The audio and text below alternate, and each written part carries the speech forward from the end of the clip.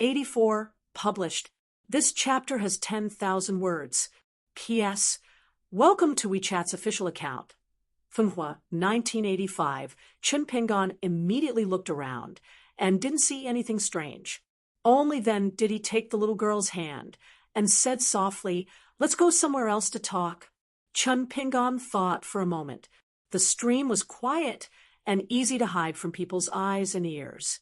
However, ever since he noticed that there was something dirty in the stream, he didn't go into the water so easily.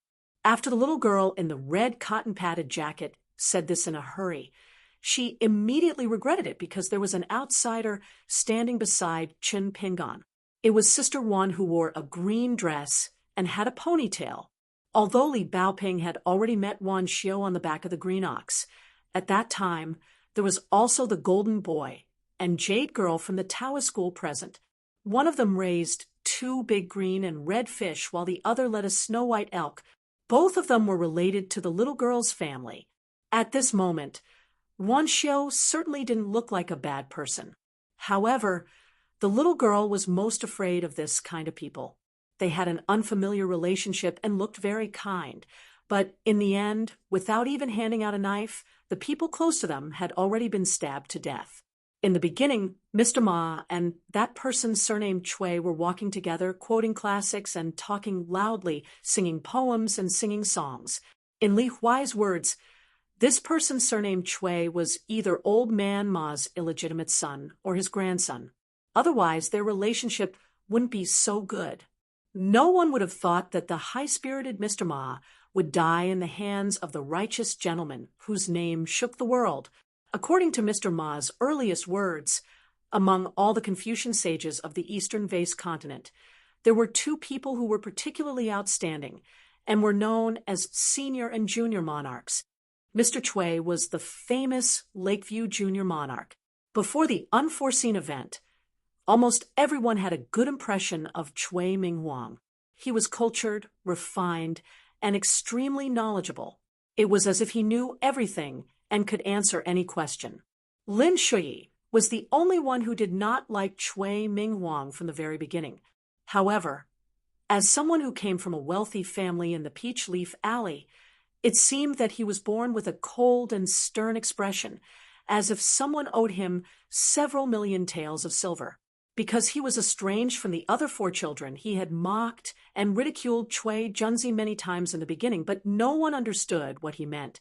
They only thought that Lin Shuyi was jealous that Chui Minghuang was more graceful and elegant than him.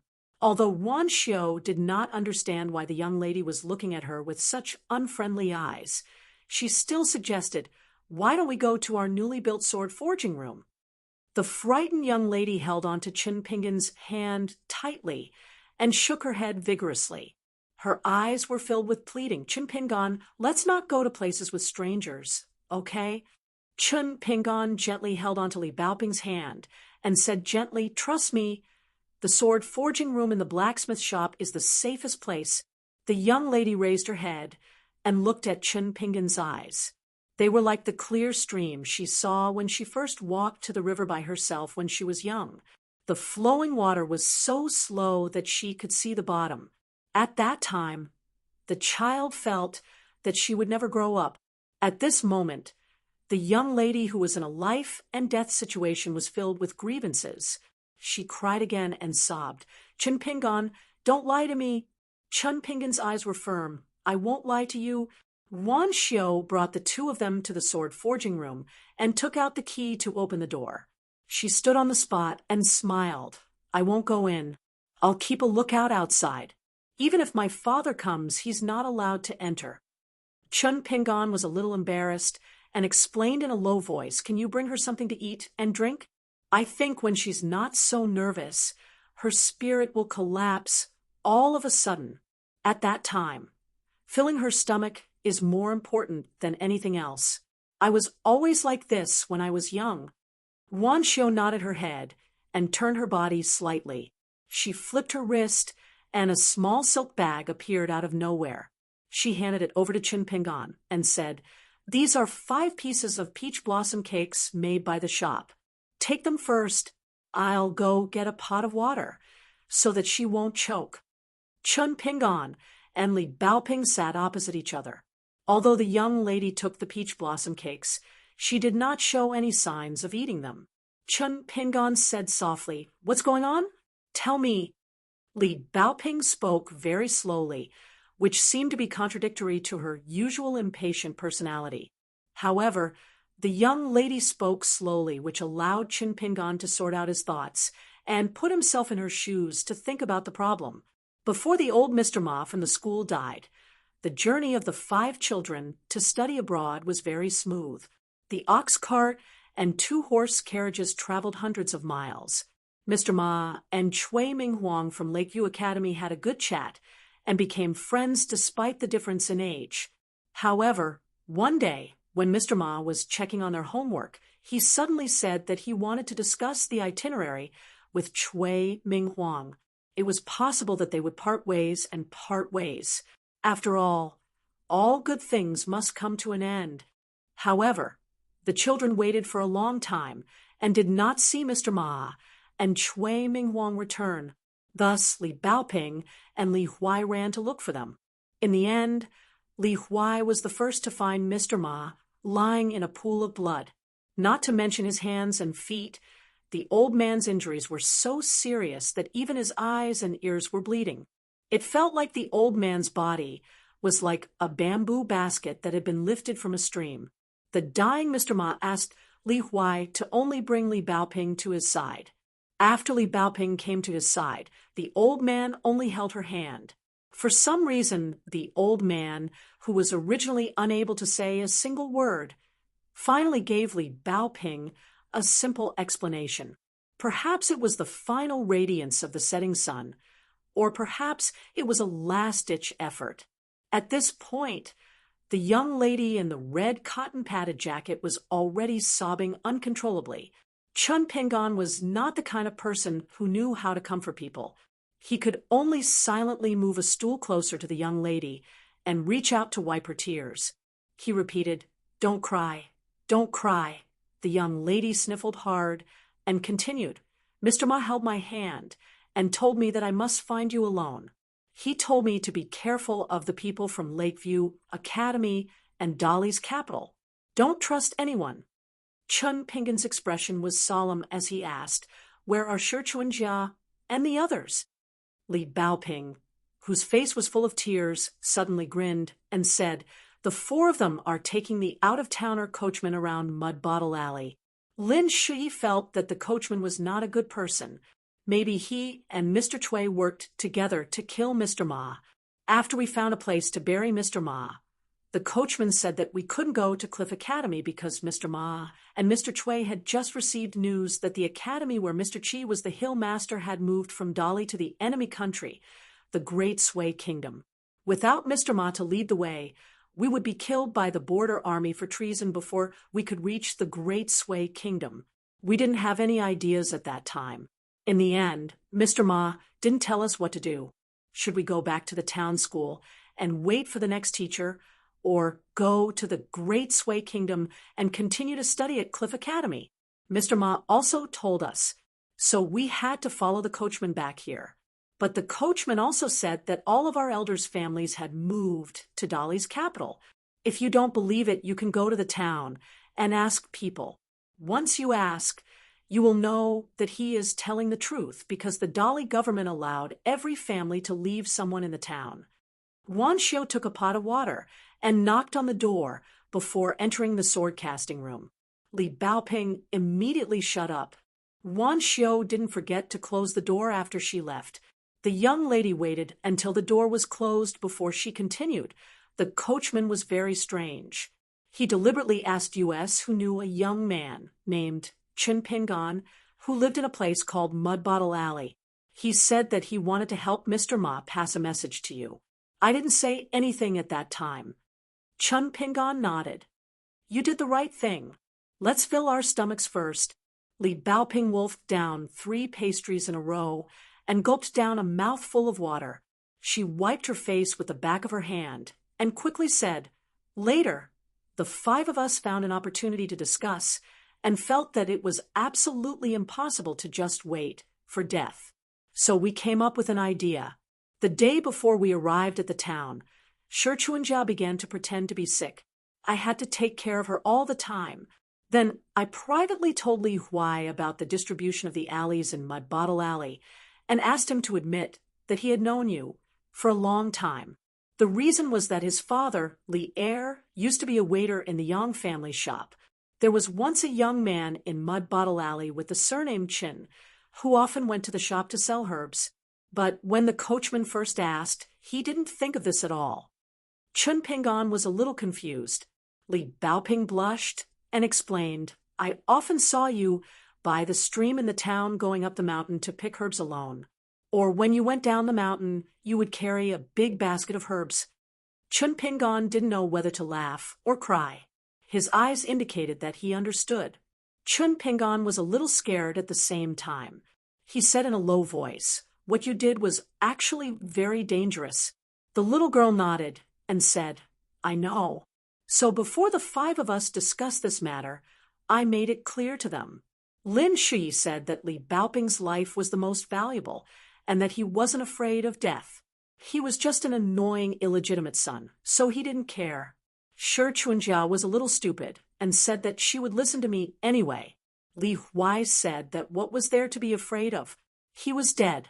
Besides, if something happened to him, although his fatherly heir was a coward and didn't have any ability, his mother would definitely avenge him. Dong Shuijing was the most straightforward and said that he was strong. If the matter was exposed, he would let the 4 of us run first, and he would fight the coachman to the death. But I don't think it was that dangerous. If the coachman really wanted to kill us, he didn't have to wait until we reached the town. He must have some ulterior motives. I guess one of the mastermind's motives must be related to you. Li Baoping ate the last 2 pieces of peach blossom cake and took a deep breath. Later, we finally arrived at the town's apricot blossom lane. I asked Dong Shuijing and Li Huai to bring the coachman down and said that we could take a shortcut to Mud Bottle Lane. In fact, Li Huai had to take him in a big circle. As soon as they left, I immediately ran out of the carriage and went to Mud Bottle Lane to look for you. But I found that your house's door was locked. Fortunately, a neighbor passed by, and I asked him. Only then did I know that you were an apprentice at the blacksmith shop. I was so worried. Chun Pingan was a little shocked this time. He asked, you came up with a series of plans? Li Baoping shook her head. Lin Shi also came up with ideas. For example, we couldn't casually find a place far from Mud Bottle Lane and casually say that this is Mud Bottle Lane. That would easily expose us, and I wouldn't be able to run far. It's best to park the carriage in Dong Shuijing's house's apricot blossom lane. It's not far from Mud Bottle Lane, and there's room to take a detour. Moreover, when the coachman arrived at Apricot Blossom Lane, he would definitely ask his ancestors.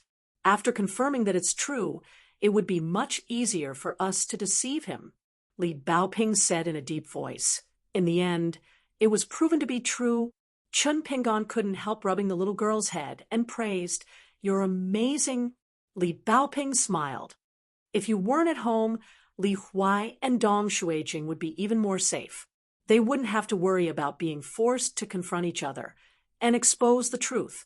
Li Baoping asked, curiously, why did Mr. Ma and the coachman, who couldn't speak the dialect of the small town, all want to find you?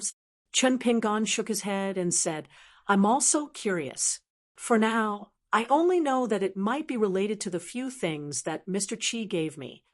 Mr. Qi once took him to ask for locust tree leaves, but the last locust tree leaf with the word Yao on it had already been used.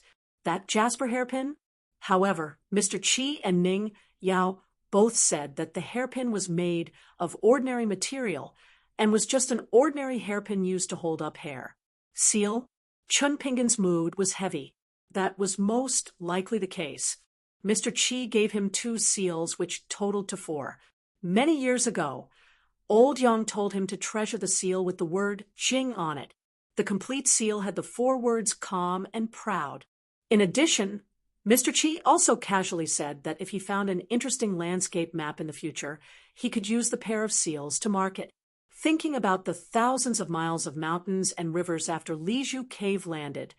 There would really be gods of mountains and rivers.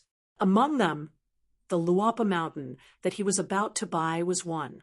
Li Baoping suddenly took out 3 withered locust tree leaves and showed them to Qin Pingan. She said sadly, "The green leaves have turned yellow." Qin Pingan suddenly understood.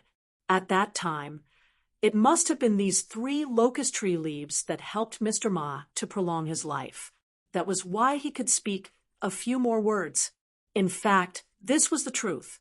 If Li Baoping hadn't been so lucky and kept the 3 ancestral shade scholar tree leaves with him, the old man probably wouldn't have been able to say a single word and would have died unwillingly. Qin Pingan had now deposited all his valuable belongings in the blacksmith shop. Master Wan gave him the yellow mud hut where Ning Yao lived before. Not to mention the 8 snake gallstones that were still the same color. The rest of the 100 or so common snake gallstones were moved out from the ancestral house in Nipping Lane and the courtyard of Lu Xianyang's house. They were all piled up at the foot of the wall of this house. However, Qin Pingan always carried the Fongjing seal and the Hans Han repertoire with him. Qin Pingan pondered for a moment, then slowly said, "The coachman should be on his way to the blacksmith shop.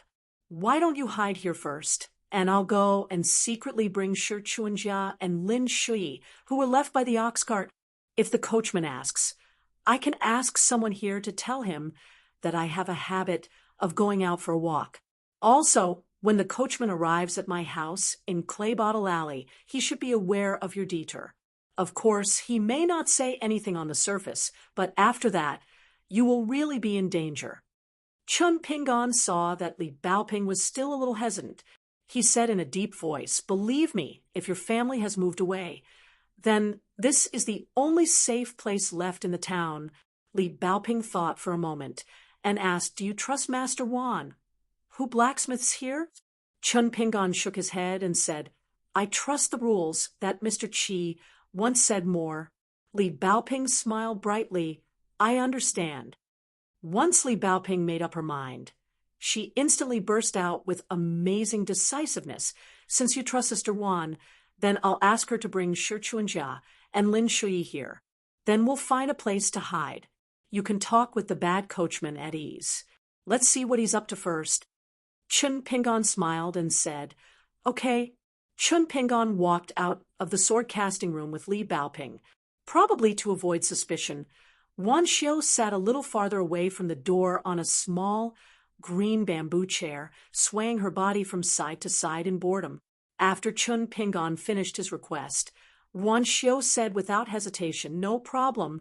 Then Wan Xiu squatted down and turned to look at the little girl in the red cotton-padded jacket, motioning for her to lie on her back. Li Baoping's face was filled with reluctance. "I can run very fast." Wan Xiu smiled and said, "I'm definitely faster." The little girl turned to look angrily at Qin Pingan, clearly hoping that he could prove that she ran very fast. Qin Pingan was about to speak when Wan Xiu said seriously to the adult and child, "I've gone back and forth a few times. You and Qin Pingan still haven't run to the town." Li Baoping curled her lips. "I know there are immortals and ghosts in the world, but do you think it's so easy to be an immortal?" Qin Pingan made the final decision. "Listen to Sister Wan, quick." Li Baoping sighed and could only obediently lie on Wan Xiu's back. It was so soft and comfortable that the little girl dozed off. Before Wan Xiu left, she said to Qin Pingan, "If there's anything, you can find my father." Qin Pingan nodded. Whoosh. The little girl in the cotton-padded jacket hugging Miss Ruan's neck was suddenly so scared that her hair stood on end. She felt a strong wind whistling past her ears. She turned her head and looked down. How did the house become as small as the blue stones on Fulu Street? That stream was as thin as a rope. On the ground, Qin Pingan was dumbstruck as he watched Miss Wan carrying Li Baoping rise from the ground and disappear in a flash. The youth thought that Miss Wan and Miss Ning were both immortals. In a quiet and serene house in Erlang Alley, Chui Dong stood by the pool, and the dull youth sat quietly on a small bench. Chui Dong softly ordered, "Go get a cup of water."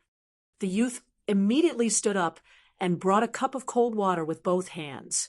Chui Dong took the cup and shook his wrist. The water in the cup casually splashed into the pool and turned into a thin blue water curtain.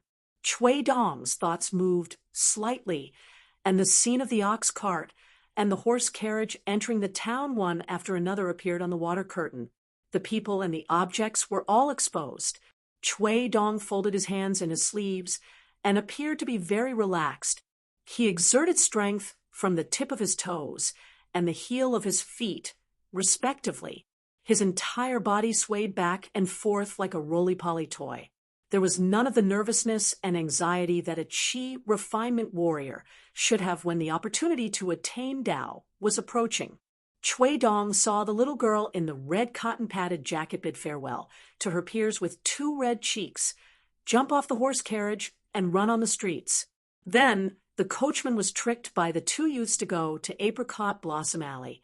This Dolly imperial tutor clicked his tongue and said, "Previously, I even mocked Song Jankyung spies that grew up eating feces. I didn't expect that the spies that I trained were more or less the same. They grew up drinking urine." However, Chui Dong was soon relieved. The water curtain kept showing the running figure of Li Baoping. He muttered to himself, "The children here are smart to begin with, especially Song Jisun and Zhao Yao's group. They are slightly older. Then there is the second group, including this little girl. They are outstanding people. They are very intelligent at a very early age and are quick to understand. They really can't be underestimated." When he saw the little girl in the red cotton-padded jacket running towards the stone arch bridge, the brilliance in Chui Dong's eyes rippled like waves crashing against a rock. Chui Dong slightly shifted his gaze, no longer staring at the water curtain. He closed his eyes to rest. When he opened his eyes, the little girl had already run across the stone arch bridge. Chui Dong frowned slightly. Is it because Dolly's royal family's methods are too bloody and cruel, so it provoked the old sword's natural disgust? So much so that it developed some feelings of disgust towards me, the person who raised the dragon in Dolly? But logically speaking, although the true history of this sword is already untraceable, and there are only some illusory rumors, since it is an ancient sword, what kind of killing scene has it not experienced? It shouldn't be so stingy, right?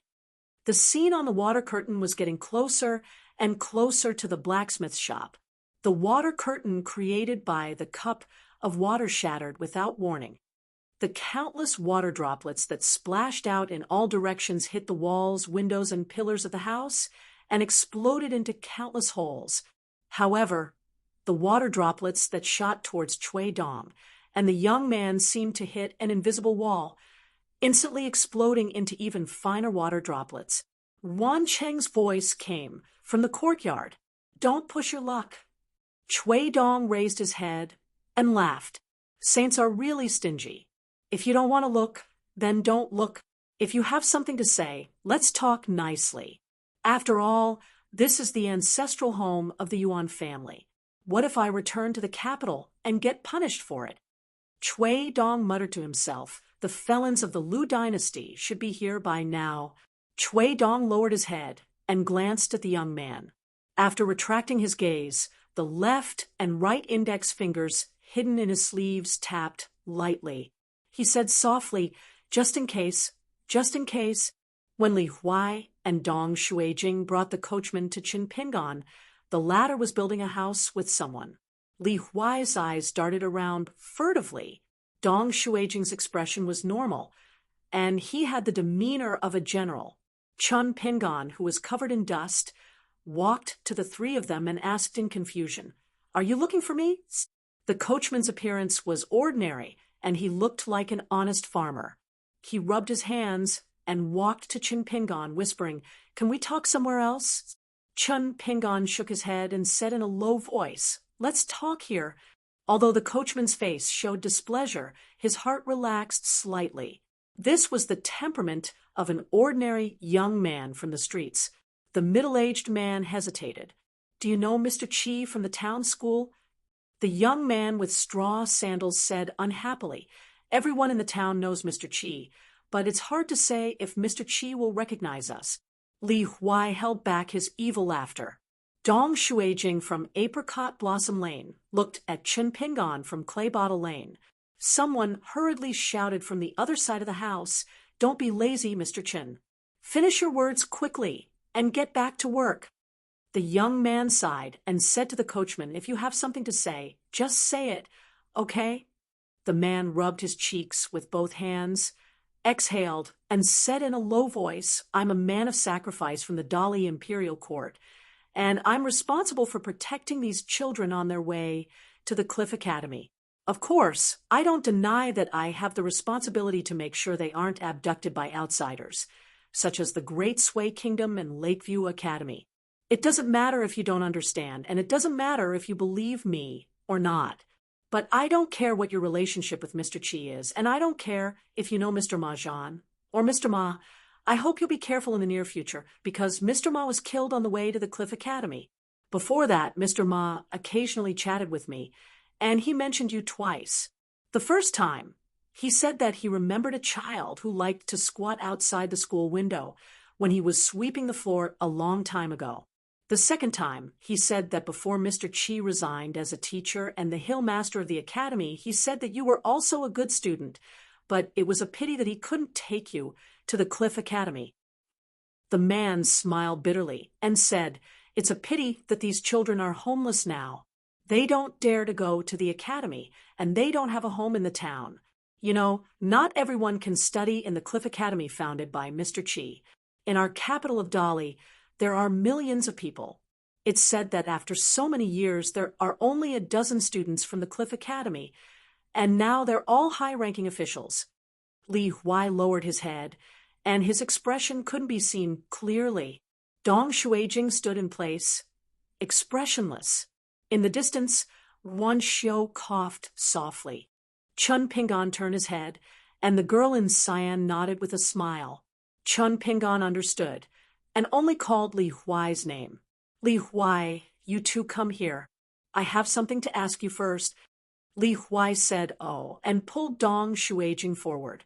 When the man realized that something was wrong, Chen Pingon suddenly pulled Li Huai and Dong Shuijing behind him. He stepped forward and said in a deep voice, "Thank you for greeting me. In the future, I'll take care of these children in the school for Mr. Ma. In the future, I'll ask for their opinion before I go to the capital to find their parents or do something else." The man laughed dryly and said, "Chen Pingon, this is not appropriate. After all, I can take care of their safety better than you." Chun Pingon smiled and said, "It's okay. I'm rich now, and I know the county magistrate Wu Yuan and the right assistant minister of the Ministry of Rights, Dong Hu. If there's really something, I'll look for them. Of course, I'll ask our Master Wan to help me pass the message first." The coachman pursed his lips and glanced out of the corner of his eye. He found a man who wasn't very tall standing under the eaves. The coachman, who originally wanted to kill him, suddenly sweated and said to Chen Pingon with a smile, "Okay, since Mr. Ma is willing to believe you, I certainly believe in your character. Chen Pingon, if you need my help in the future, you can find me at the Third Women Tomb Alley in the north of the town. I live in the small house at the northernmost end of the alley." Chun Pingon smiled and said, "It's a deal." The coachman turned and left. Chun Pingon's forehead was sweating. When the man completely disappeared from his sight, he said to the two people, "Li Huai, Lin Shui, come with me to see Li Baoping." Li Huai asked, "Li Baoping already told you everything?" Chun Pingon nodded. Dong Shuijing asked, "What about Shi Chuanjia and Lin Shui?" Chun Pingon smiled and said, "They've already been brought over." Dong Shuijing glanced at him and didn't say anything. In that temporarily empty sword casting room, Chen Pingon stood facing the 5 students sitting in rows on 2 long benches. According to age, They were Shi Chuanjia from the Dragon Rider Alley, Lin Shui from the Peach Leaf Alley, Dong Shuijing from the Apricot Blossom Alley, Li Baoping from the Falu Street, and Li Huai from the westernmost part of the town. Except for Li Huai, who was the youngest and had a relatively large gap in age, the other four were only a few months apart. Chun Pingan asked, Li Huai and Dong Shuijing have already explained the situation. What do you think the outsider who calls himself Dolly's death warrior wants to do? Lin Shui, whose expensive fox fur coat had long since disappeared, said coldly, we don't even know why that Chui person wanted to kill Mr. Ma. So how can we talk about anything else? Shi Chuanjia clung tightly to Li Baoping's shoulder, her face slightly pale and still somewhat fearful. But after returning to the town, especially after seeing the relatively familiar Chin Pingan, this little girl with pigtails felt much more at ease. At the very least, she didn't have to worry that she would suddenly become as miserable as Mr. Ma after his death, when they were helping to dig a hole to bury him. Shi Chuanjia was so frightened that she hid far away, crying bitterly. From beginning to end, she was of no help. Li Huai was not much better. He hid even further away than her, his teeth chattering. At this moment, Li Huai was hugging his stomach, crying miserably. He muttered, hungry and thirsty. This is what it means to be hungry and cold.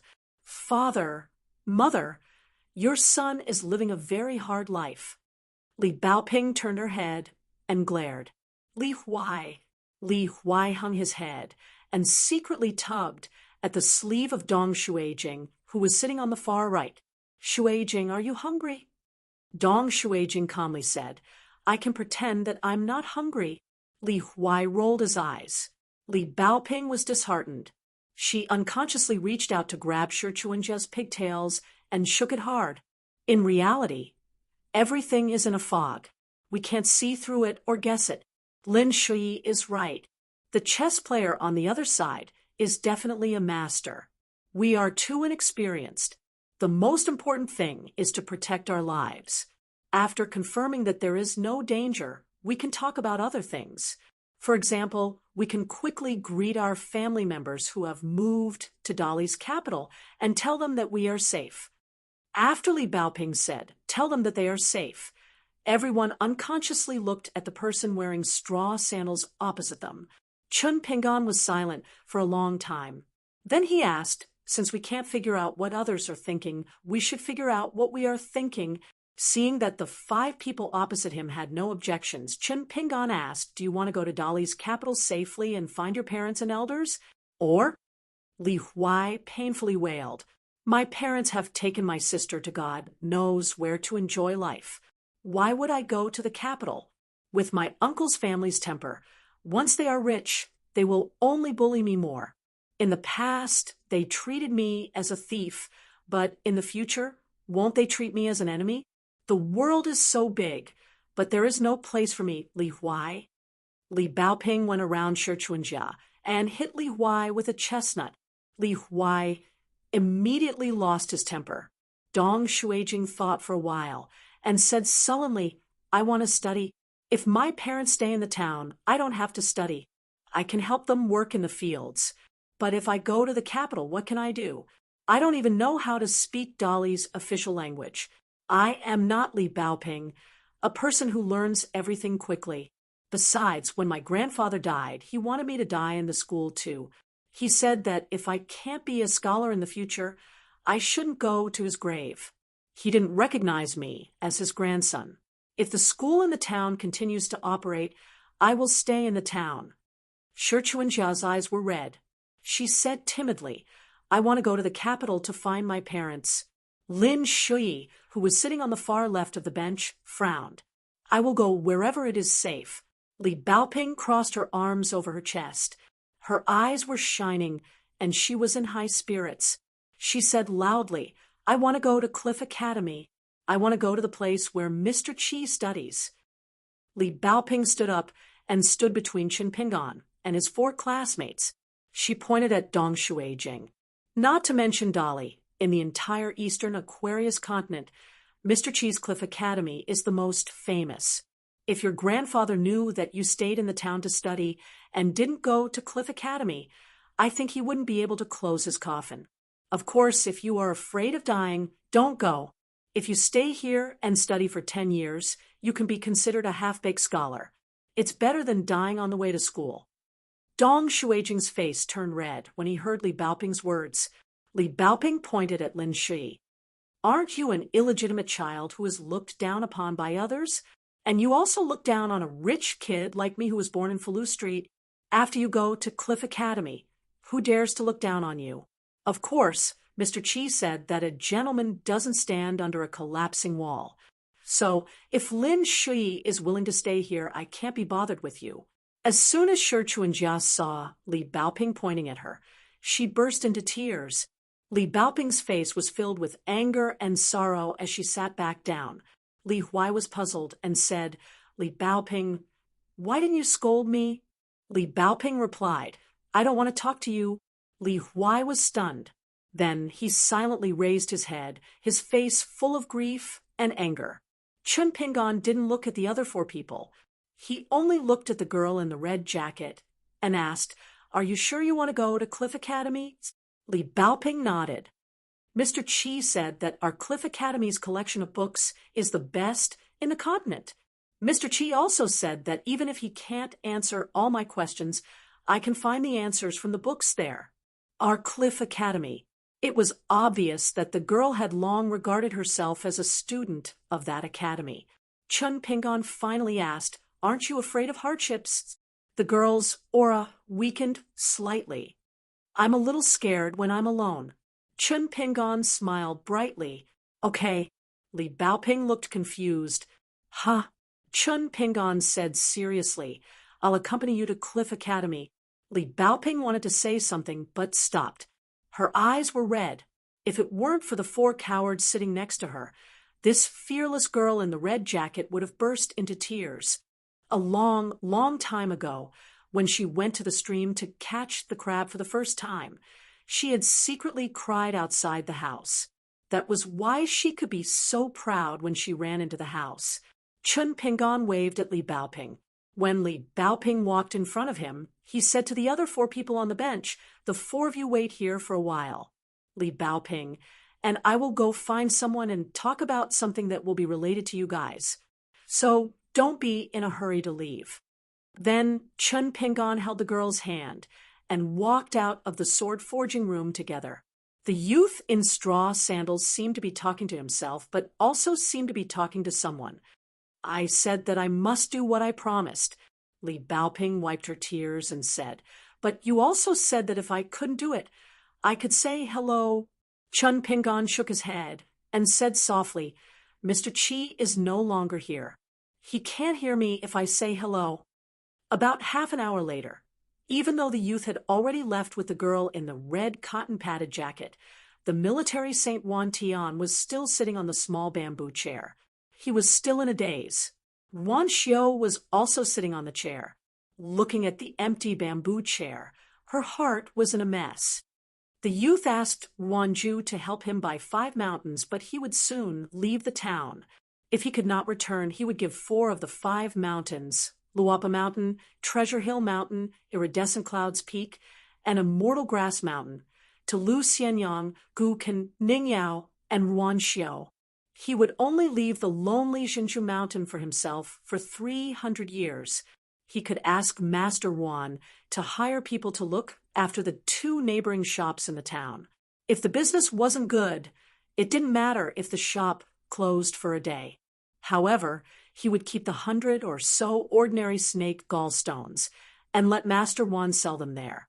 The money he earned would be used to maintain the shop's operation. Although the 2 shops didn't need to worry about making money, the youth hoped that every worker in the shop would be told that the shop owner was a Chun family in Mud Bottle Alley. Also, Master Wan had to send the 4 students safely to the capital of Dali. As a reward, the youth gave half of the dragon beheading platform and all the remaining gold and copper coins to Master Wan. Wan Tian didn't refuse. However, Wan Tian said that he could only guarantee that he and Li Baoping would be sent to the southern border of Dali. After they left the border, Their lives and wealth would be up to the heavens. Chun Pingan nodded in agreement. In the twilight, Chun Pingan walked to the town alone after settling the 5 children. He walked across the stone arch bridge, into the town, into Mud Bottle Alley, and back to his house. Night fell. The youth looked calm as he lit a lamp. The youth faced the lamp and didn't sleep, just like he did every year during the spring festival. The lamp flickered, reflecting the youth's silent and persevering eyes. On the stone arch bridge, someone laughed and asked, "The 1,000-year-old dark room is lit up with a light. Senior, what do you think?" Someone replied, "Yes." When Chun Pingan woke up, he found that he saw that person for the 4th time. She was hovering in the air, her snow-white sleeves fluttering in the wind. That person's toes touched the ground gently as she walked towards Chun Pingan. With every step, that person's face became clearer. That person was still tall, but she didn't look bloated at all. That person was actually a woman. To the youth, she could only be said to be extremely beautiful, so beautiful that she couldn't be more beautiful. She stood in front of the youth and finally stopped.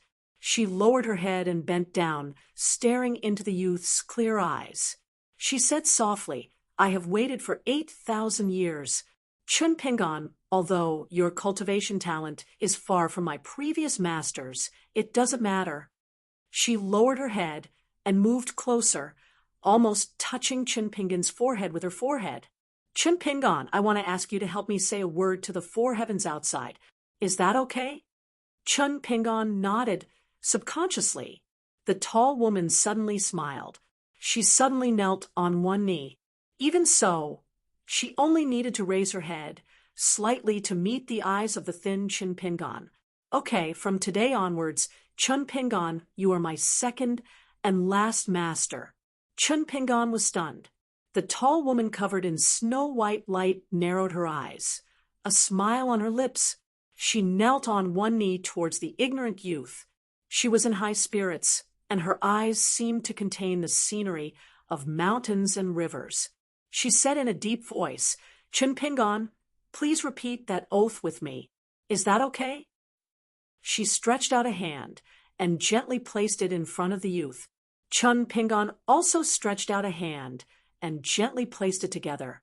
She closed her eyes and said slowly, "The heavenly Tao has collapsed. I, Chun Pingan, only have one sword. I can move mountains, break rivers, overturn seas, subdue demons, suppress demons, order gods, pluck stars, destroy cities, and split open the heavens." The youth followed her and said in his heart, "The heavenly Tao has collapsed. I, Chun Pingan, only have one sword. I can move mountains, break rivers, overturn seas, subdue demons, suppress demons, order gods, pluck stars, destroy cities, and split open the heavens." 85. When Chun Pingan woke up, he found that the oil lamp on the table was extinguished, and the sky outside the window was already bright. He only remembered the 5 sentences that the tall woman said to him. "You will forget all the secrets I told you before when you wake up. You don't have to try to remember them. I just want to talk. If I show up now, even if the sages don't come to suppress you and me, you won't be able to bear it with your current body and spirit. It will do you more harm than good. Therefore, we set a 100-year time limit. As long as you successfully enter the 10th level of Chi trainers within 100 years, you can return to the stone arch bridge in the town and take the iron sword. I chose you as my master. In the future, you can't be arrogant and complacent because of this matter, and you can't belittle yourself. In the past 8,000 years, I have seen too many amazing talents. The recent ones, such as Chao Shi, Xie Shi, and Ma Kushuan, are not worthy of my attention. Therefore, I chose you not because I am dying, but because I have no other choice. Although I can't fight with you for the time being, I still have to give you face. During the dragon-slaying war 3,000 years ago, I had nothing to do, so I watched the children fight. It was lively, but things were scattered all over the ground. I picked up a good-looking white jade pendant. It looked simple and elegant without any carvings. It was small and exquisite and can be used to store things. It belongs to the age of the jade pendant. Compared with the popular Fengsuan arsenal and Fengsuan sword tomb, it is of a higher grade. The size of the space is about the same as your ancestral house in Mud Bottle Alley, and you don't need to show it to others. It can be nourished in the acupoint. I have already made you the same as it. When you touch something, you can store it in the acupoint where the jade pendant is located. Unless an ascendant realm cultivator breaks it by force, it won't be damaged at all. The bad news is that you can only use the jade pendant when you enter the middle 5 realms. Well, the last name is Immortal Sister. I like it very much, so I put 3 very small wisps of sword chi on you. Chun Pingan was in a daze. It felt like a lifetime ago. He just wanted to go back to his house and light up the lamp until dawn before leaving the town. He wanted to make up for the New Year's Eve that he was destined to not be able to do. Chun Pingan felt a headache coming on. Chun Pingan's current body was already full of holes, not to mention the 5th and 10th levels of the Qi Refinement Warrior. He was like a dilapidated hut in a storm. It was extremely difficult to gather and store the wind. Therefore, how could he cultivate Qi and become an immortal? Not only was Chun Pingan destined to be unable to cultivate, but if he wanted to survive, he had to rely on boxing to nourish his body. Ning Yao had once unintentionally mentioned that it was easy to break a person's root and aperture acupoints, just like how Kai Qinqian had guided Chun Pingan and forcibly enlightened his aperture acupoints. However, to reconstruct a complete body, especially one suitable for cultivation, was harder than ascending to heaven. In fact, the reason was very simple. If a child were to randomly hack at a door with a kitchen knife, it would only take some effort. However, it would be very difficult to repair that broken door. In fact, what Chun Pingan was most afraid of was that he had promised Li Baoping to escort her to the Cliff Academy. It would be a long journey, and it was hard to say if he could return to his hometown alive. Why was there an additional promise of 100 years? Chun Pingan was honest with her at that time, but the lady in white dismissed him with one sentence. "It's okay. I have no room for regret now. I will recognize you, Chun Pingan, as my master. If you die, I will just wait for my death. When that old sword falls into the stream one day, my soul will completely dissipate. It's okay. You don't have to feel that you owe me anything. If you want to blame someone, blame yourself for being blind and can't blame anyone else." At that time, Chun Pingan thought to himself, "Since you have said so, can I live with my conscience? And what do you mean by can't blame anyone else? Isn't it just the 2 of us?" Chun Pingan did not know anything about the 10th level of the Qi Refinement Warrior. He also did not know what the thing that was close at hand and the thing that was inches away were. In addition to the inexplicable huge burden, the young man actually felt a little joy deep in his heart. It turned out that from today onwards, there was one more person in this world who needed to rely on him. At the end of the conversation in the dream, Chun Pingan remembered that he and the lady in white sat side by side on a golden stone arch bridge. It was extremely long, and he could not see the end of it.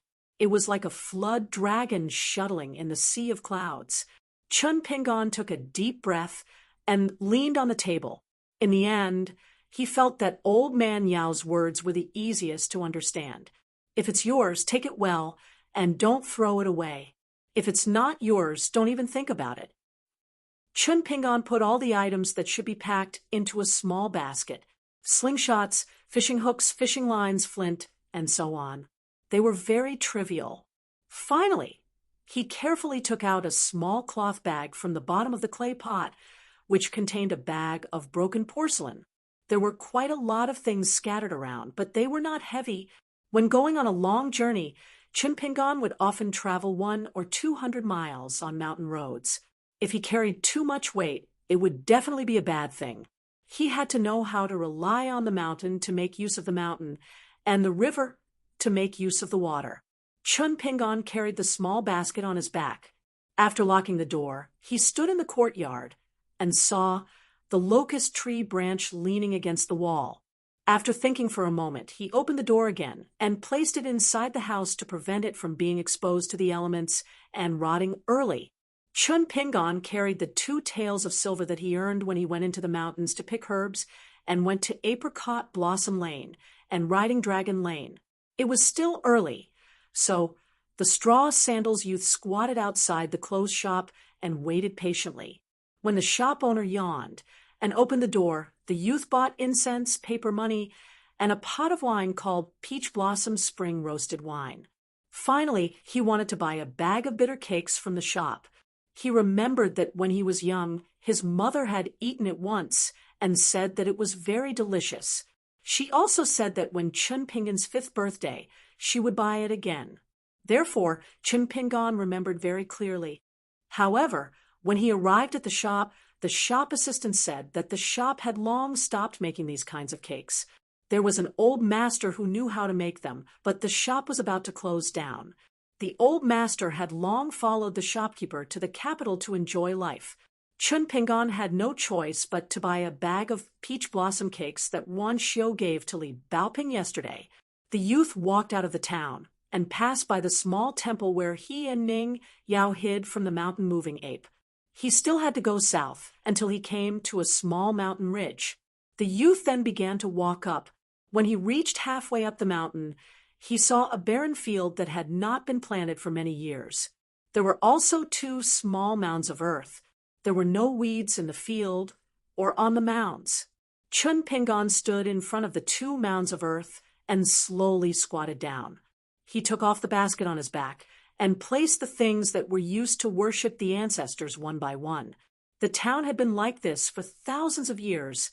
He did not know if it had been like this since the beginning or if the customs had changed later on. The people, regardless of whether they were rich or poor, did not kneel and kowtow when they went to worship the ancestors. They only needed to light 3 incense sticks and worship 3 times. After all, this youth from Mud Bottle Alley who had only been exposed to for years of family customs was no exception. However, before he lit the incense, Chun Pingon symbolically grabbed a handful of earth by his feet. As usual, he added some earth to the mound and then gently pressed it down. This time, because he was in a hurry, he could only take the earth nearby. Otherwise, every time the youth went into the mountains, he would secretly take a handful of earth from each mountain and bring it here. Of course, there was no special meaning. He just wanted to feel at ease. The youth always felt that he had never been filial to his parents in his life. He had to do something to make himself feel better. In addition, Old Man Yao had said that the older generation of people who burned porcelain had paid attention to this tradition from generation to generation. Therefore, Chun Pingon had persisted for so many years. The 2 small graves were close to each other, leaning against each other. There was no tombstone. After Chun Pingon lit 3 incense sticks, he faced the mound and kowtowed 3 times. He then inserted the incense sticks in front of the mound. Only then did he open the pot of wine and gently pour it in front of him. In the end, Chun Pingon stood up, closed his eyes, and put his palms together. He told his parents what was in his heart. For example, this time, he brought along the little girl in a red cotton padded jacket named Li Baoping for a long trip. He did not know how many thousands of miles they would be away from their hometown. A handsome youth stood in a small temple by the road. He looked up at the names written on the wall with charcoal pencil. They were densely packed, crooked, big, and small. Perhaps in the eyes of the townsfolk, those children's play was not worth mentioning. However, at this moment, in the eyes of this youth, it was like a bright Milky Way in history. Located above the territory of Dali in the eastern vase continent, Liju Grotto Heaven was the smallest of the 36 small grotto heavens. It was only 1,000 miles of mountains and rivers. If there were no spells or prohibitions, for the chi cultivators who could fly in the air, the scenery was really not enough. However, in Liju Grotto Heaven, apart from the treasures and artifacts left behind by the ancestors of the 100 schools of thought after they died in battle. There were also the people who were raised in this place. It could be said that they were really spiritual and magical. They were very different from other places. Just think about it. Two great Qi cultivators became a pair of Taoist companions. Then their offspring would definitely enter the middle 5 states. The possibility of entering the upper 5 states was actually not much higher than those children who could be brought out of the small town in Lizhu, Grotto Heaven. One must know how many people there were in a small town. This was equivalent to a flood dragon emerging from a pond. Moreover, there could be 1 or 2 flood dragons in every generation. Therefore, this time, when Lizhu Grotto Heaven collapsed, as long as the monarchs of the various dynasties had a little sense of worry, they would be relieved of a heavy burden. The Song clan had finally broken this huge gold vein. It would definitely have an impact on the Dali Iron Cavalry's conquest of the south. Chui Dong was reluctant to withdraw his gaze for a long time. He had mixed feelings.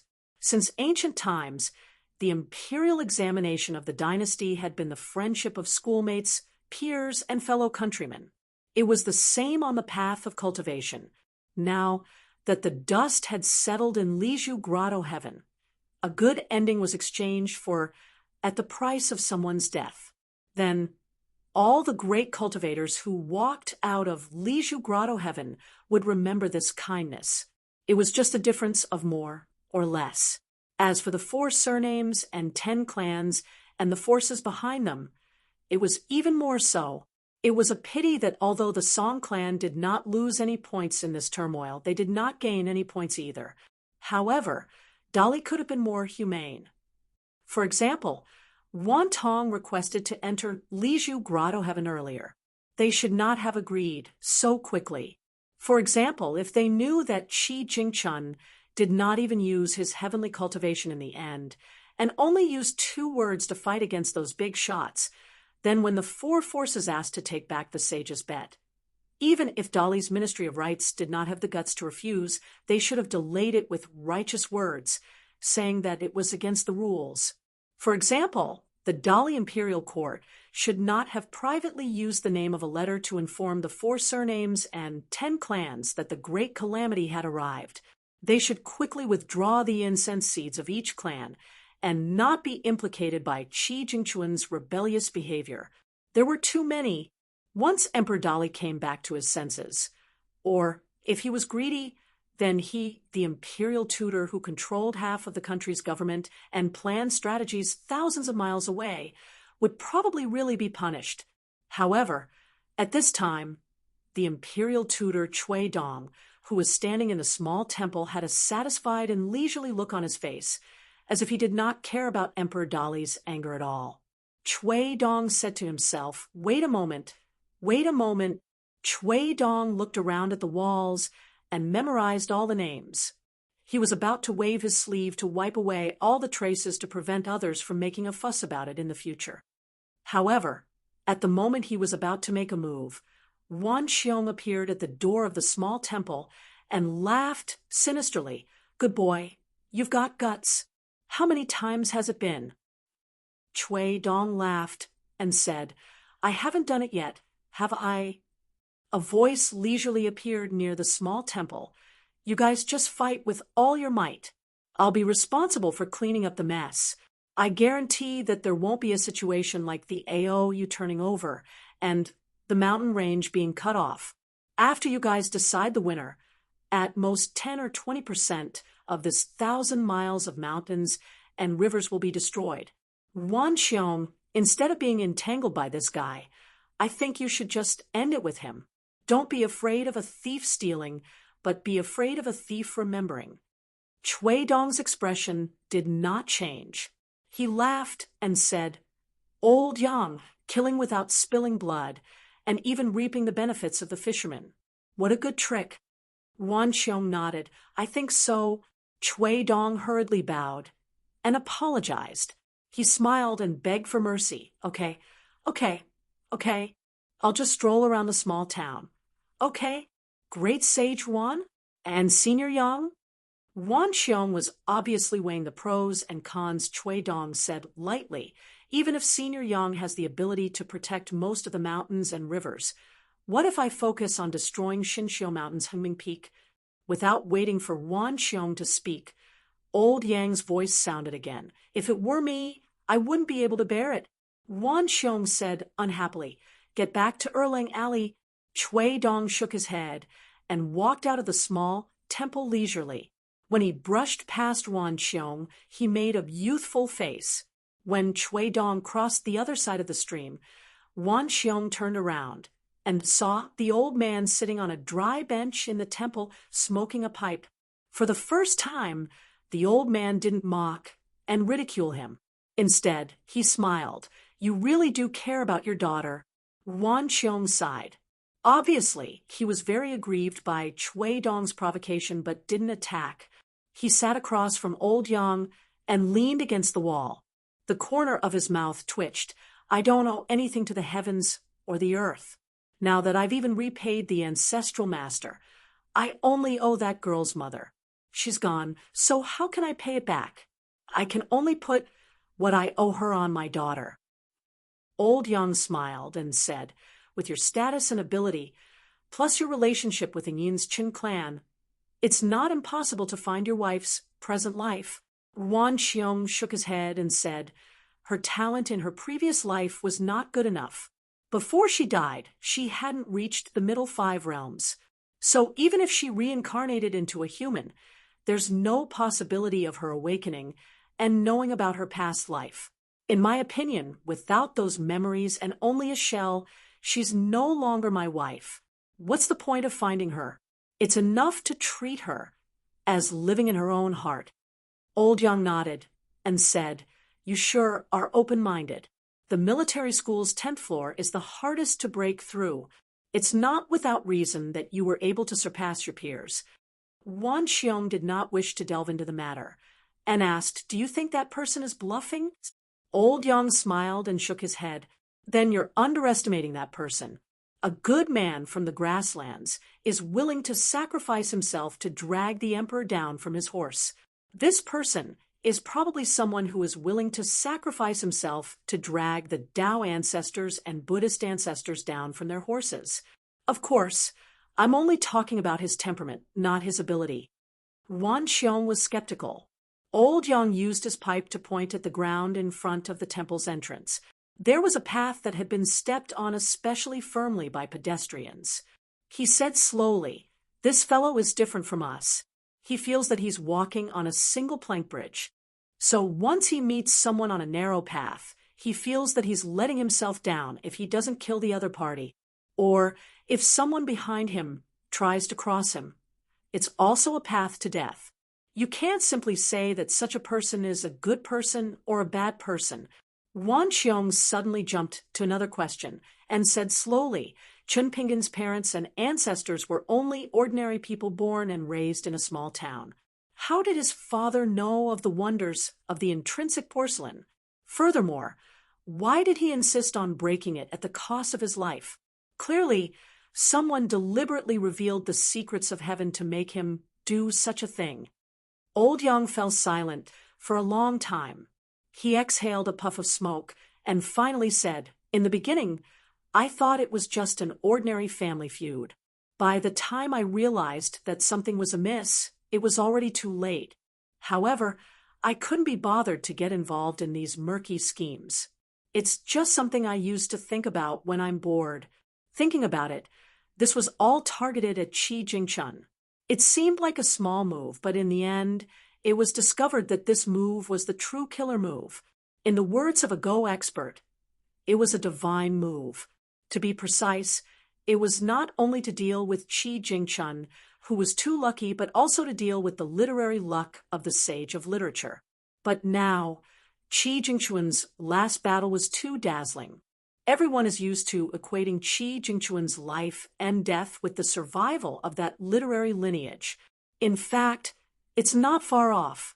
The old man glanced at the solemn military saint and said, when you entered the Black Pearl Grotto Heaven in advance, I suspected that you were one of the people behind the scenes. Either the Wind Snow Temple and the Chun family of Yingyin had reached a deal, and you had to contribute to your sect, or you had secretly benefited from the Chun family of Yingyin, who was known as a worldly scholar, and thus established your sect here. Wan Xiong smiled calmly and said, Senior Yang, you're overthinking it. The old man sneered and said, Overthinking it doesn't mean that you're wrong. The reason why you can still have a clear conscience is that you military swordsmen are good at simplifying. Maybe when the truth comes out in the future, you'll realize that you're just one of the chess pieces.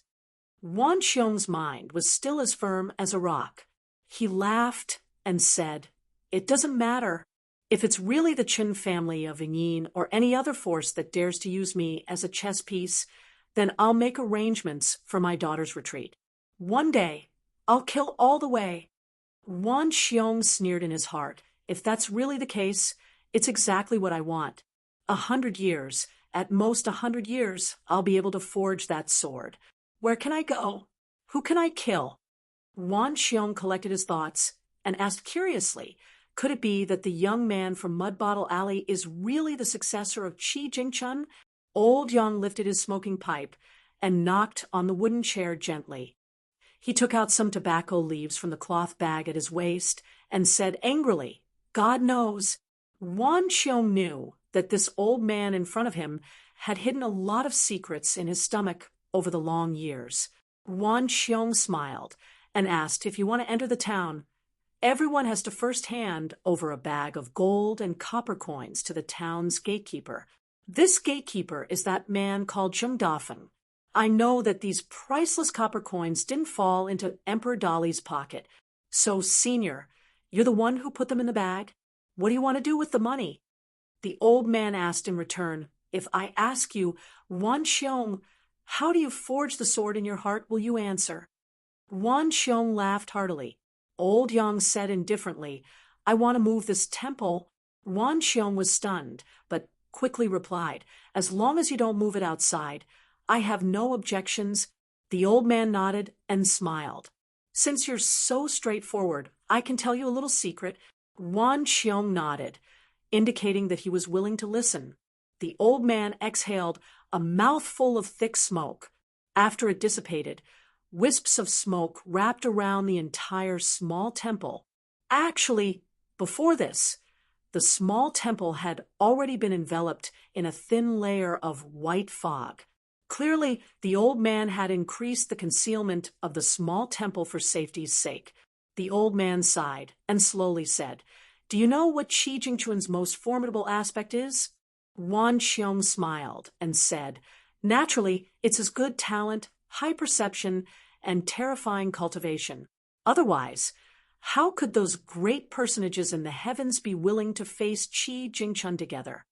The old man shook his head.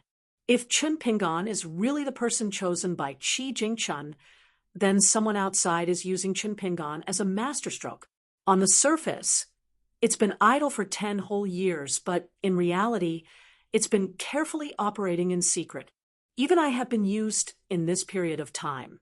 The wonderful thing is that that person is playing chess outside of the chessboard. After the chess piece leaves the hand, that person is not a rigid chess piece after all. He will gradually grow his own life. Thus, he will become less and less like a chess piece, and his killing move will become more and more hidden. Moreover, next to this chess piece, there's another chess piece that seems to be extremely powerful.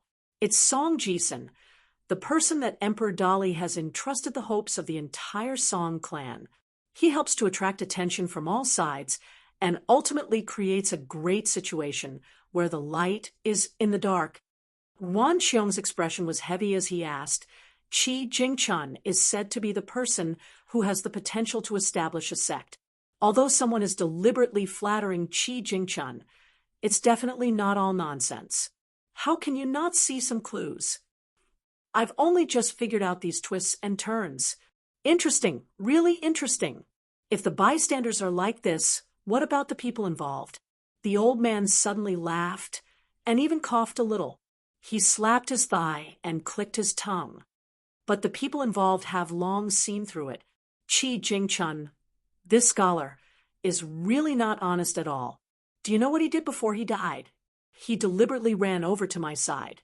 Other than giving Chen Pingon two very learned Shueishan seals, in the end, Qi Jingchun and Chen Pingon traveled together for a period of time.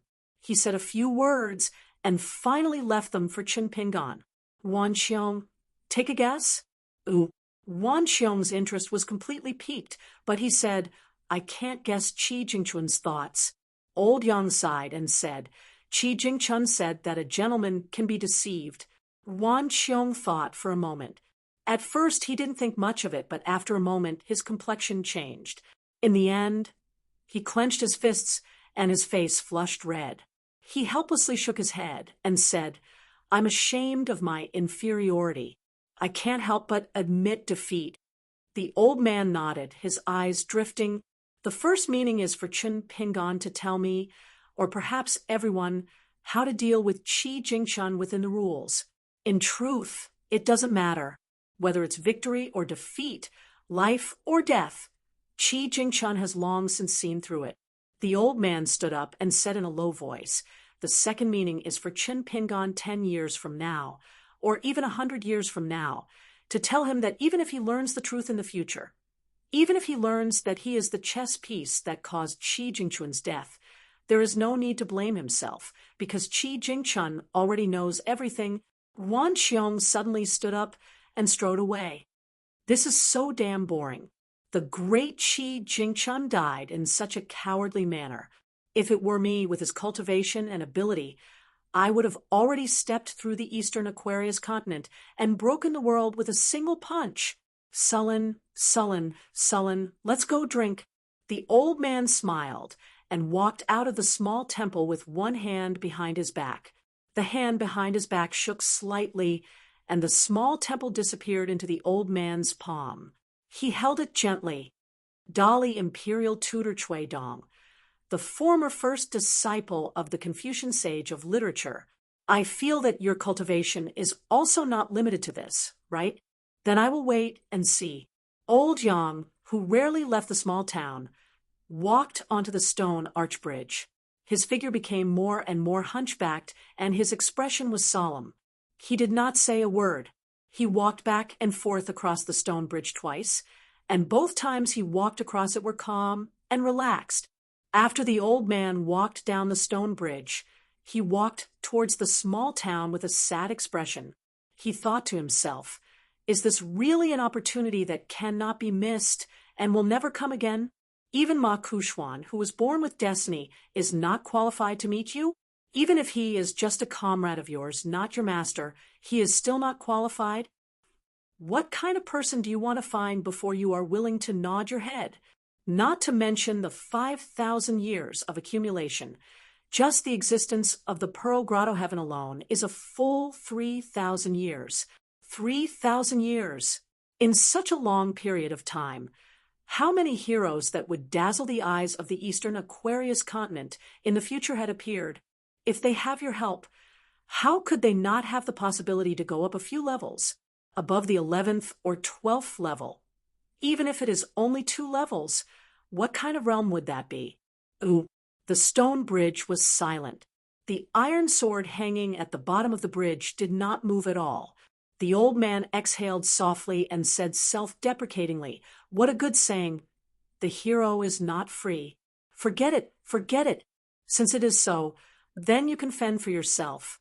I don't have to worry about fortune and misfortune depending on each other. Because of you, what little incense we have left will be destroyed. In this way, it is also a good thing. A small gamble is fun, and I don't have to worry about losing everything. Chen Pingon carried a medium-sized basket on his back and returned from the small mountain ridge. On the way back, he found that the temple was gone. The young man looked around blankly and confirmed that he did not remember the wrong location. The small temple for people to rest in was indeed moved away like a stone. It was just that Chen Pingon was used to it now. He just had to get used to it. Chen Pingon came to the blacksmith shop and first went to the yellow mud house where he stored his belongings. He took what he should take and left what he should leave. Then he went out and found the red cotton-padded jacket girl, Li Baoping. Li Baoping stood in front of him with her head held high. and her face was full of joy. The little girl's body was already covered with embroidered bags and scented sachets, no less than 7 or 8 different kinds. She was also carrying a small wicker basket covered with a bamboo hat that could block the wind and rain. It was just enough to cover the things in the wicker basket.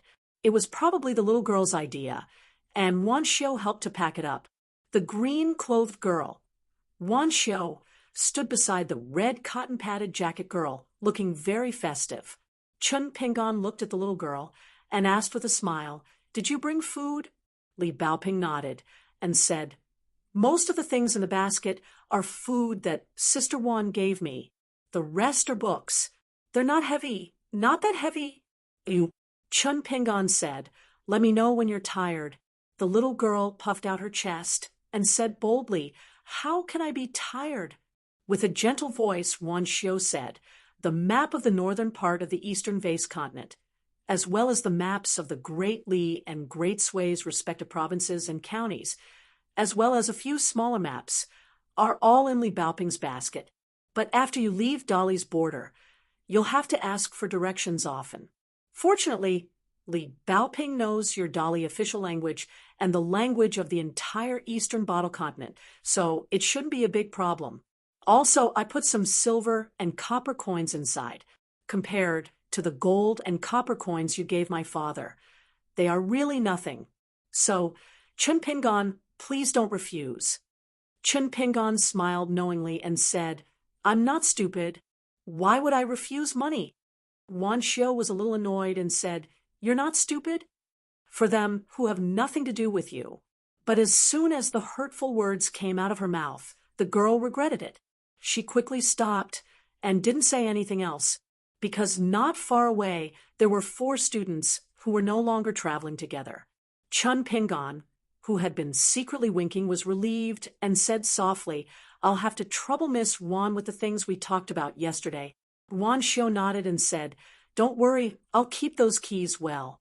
I'll tidy up the house every few days." Chun Pingon took a deep breath and said to Li Baoping, "Let's go." Li Baoping said happily, "Let's go." One was big and one was small. Even the basket was big, and the other was small. In everyone's vision, the two walked further and further away. They went south to the Great Sui Kingdom. Along the way, the girl talked about the interesting things in the small town and finally talked about traveling. She said to Chun Pingon like an old man, "Scholars travel with books to study. The older ones need to use a sword to defend themselves. Also, it can show that they are good at both the pen and the sword." Chun Pingon was happy and said, "Yes, that's for you scholars. I'm not one." The girl was stunned and suddenly became silent. It seemed that the truth made her very discouraged. Chui Dong bought a pot of good liquor in the small town's wine shop and walked slowly to Erlang Lane. When he arrived at the Yuan family's ancestral home, Chui Dong paused when he was unlocking the door. In the end, he pushed the door open with a smile. He walked in quickly and closed the door.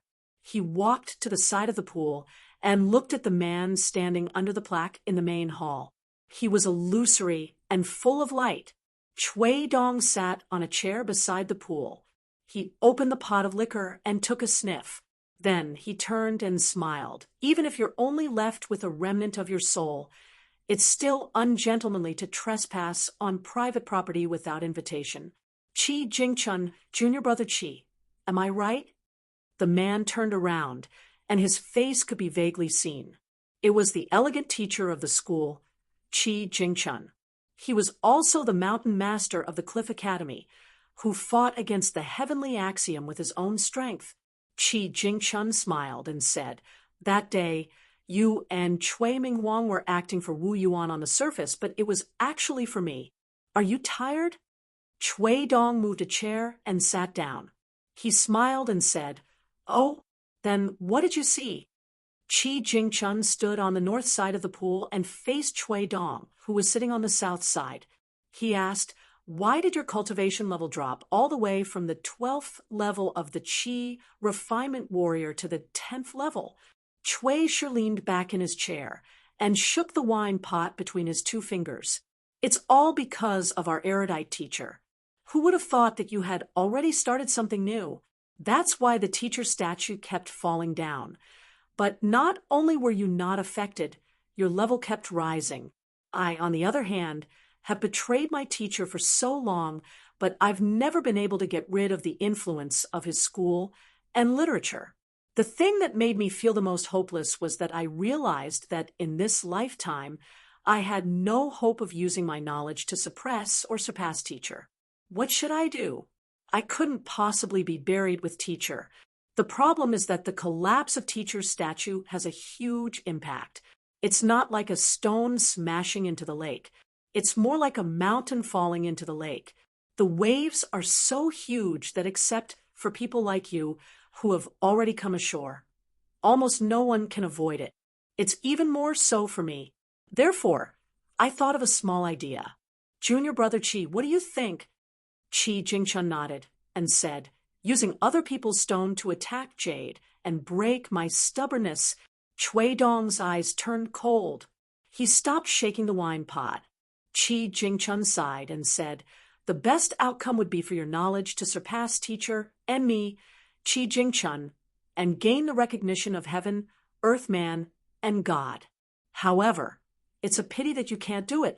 Secondly, you hope that teacher's literature lineage will end in my hands. Then you can take over. Even if you can't reach teacher's high position in the Confucian temple, it's still 1,000,000 times better than a so-called Dali imperial tutor. Lastly, you can use someone as your shadow. Then you can meditate and do Buddhist meditation. If that person can stay true to his heart, it means that you have stayed true to your heart at a certain threshold. In the end, it will become the opportunity for you to ascend from the 10th level to the 11th level. Chi Jingchun shook his head and said, Chui Dong, do you think that this deal is a sure win for you? I know that you've already prepared a backup plan. Even if Qin Pingan can still maintain a pure and firm state of mind, you'll still have a backup plan.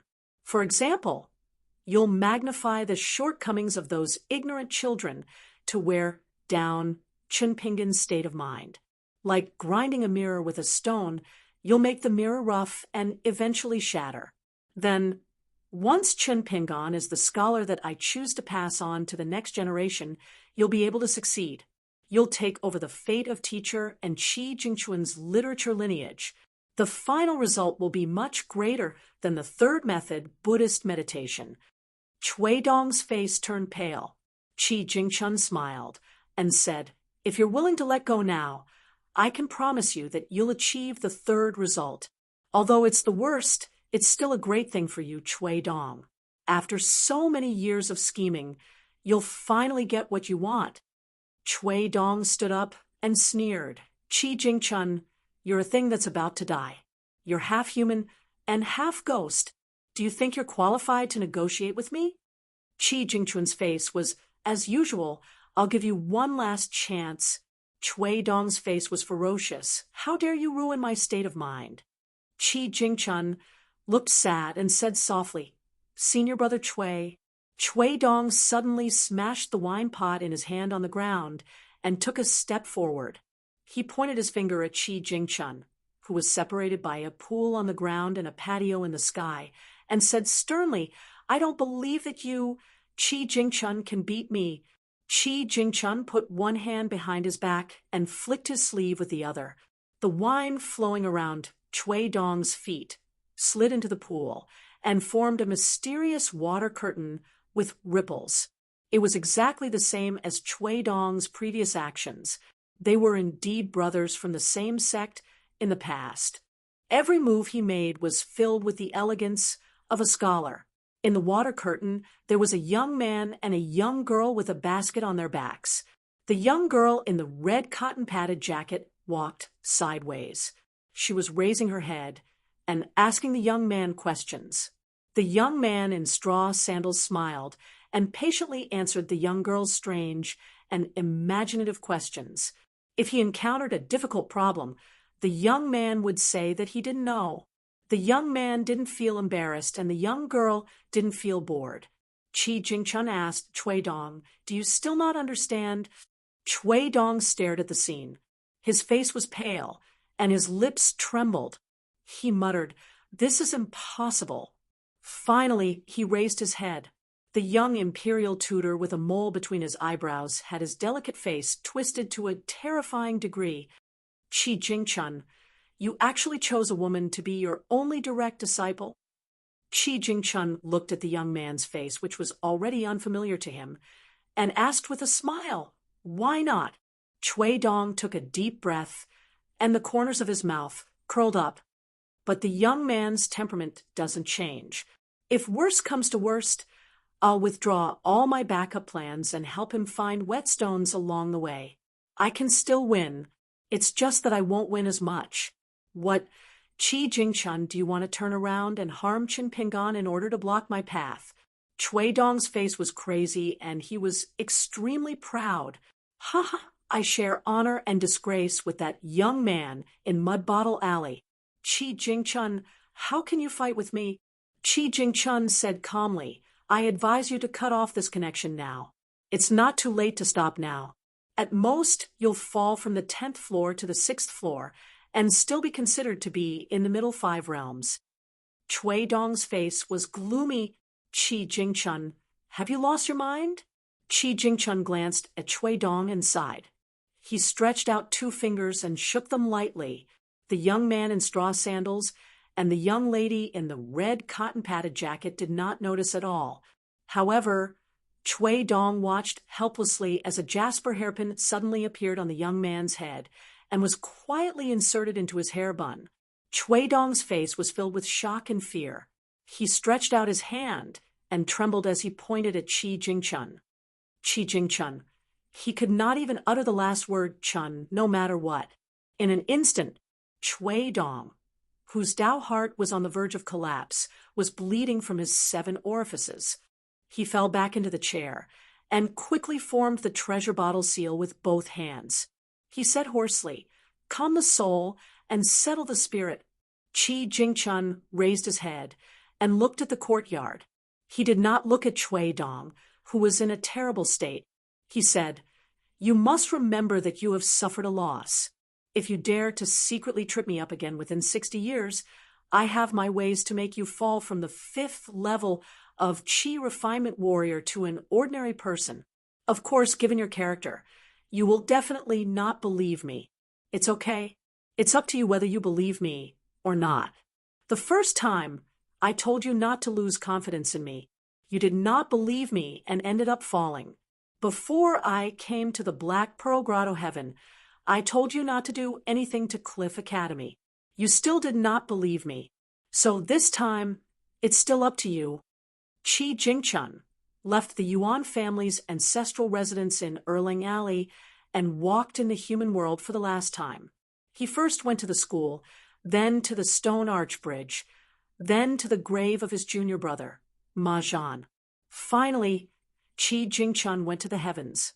Finally, at the very end, Qi Jingchun returned to the ground and quietly walked beside the young man in straw sandals and the young lady in the red cotton-padded jacket.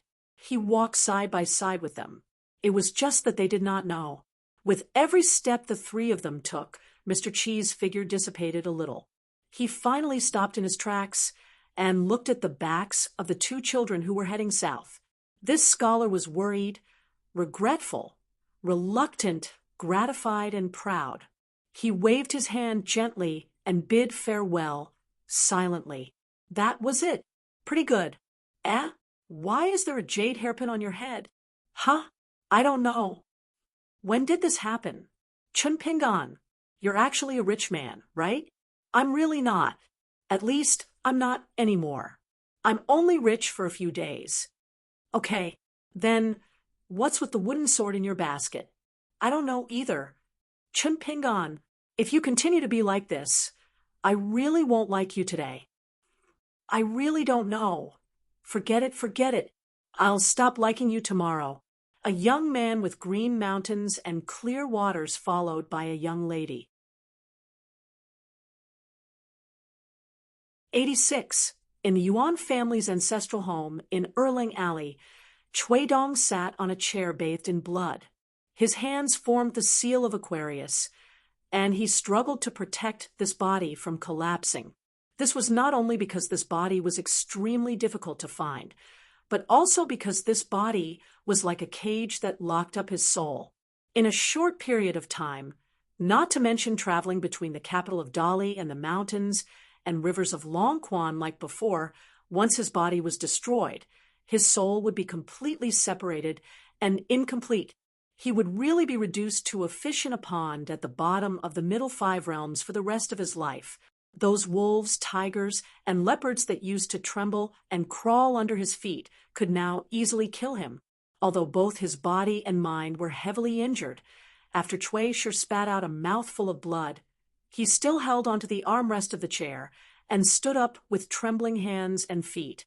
He knew very well that the more it was like this, the more difficult it was for him to breathe. Cui Shi raised his head and looked towards the sky well. There had once been the voice of the military saint, Wan Tung. However, right now he had already lost the ability to whisper to Wan Tung. Cui Dong said hoarsely, "Come out." A young man with an exquisite appearance walked out from the side room. His face was full of fear. He walked in front of Cui Dong, not knowing what to do. Cui Dong trusted the spies and death warriors under his command in the small town, but he only trusted their loyalty to him, the imperial tutor of Dali. However, Cui Dong did not trust their strength at all. He did not have the extravagant hope that they could safely escort him back to the capital. Perhaps before he even left the small town, one of the chess pieces that Song Zhangqiang or that woman had placed in the 4 families and 10 clans would be waiting for an opportunity to act. Therefore, Cui Dong ordered the young man, "Go to the blacksmith shop and find Master Wan. Invite him to come here. Just say that I, Cui Dong, have a favor to ask of him and am willing to make a big deal with him. It has to do with the bestowal of the mountain god of Xinxiu Mountain. Don't forget, it's invite. If Wan Tung refuses to come, then you don't need to return to this house in the future.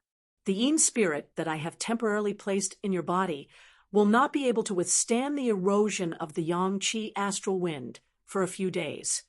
The young man's face was pale as he nodded vigorously. Cui Dong slumped back into his chair and warned, "When you go out, look more natural. Don't look like your parents are dead. Otherwise, even an idiot will know that something is wrong with me." The young man nodded timidly and quickly left. However, Cui Dong had just closed his eyes. It was truly comical. He had been reduced to a situation where the soul's exit was sealed. Now, he actually had to help sew and mend it, becoming the tinkerer of this cage. A series of familiar footsteps sounded. Cui Dong suddenly opened his eyes and was about to scold the puppet for its incompetence. However, when he saw the uninvited guest beside the porcelain young man, Cui Dong immediately changed his expression. He smiled at the young man and said, "Go and bring a chair for Elder Yang and a cup of tea." The old man smoked a pipe with one hand behind his back. He looked around, not looking at the young imperial tutor who had met a miserable end. He chuckled and said, "The restriction here was personally set up by you, Cui Dong. Now, I feel like someone has broken in, but the owner is still sleeping. Imperial tutor Darren, have you encountered some trouble? Do you need me to help?" Cui Dong's expression was normal. He shook his head and said, "No need." The old man sat on the chair that the young man had brought over. He was to the east, while Cui Dong was to the south, facing the north. He was facing the plaque of the Yuan clan's main hall. The old man glanced at the cautious and curious young man and said emotionally, "When it comes to the matter of the soul, your attainments are truly not bad." Cui Dong asked, "If we speak now, can Wanju hear us?" Old Yang smiled and said, "Wanju has a bad temper. He has nothing better to do than to peep at your movements. If you didn't provoke him time and time again, do you think he would be willing to talk to you?" Cui Dong said in a low voice, "Caution is the parent of safety." This was the second time that Cui Dong had said this to this Elder Yang. The first time was at the old porcelain mountain. The old man smoked his pipe and said, "That makes sense." Chui Dong waited for a moment and said, "Is that okay?" The old man nodded gently. "Imperial Tutor Chui, speak freely." Chui Dong wiped the blood from the corner of his mouth with the back of his hand and asked, "Should I call Mr. First Heavenly Monarch Ching Tong, or the more famous one?" The old man expressionlessly interrupted Chui Dong. "Enough." As expected, Chui sure did not continue speaking. He sighed with emotion and said, "To be honest, this junior is fascinated by that battle." Chui Dong laughed inexplicably. "I don't hate that I didn't meet the divine monarchs. I only hate that the divine monarchs didn't meet me. When I was studying under Mr. This was the first time I came into contact with the inside story. At that time, Mr. criticized me for not knowing the immensity of heaven and earth and speaking without thinking. Now that I think about it, Mr. was right and I was wrong." The old man waved his hand and said, "I'm not interested in the quarrel between master and disciple in your sect." Chui Dong sneered and said, "Then did you come here just to laugh at me?" Old Young asked, "I'm a little curious. Song Jianqiang, the king of Dali, is a martial artist who aspires to reach the 11th realm of martial arts.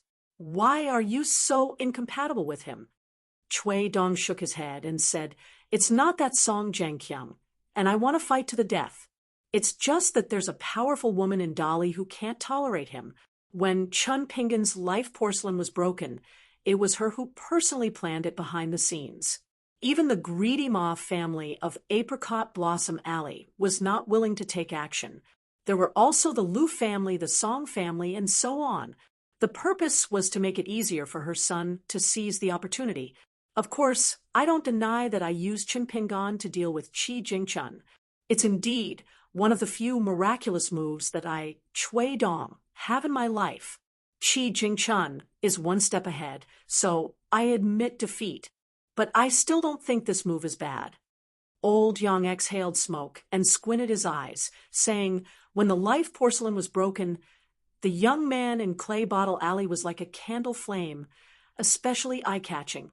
Naturally, it was easy to create a situation where moths flew to the flame. The woman you mentioned was right.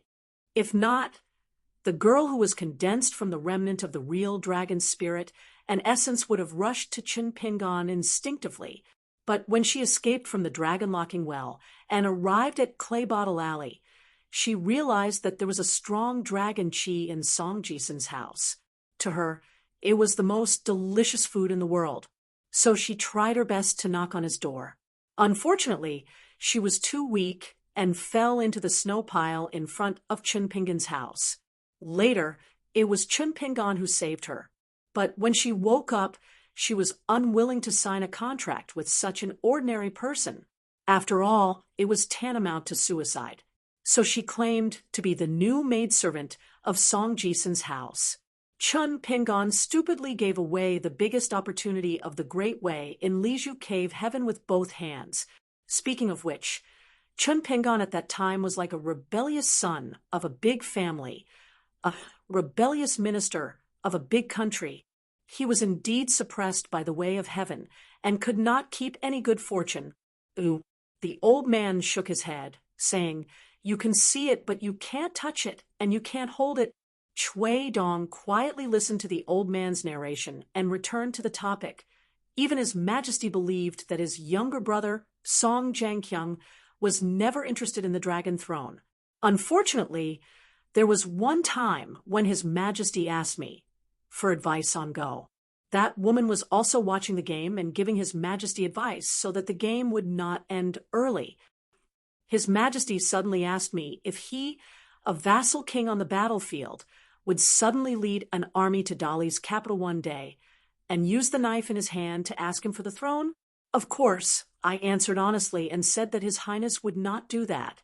However, if there really came a day when a large group of generals and warriors under His Highness's command with outstanding military achievements had the idea of becoming a minister supporting the dragon, and His Highness had already reached the 10th realm or even the legendary 11th realm and felt that life was very boring and with everyone around him bewitching and encouraging him, he might as well wear the dragon robe and sit on the dragon throne so that he would not disappoint the hearts of the generals and soldiers. After I said that, the emperor of the Great Li dynasty laughed. Finally, His Majesty turned to the woman beside him and asked, "What do you think?" The woman told him, "His Majesty the Emperor's ambition is not big enough. Half of the Eastern Treasure Island can fill his stomach, but Song Jianqiang is different. The higher his martial achievements in the future, the more he will want to go higher." After listening to the woman's words, His Majesty laughed and said that both of us were talking nonsense, words that hurt the heart and destroyed the cornerstone of Dali, and should be taken away and beheaded. However, today is a good day, and it is better to talk with hands than to kill with hands. For the time being, both of your heads should be kept. Old Yang laughed and said, "Song Jianqiang is really unlucky to have met you two opponents. A woman is blowing pillow talk, and a confidant is slandering him." Chui sure asked straightforwardly, "Why are you looking for me?" Old Yang said something strange that came out of nowhere. "We believe that generals and ministers have guts, wealth and honor have roots, and life and death are fated. You don't believe it." When it came to this matter, Chui Dong did not back down. He did not have the cowardice of having his life and death in the hands of others. He sneered and said, "Although I don't think the current batch is good, I don't think you are good people either." Old Yang looked at Chui Dong and said, "Tell me, why did Qi Jingchun choose Qin Pingan?" Chui Dong smiled and said, "Guess." Obviously, Chui Dong would not tell the answer, because it involved his Dao heart. Old Yang asked, "Do you really think I won't kill you?" Chui Dong nodded and said, "You don't dare. Even if I raise a dog at this time for wealth and future, he may dare to kill me, but you are the only one who doesn't dare." Old Yang laughed and said, "You are so smart. How can you lose to Qi Jingchun?" Chui Dong slumped against the back of the chair and said self-mockingly, "Qi Jingchun has a saying that can answer your question. In the world, only a pure heart can't be tested." Old Yang shook his head and said, "See, this is the result of you not believing in fate. It is inexplicable, illusory, surrounded by clouds and fog, and has no roots and feet." Chui Dong laughed and said, "Why, senior, do you want me to walk on your paths?" Old Yang asked back, "Don't you want to reunite and return to the peak? What's more, you worship the word merit, the essence of which is similar to ours." Chui Dong stretched out a finger and pointed at Old Yang with a trembling finger. He almost laughed to tears and said sarcastically, "Although Chui Dong can't compare to my master and Qi Jingchun, but for the so-called immortal golden body, I ended up being a lackey guarding the house and being ordered to come and go by those people I originally looked down on. Am I crazy, or are you crazy? Old senior, I don't want to criticize you, but are you desperate? Or are you in the same situation as me, suddenly met with a change and ruined a long-planned plan?" Old Yang said lightly, "Who do you think can order me around?" Chui Dong suddenly narrowed his eyes, his face solemn, and kept silent. Old Yang sat cross-legged and looked at the courtyard with a serene expression. People say that there is a God 3 feet above one's head. In fact, it's long gone. Chui Dong took a deep breath and said, "Let me give you a piece of advice. If you did something to that young man, it's better to cut it off as soon as possible." Old Yang shook his head and said slowly, "No." Chui Dong smiled and said, "I guess Qi Jingchun also cleaned up all the loose ends before he died. Plus, you and I are considered clean. That means that except for the woman in Dali's capital, who may have bad intentions, Chun Pingon has nothing to worry about." Old Yang suddenly said, "Since we can't be kindred spirits, it's okay. We can make a fair deal." Chui Dong didn't ask and said without hesitation, "I agree." First, they walked for 5 miles. Chun Pingon let the girl in the red cotton-padded jacket rest for a while. Then they walked for 4 miles, and then 3 miles before stopping to rest. The two sat on the smooth stones by the stream. They went south and temporarily took a detour because they generally followed the direction of the stream. Otherwise, the mountain road was difficult, and Li Baoping wouldn't be able to keep up. Although the girl's physical strength was outstanding and far exceeded that of her peers, she was still an 8 or 9-year-old child. No matter how good her foundation was, she couldn't compare to an adult. Chun Pingon couldn't carry the girl with his own legs. Li Baoping sat there sweating. She saw Chun Pingon suddenly take off his straw sandals, roll up his trousers, and go into the water. Probably because the water surface of the stream was much wider. The water level was not higher than the knees. She could see many small blue fish swimming around. They were very flexible, and most of them were the length of a palm. From the first time Li Baoping walked into the stream in her life, she dreamed that one day she would be able to catch fish. However, fish were much more cunning than crabs or shrimps. Li Baoping couldn't do anything to them. In the past, she also learned from others and secretly cut down a bamboo to make a fishing rod. However, the same fishing rod, fishing hook, fishing line, and earthworms, she could never catch fish in the stream. The girl often hid under the shade of the trees by the riverside. Although she could squat and fish for an entire afternoon, she didn't have any harvest. Others had used a few green bristles to fill their fish baskets and went home happily to their parents. Only the girl didn't have any harvest.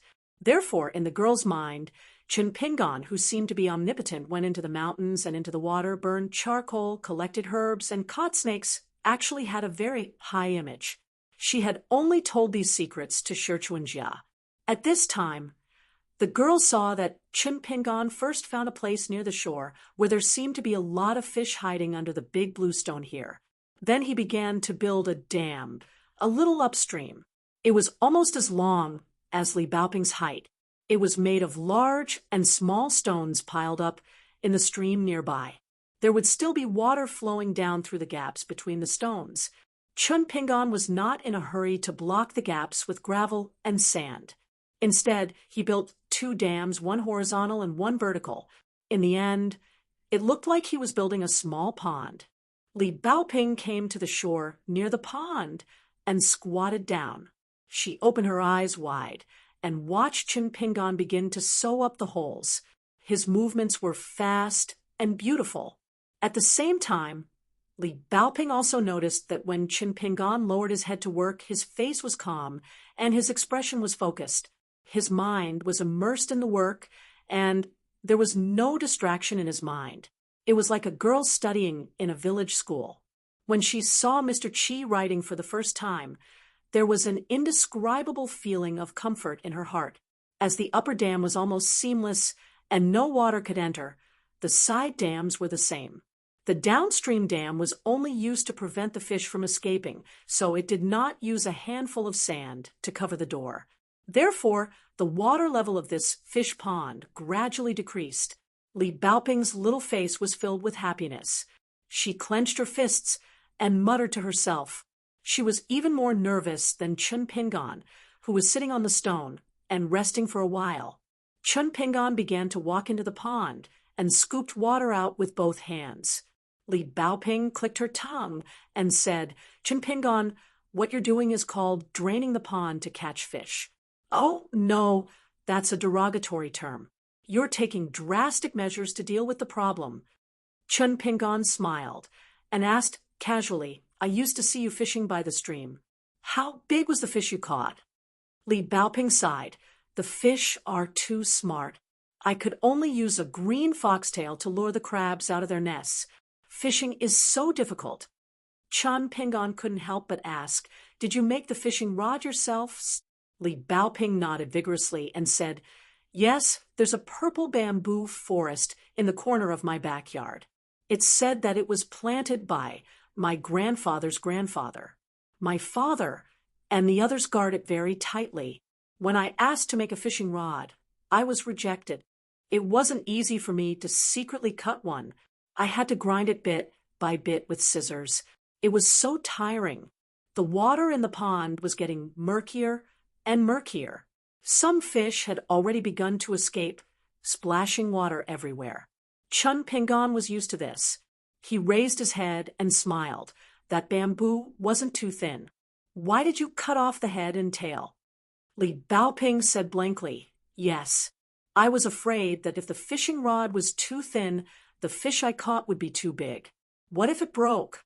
If I went to the purple bamboo forest to find a fishing rod again, even if my father didn't beat me, I didn't want to use scissors to deal with the bamboo anymore. Ooh, Chun Pingon helplessly said, how can there be someone who uses a bamboo rod to fish? The fish in our stream aren't that big. Once the fishing rod is thick, you won't be able to tell if it's hooked or if it's just rubbing against the bait. They definitely won't bite the hook the first few times. The fish aren't stupid. If you cast the fishing rod too early, you definitely won't be able to catch it. When fishing, you have to make a fishing rod with a suitable thickness. It also depends on the season and whether it's sunny or rainy weather. You also have to find a fish nest and a fish nest. The hook and bait are also very particular. The red cotton-padded jacket girl's mouth was wide open. She was a little embarrassed.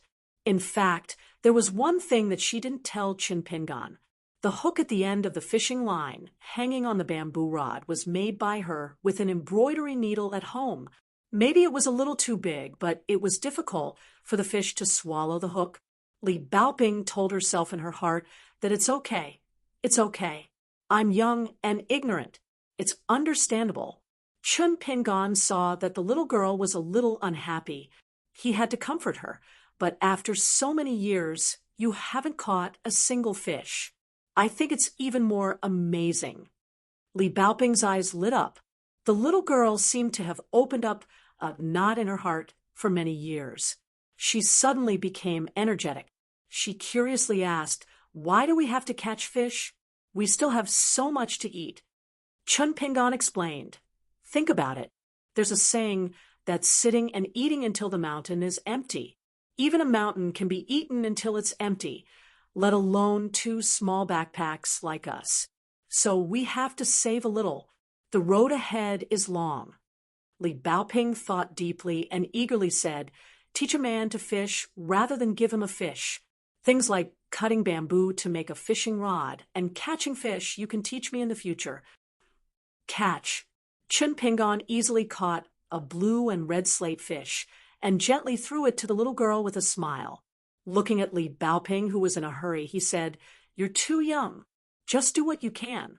You don't have to compete with me in everything. I'm taking care of you to go to Cliff Academy to study.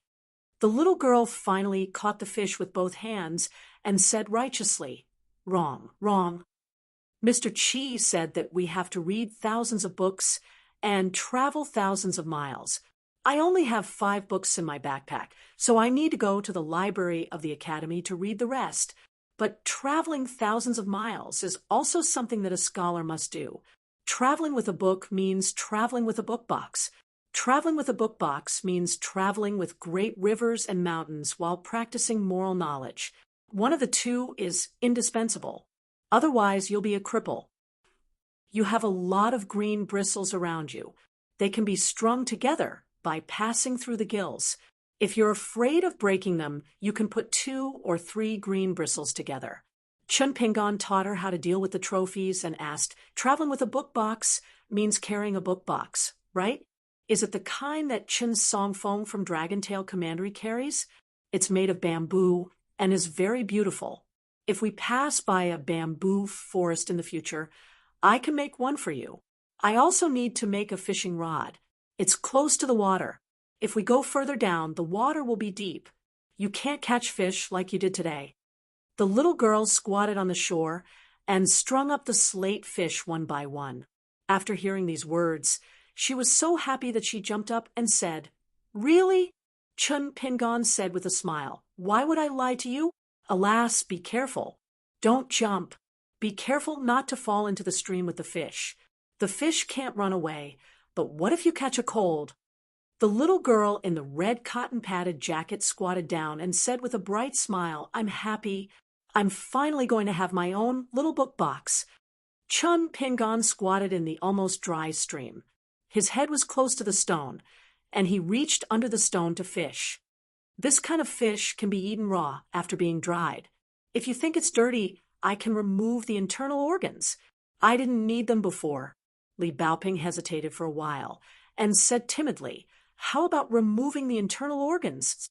Chun Pingon took out another slate fish and gently threw it into the grass on the shore.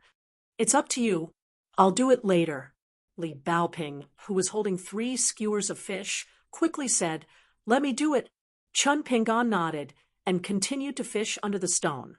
After a while, with a splash, the little girl not far away stood in the stream and cried.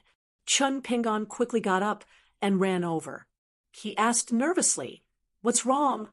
The little girl cried heartbreakingly, "There's a fish. I just took it from the dog's tail grass. It looked like it was dying. I didn't expect that when I put it in the water, it would shake its tail and run away. I couldn't catch it." Ooh. Chun Pingon couldn't help laughing. He bent down to help her roll up her wet trousers and gently carried her to the shore. He asked her to take off her shoes and said that he would deal with the fish. The little girl obediently took off her shoes, but she was still crying sadly. She always felt that she had done something very wrong to him. She felt that the sky was about to fall. Chun Pingon skillfully opened the fish's stomach and squeezed out the internal organs. He tried hard to hold back his laughter, thinking that it was better not to sprinkle salt on the little girl's wound. Chun Pingon finally turned to the little girl and gently picked up the 3 skewers of cleaned fish. It was a big harvest. The little girl smiled through her tears and said with a tear-stained face, "One ran away, but there's still so many left." Chun Pingon walked to her side and sat down. He handed the 3 skewers of fish to her and rubbed her head. "Yes, so if you encounter this kind of thing in the future, don't be so sad." The little girl raised the 3 skewers of fish high in front of her eyes and said happily, "Okay." Chun Pingon said softly, "In the future, I'll make a few pairs of straw shoes for you. I promise you won't rub your feet." The little girl's eyes lit up. "Can I?" Chun Pingon lowered his head and helped her wring the water on her trousers. "It's very simple." The little girl sighed. "You know everything, but I don't know anything." Chun Pingon smiled and said, "In the future, you can teach me how to read and write. I don't know many words now, only about 500. When Li Baoping heard this, she immediately nodded and said, "It's a deal." The 2 of them sat side by side and looked at the slowly flowing stream. Li Baoping asked casually, "Do you know what this stream is called?" "Dragon Whisker Stream." "How do you know this stream is called Dragon Whisker Stream?" "When I went into the mountains last time, I brought 2 maps. Master Wan said that they were maps of the situation of our Longquan County. The map was labeled as Dragon Whisker Stream, but when it flowed from the southeast to the south, the red line on the map gradually became thicker, and then it was renamed Tiefu River. If that's the case, then let me tell you. Our Dali Imperial Court has 6 departments. Among them, the Department of Rights has 3 officials: Heaven, Earth, and Man. The Earth official is responsible for drawing these maps, but there will also be geomasters from Kinianjian to help lead the way. They walk through the mountains and rivers together. It's equivalent to measuring a dynasty's territory step by step with their feet and drawing it inch by inch on a map. Chun Pingon, do you think those Earth official and geomasters are powerful? Why? Do you want to be an Earth official of the Department of Rights or a geomaster from Kinianjian when you grow up? Chun Pingon, don't you know? Women can't be officials. And it's not just our Dali that's like this. It seems like the whole world is like this. People like me and Shi Chuanjia can study, but I've never heard of a woman becoming a teacher or being called a teacher. I see. By the way, Chun Pingon, you said that the jade hairpin on your head was given to Mr. Qi by Mr. Qi's husband, and then Mr. Qi gave it to you? That's right. Chun Pingon, then from today onwards, I'll call you young martial uncle. Why? After you become my young martial uncle, if one day I make you unhappy and you decide to abandon me, you'll definitely ask yourself, Chin Pingon, am Li Baoping's young martial uncle. Of course I have to go through thick and thin with such a good girl. Can you not call me young martial uncle? Don't worry, I won't abandon you either. No, then I won't make you little bamboo boxes and straw sandals. It's okay, I'm not afraid. I'll call you young martial uncle. How can there be a young martial uncle in the world who won't make me little bamboo boxes and straw sandals?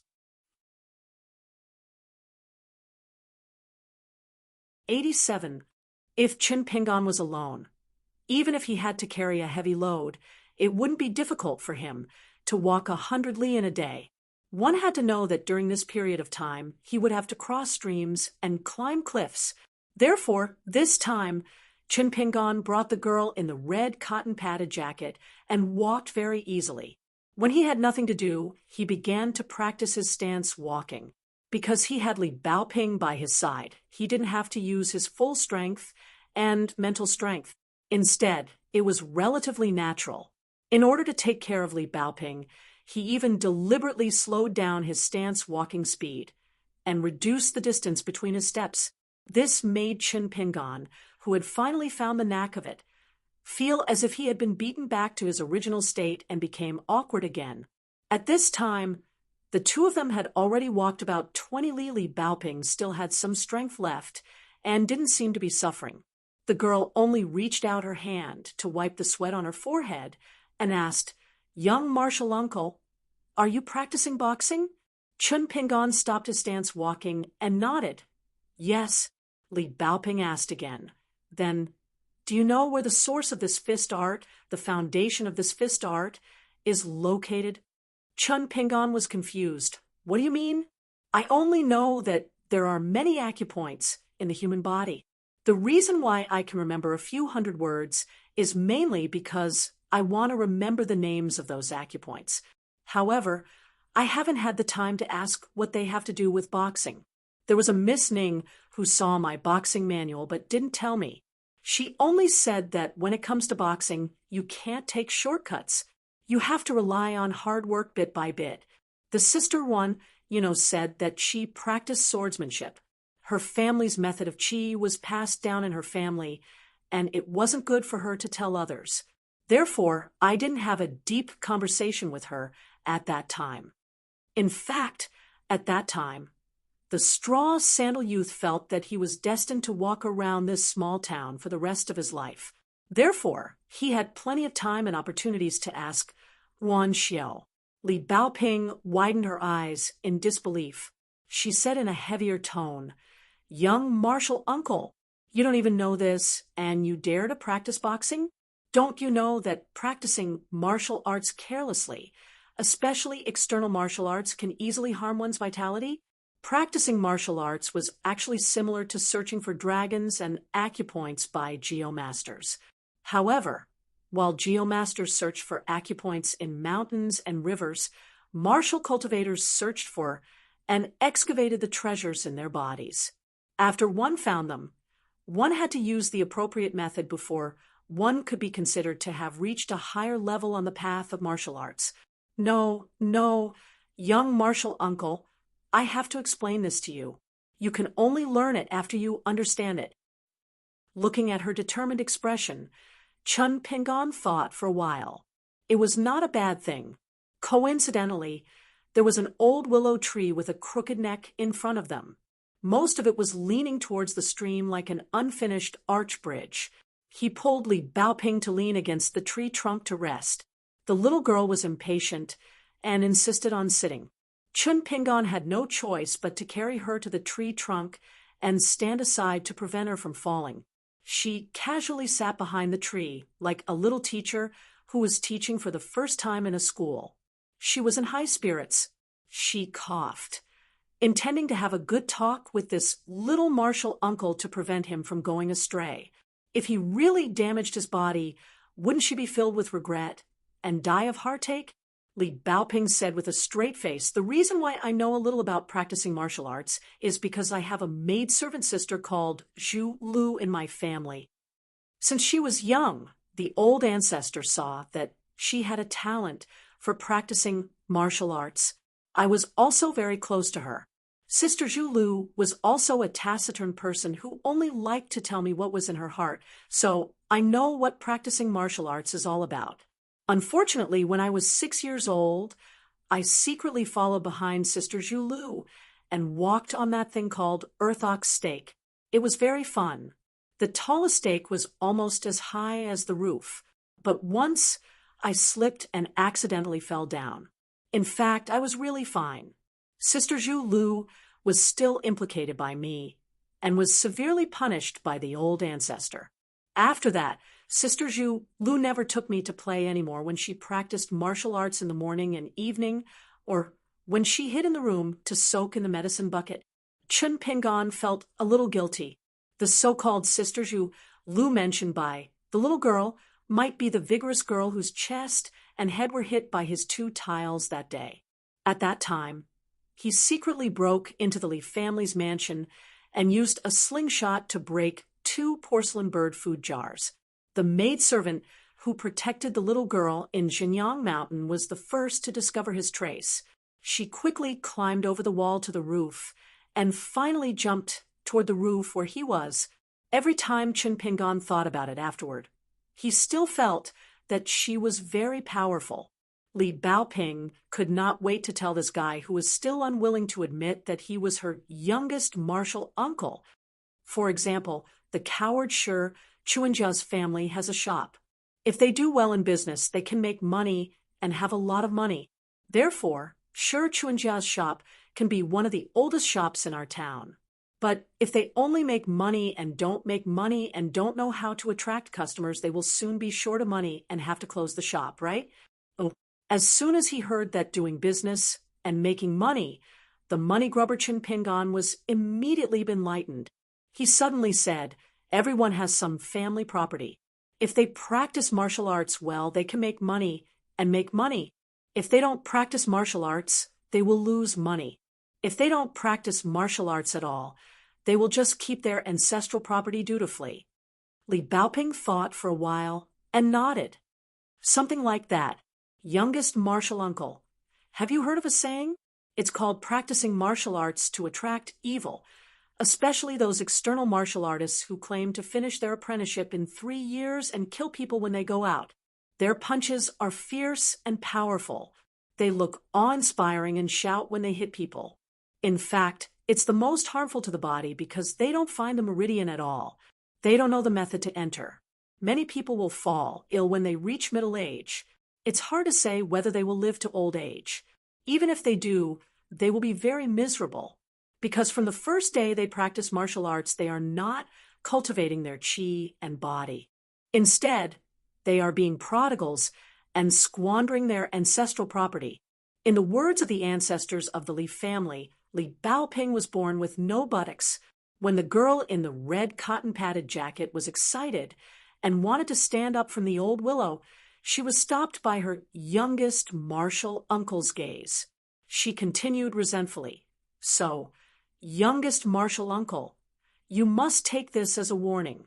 You must find the real method of practicing martial arts. There are thousands of kinds of martial arts in the world. The reason why there are high and low achievements and big and small prospects is that each martial arts has at least 2 natal aperture acupoints. If you can find them, then you can find the best way to nourish the most aperture acupoints along the way.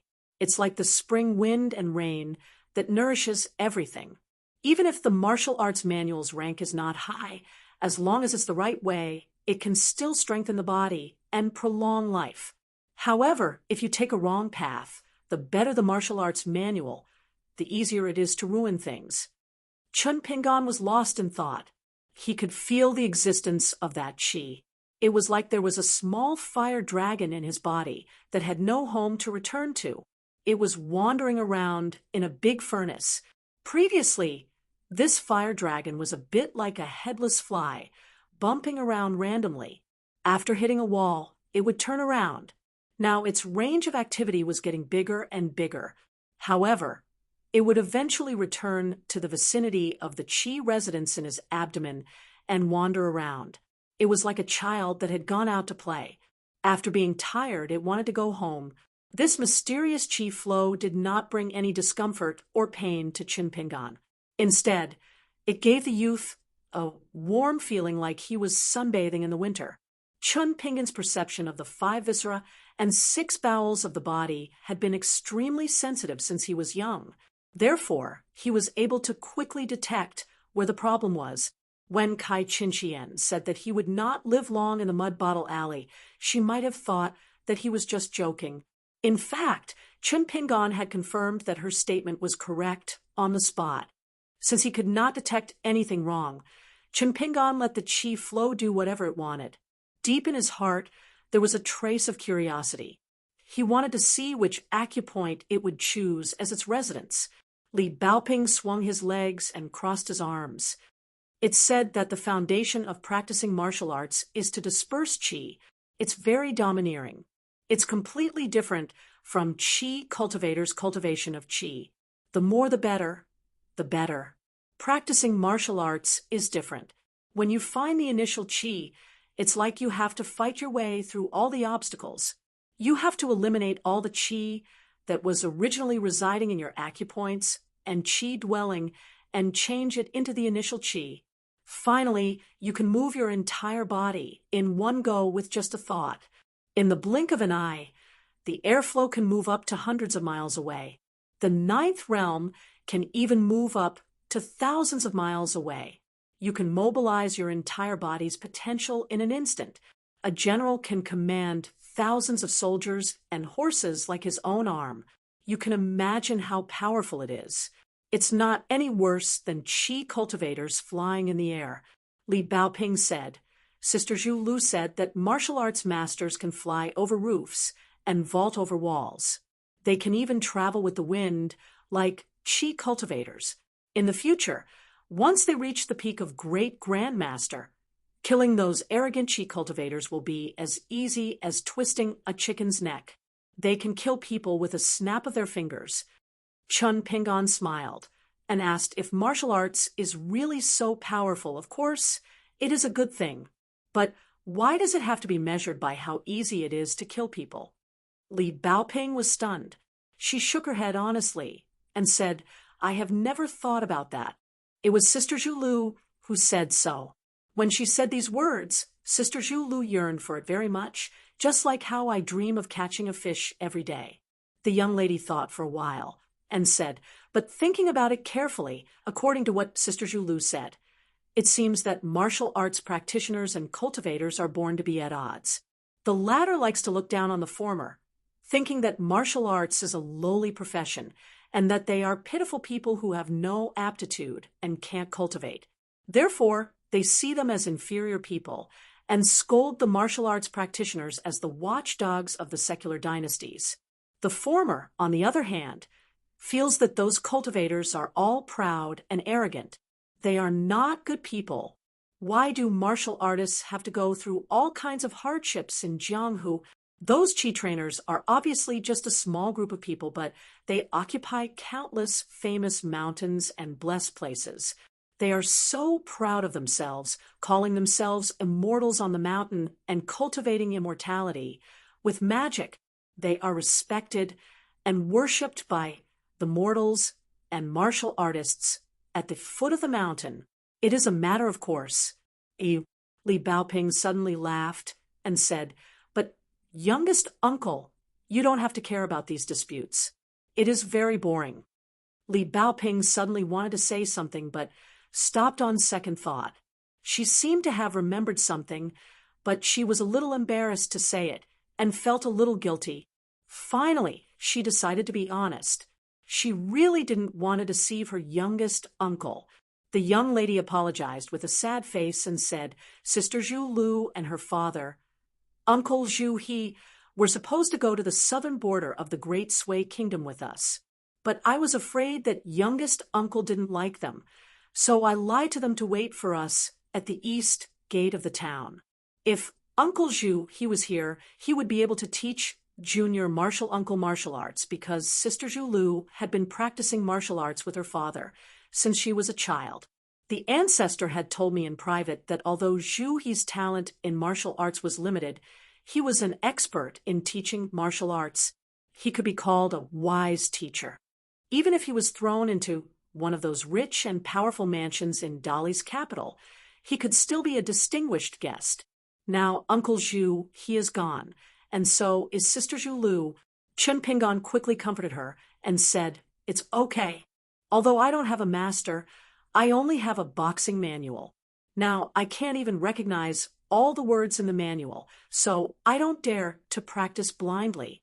I only practice walking and standing stances, but I have already confirmed that they can nourish the body and won't hurt the body.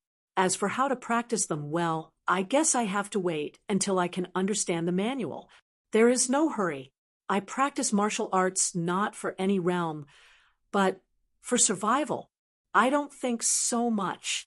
However, Li Baoping had obviously gone into a dead end on her own ideas.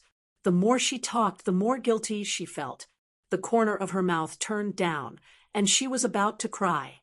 When a martial artist practices martial arts, the master can lead the way, and the cultivation depends on the individual.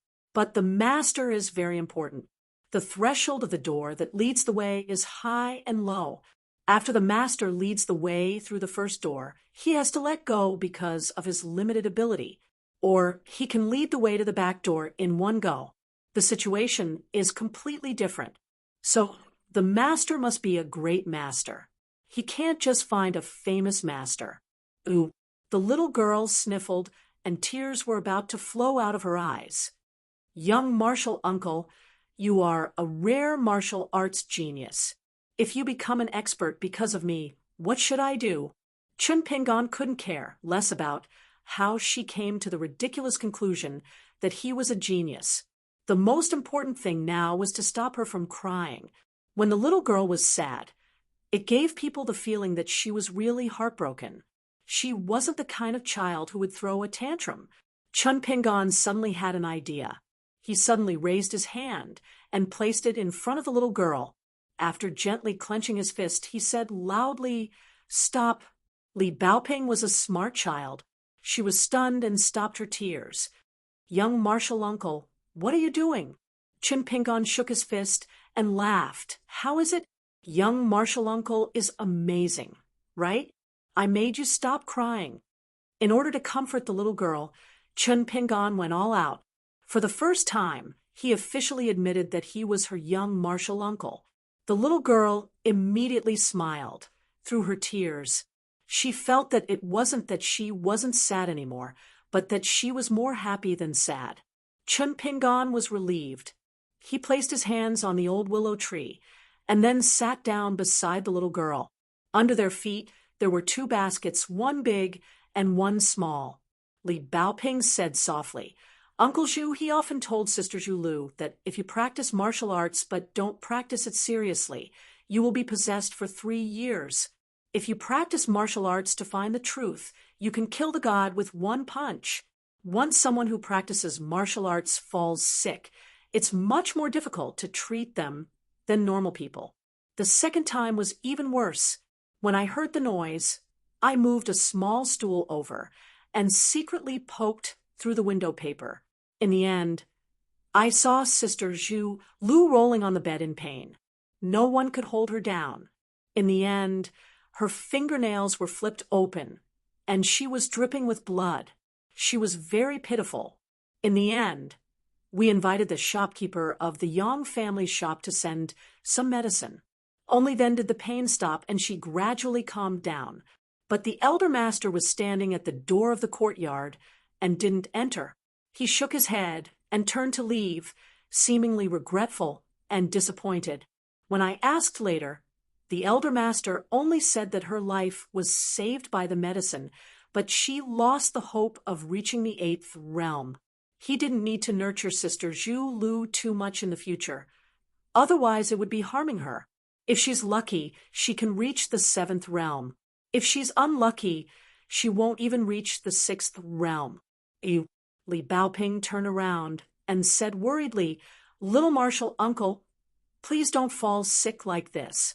I don't know anything. I'll definitely be dumbfounded." Chun Pingon smiled. "It won't. And even if it does, Of course, I'm saying just in case. Don't be afraid. I can take pain. I'm not bragging. Li Baoping was skeptical. She reached out and pinched his arm lightly. Little martial uncle, does it hurt? Chun Pingon patted her little head, and then looked at the path they came from. Do you know when little martial uncle felt the worst? The little girl shook her head vigorously, like a rattle drum. Chun Pingon placed his hands on the tree trunk and crossed his legs. He swayed leisurely like a little girl.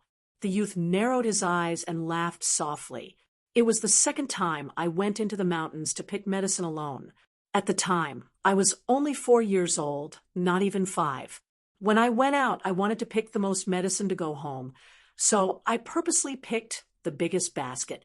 Then I died of exhaustion before I could walk out of the small town. When I could see the mountain after walking out of the small town, it was still a sunny day. My shoulders were in pain from the basket's rope, and my back was even worse. Actually, the pain back then was fine, and I wasn't particularly afraid.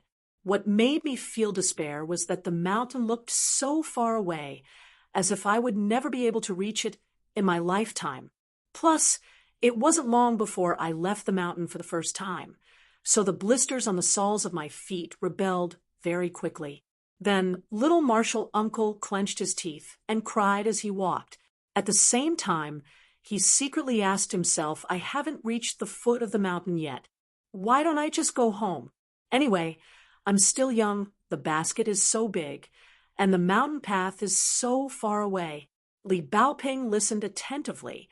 She asked softly, Little martial uncle, did you give up in the end? The youth smiled and shook his head. No, at that time. I suddenly thought that no matter what, it would be fine as long as I reached the foot of the mountain and turned back. Then I really walked to the foot of the mountain. When I sat on the ground and cried, I thought again, why don't I go up the mountain, pick some medicine, and then go home? Then I started to climb the mountain again. After climbing and climbing, I saw those herbs, and my whole body seemed to be suddenly filled with energy. It was a very strange thing. Li Baoping exclaimed and praised, Little martial uncle, you must have picked a basket full of herbs before going home, right? When the little girl said this, her face was full of pride. Chun Pingon shook his head. No, I didn't. When the sun was about to set, I went down the mountain before the herbs could cover the bottom of the basket. Firstly, it wasn't easy to find herbs. It was very difficult. I was so small, and carrying a big basket on my back was actually harder than picking herbs. Secondly, I was really tired. Thirdly, I thought that if I didn't leave now, I would have to stay on the mountain alone after dark. Of course, I was very scared at that time. But what I was most afraid of was, Li Baoping waited for a long time, but he didn't continue. She asked curiously, what was little martial uncle afraid of the most? Nothing. The youth shook his head and said softly, later, I wasn't afraid anymore. The little girl was considerate and didn't ask further. Chun Pingon came back to his senses and turned to her with a smile. I'm not telling you this to tell you how powerful little martial uncle is. In fact, all the poor children in the small town have been like this. It's not strange at all.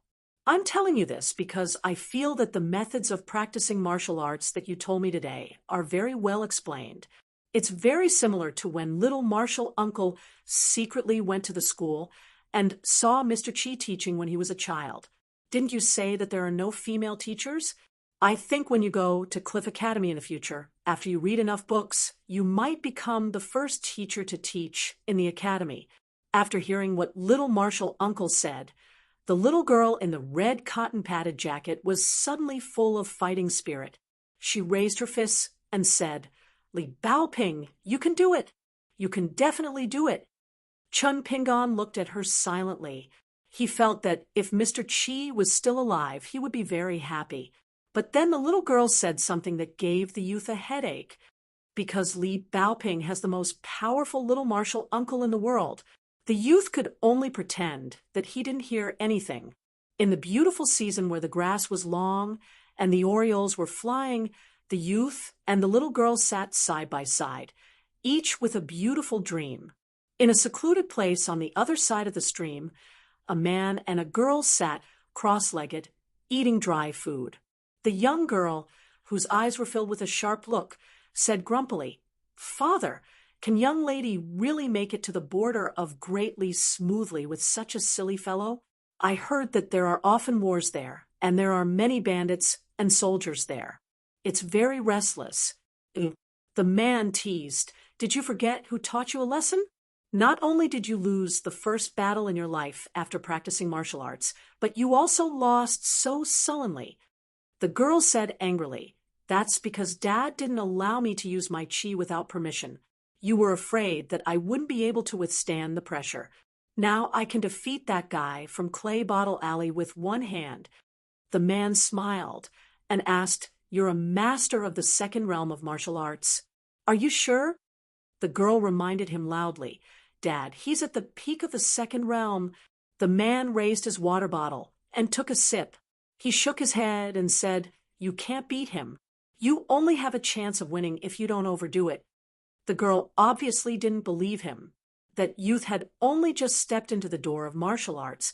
Previously, when they confronted each other on the roof of the Leaf family mansion, he was only lucky to win because he had the terrain advantage. The man teased, "You're a heartless person.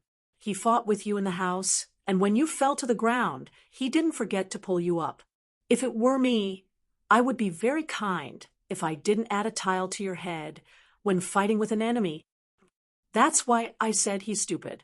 The girl sneered, "People who practice martial arts are soft-hearted. This kind of person won't live long." The man said with a look of surprise, "You're just a girl. You're not good at martial arts, and your martial arts aren't high, but you have a lot of principles. Who taught you? Anyway, I didn't tell you these things." The girl raised her chin. "Our second young master said it. Although second young master is a scholar full of military strategies, he never talks about benevolence, righteousness, and morality.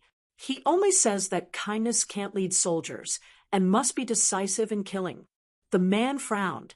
He was just about to talk some serious principles with this simple-minded daughter of his when he suddenly stood up and said in a low voice, "Cross the river." The girl stood up as well. "Dad, what's going on? Didn't you say to follow Miss quietly?" The man's tone wasn't relaxed. "Someone's coming. Be careful later." The father and daughter duo swept across the river and dashed away. Chun Pingon and Li Baoping had just left the old willow tree and resumed their journey when they saw someone appear at the end of their field of vision. Chun Pingon first put down the basket on his back, then had Li Baoping stand behind him. If they were on the east side of town, Chun Pingon wouldn't be surprised if they met anyone, even if they were immortals, demons, or ghosts. However, Chun Pingon didn't dare to be careless, no matter who they met on this route to the south, where even the roads would disappear. In the distance, a man who was neither tall nor strong came to Chun Pingon and Li Baoping. He was leading a white donkey. He wore a bamboo hat on his head, a cloth bag slanted over his shoulder, and his legs were wrapped in cloth. He held a bamboo cane in his hand, and a green bamboo sheath long saber hanging from his waist. The man stopped 5 or 6 steps away and didn't continue to approach. He took off his bamboo hat, revealing an ordinary face. He smiled and said, "You're Chun Pingon, right? Hello, I'm Alliance, good as in Liam." Finally, the man added, "I'm a swordsman." 88. Chun Pingon glanced at the uninvited guest's green bamboo scabbard and pretended to be puzzled. He asked, "A swordsman?" The man held his bamboo hat with one hand and patted the hilt of his saber with the other. He smiled and said, "I can't find a sword that doesn't match me, so I have to use this to humiliate all sabers in the world." Hearing this familiar tone, Chun Pingon was relieved. He felt that Lu Baqiao should be able to be good friends with this man. Behind Chun Pingon and Li Baoping, the father and daughter walked slowly side by side. The girl Zhu Lu did not take it seriously. She sneered and said, "The Dragon King's yawn can suck in a river. Father, is there something wrong with this guy's brain?" Zhu, he saw a silver wine gourd hanging on the other side of the man's waist. It was the size of a palm and was smooth and shiny. At first glance, he could tell that it was an old object. He whispered to his daughter, "Although I can't detect anything strange about his qi, it's just a little longer than ordinary people's, but we still have to be careful. Although I've never traveled far in my life, I've heard a lot of Jianghu anecdotes from my ancestors." He said that when you travel in Jianghu, you have to be careful of Taoist nuns, old monks, children, and drunkards. In addition, the more you don't look like a guru, the more you have to be careful. "Oh," the young girl replied. She was both nervous and excited, wishing that the ordinary-looking man was the assassin so that he could serve as a whetstone for her fledgling. Chun Pingon asked, "You're looking for me?" The man grinned and said, "I'll send you to the border of the Great Sui Kingdom. Before that, we'll travel together so that we can take care of each other." Chun Pingon asked tentatively, "Do you know Master Wan, the blacksmiths?" The man nodded and said, "Of course." Chun Pingon heaved a sigh of relief. Before he left the town, as part of the deal, Master Wan had promised him that he would ensure his safety before he reached Yefu Pass, an important military base at the border of Dali. Chun Pingon believed that Master Wan would not go back on his word, especially since this person had appeared so early, almost under Master Ruan's nose. Therefore, he should not be one of the three factions, Xinjiang Mountain, Yinxia Mountain, or Old Dragon City. Moreover, the timely appearance of the father and daughter, Zhu He and Zhu Lu, gave Chun Pingon a lot of confidence. However, Chun Pingon was still worried. So he asked, "Then why don't you accompany me to the town to meet Master Wan before we head south?" Coincidentally, I just found out that although it's a detour, there's a post-house route that could be used by both ox carts and horse carriages. It's actually faster than us crossing mountains and rivers.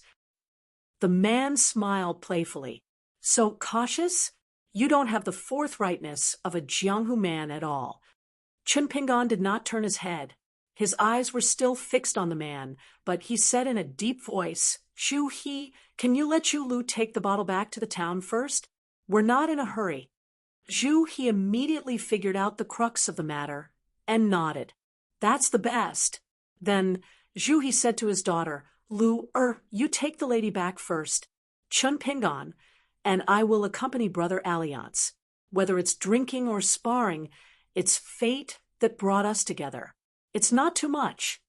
The little girl in the red cotton-padded jacket, who was being held by Zhu Lu, did not hesitate. She did not cry and shout that she wanted to be with her martial uncle. She only tugged at Chun Pingon's sleeve and whispered to him to be careful. Then she decisively left with Zhu Lu. Li Baoping was not sloppy at all. Instead, it was the fearless maidservant who was filled with disappointment. She wished that she could change places with her father. When the man saw this scene of life and death, he rolled his eyes. He took off his wine gourd and leaned against the white donkey. He drank a mouthful of wine and sneered. "Let the little girl take the little girl away first.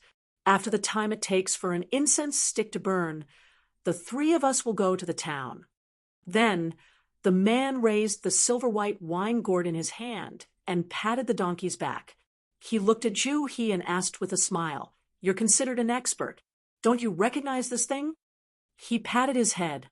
"I forgot that your Dragon Pearl Cave has just opened. It would be strange if you knew. Don't worry, we can talk slowly. We have plenty of time." The man pointed to the old willow tree across the stream. "Why don't we go over there and talk?" Chun Pingon and Zhu He looked at each other and thought that it was best to wait and see. The man led the white donkey and followed Chun Pingon and Zhu He to the old willow tree. He loosened the reins and let the donkey eat the grass at will. He walked up the willow tree and walked along the trunk until he reached the bank of the stream. Finally, he sat down and put on the bamboo hat again. He lifted the silver wine gourd and was about to drink when he suddenly turned his head and handed over the wine gourd. He asked with a smile, "Who wants a mouthful? It's better to enjoy it together than to enjoy it alone. Immortal Kuei gangs, wine costs 2 taels of silver. It's the favorite of all the rich men in the Great Sui Kingdom. On my way up north, I drank and tasted more than 100 kinds of wine. This immortal's wine is the most authentic." Chun Pingan shook his head. "I don't drink wine." Zhu, he also shook his head. "I haven't mastered martial arts yet. I don't dare to drink wine." The man also shook his head and looked at them with a regretful face. "So, neither of you is a sentimental person. I met a young hero not long ago. He was really romantic and elegant." The man suddenly noticed that Qin Pingan and Zhu He's expressions were strange. He was a little confused, but he didn't want to lose his master's demeanor. He had to take a sip of wine to hide his confusion. Chun Pingan coughed softly. The man asked, "What's the matter?" Chun Pingan stretched out his finger and pointed at the outermost part of the old willow tree with a crooked neck. The man frowned and turned his head, only to see 2 legs blocking his line of sight. The man's face instantly stiffened. He suddenly raised his head and saw a middle-aged man with an expressionless face. The man was at least 150 or 60 kilograms. He was actually standing lightly on the branch of the willow tree. This person's sudden appearance and disappearance scared the man in the bamboo hat so much that he lost his balance and fell into the stream. He was in an extremely sorry state. The man was the military saint, Wan Cheng. As old Yang said, he had no interest in the happenings within 1,000 miles of the mountains and rivers. Unless it was someone like Cui Dong who broke the rules and provoked him, Wan Cheng, who was focused on sword forging, would only act. Wan Cheng didn't think that anyone would dare attack Qin Pingan within a 50-kilometer radius. That would be a slap to his face. However, the dignity of a military sword cultivator on the 11th floor was much more important than the dignity of a dynasty. Therefore, Wan Cheng didn't even bother to pay attention to the situation here. How could a young man wearing straw sandals and an innocent girl be worthy of his attention? However, Wan Cheng's attention was drawn to an item. Someone shook the item. Wan Cheng immediately sensed the majestic sword Qi contained within the item. It was pure and vast. It felt extremely familiar, with a sense of intimacy and sorrow. Wan Cheng had cultivated in the sect for many years. Although he had never seen it with his own eyes, he had heard of it long ago. As a result, he immediately rushed over from the blacksmith shop. Seeing that person's attitude, which was even worse than an ordinary teacher, Wan Cheng did not mock him. Instead, he became a little more serious. He asked, "Are you the Wei and Jean of the immortal platform?" The man who had fallen into the stream struggled for a while before standing up with great difficulty. He picked up the wine jug from the stream and took off the bamboo hat on his head.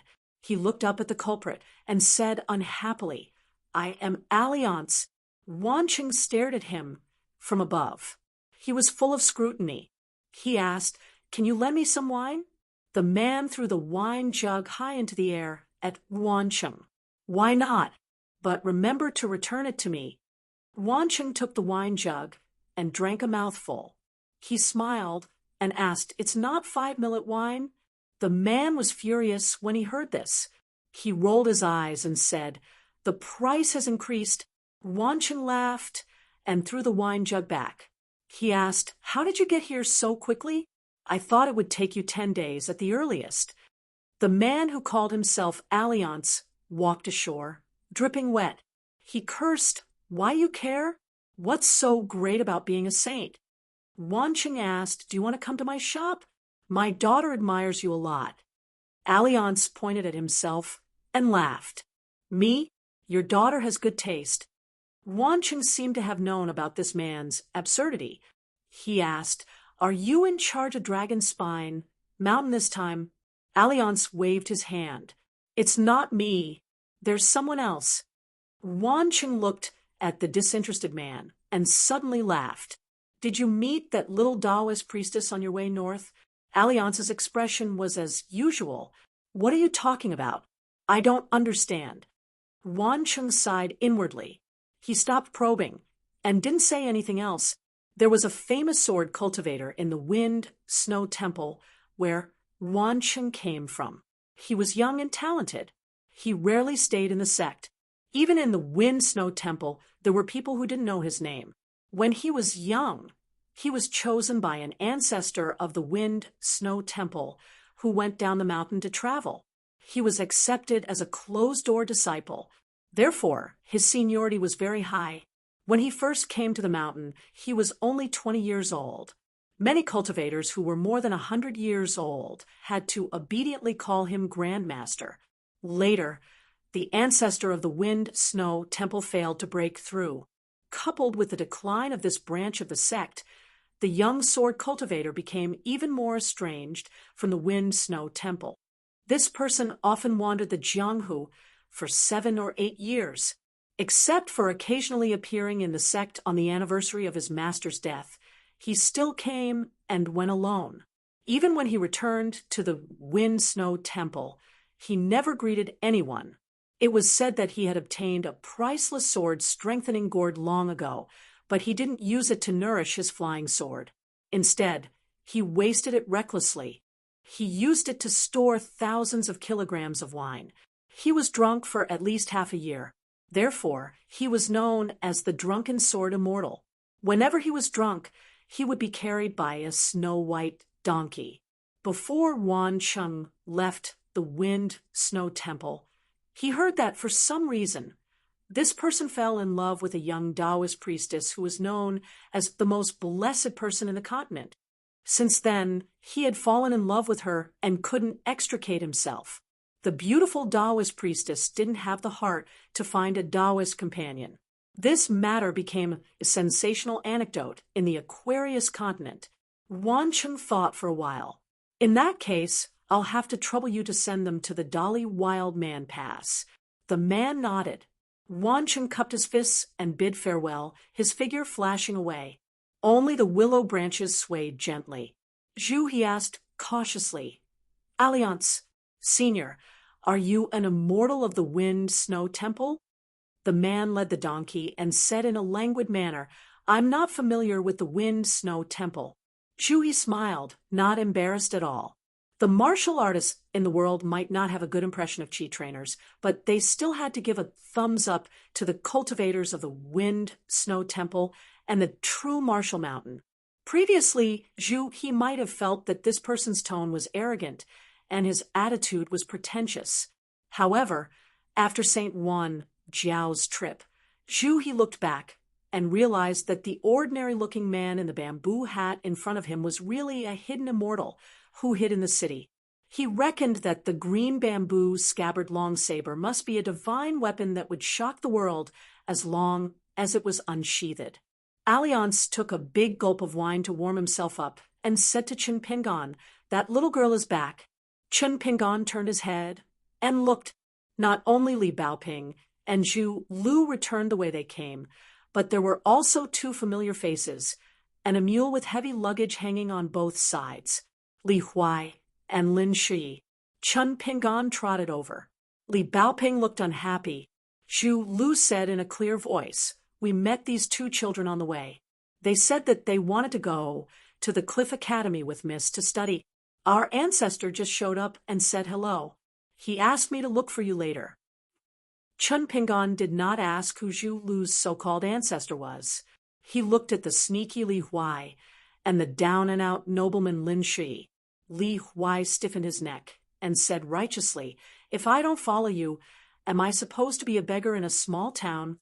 Lin Shi's expression was still cold as he said, "Wealth comes from danger." Li Baoping snorted, "You can set off from the East Gate and go to the academy yourselves. Why should little martial uncle and I bring you 2 burdens along?" Li Huai said angrily, "Li Baoping, we are friends who have gone through thick and thin together."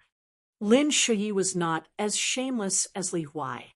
He said frankly, "Li Huai, and I can't even walk to the border of Dali, let alone the Cliff Academy. Chun Pingan nodded and pressed his hand on Li Baoping's head to stop her from talking. He then asked, "Then Shi Chuanjia and Dong Shuijing, are you sure they won't come?"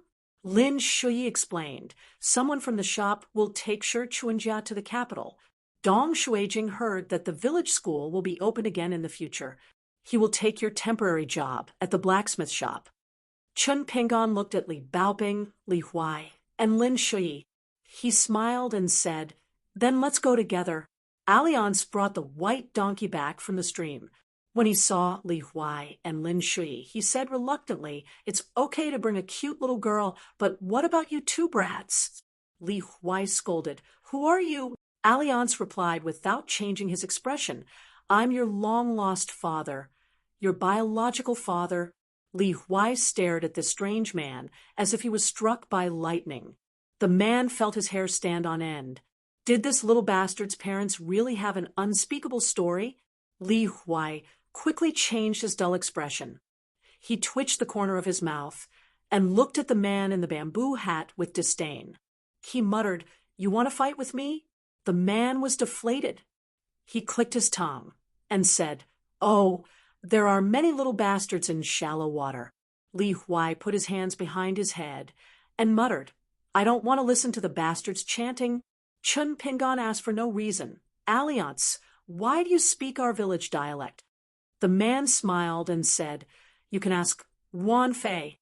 Chun Pingan looked at him and suddenly smiled. "Forget it." The man pointed at Chun Pingan and lectured, "It's not good to be so thoughtful at such a young age." Alliance, who claimed to be a swordsman but carried a saber, and his white donkey.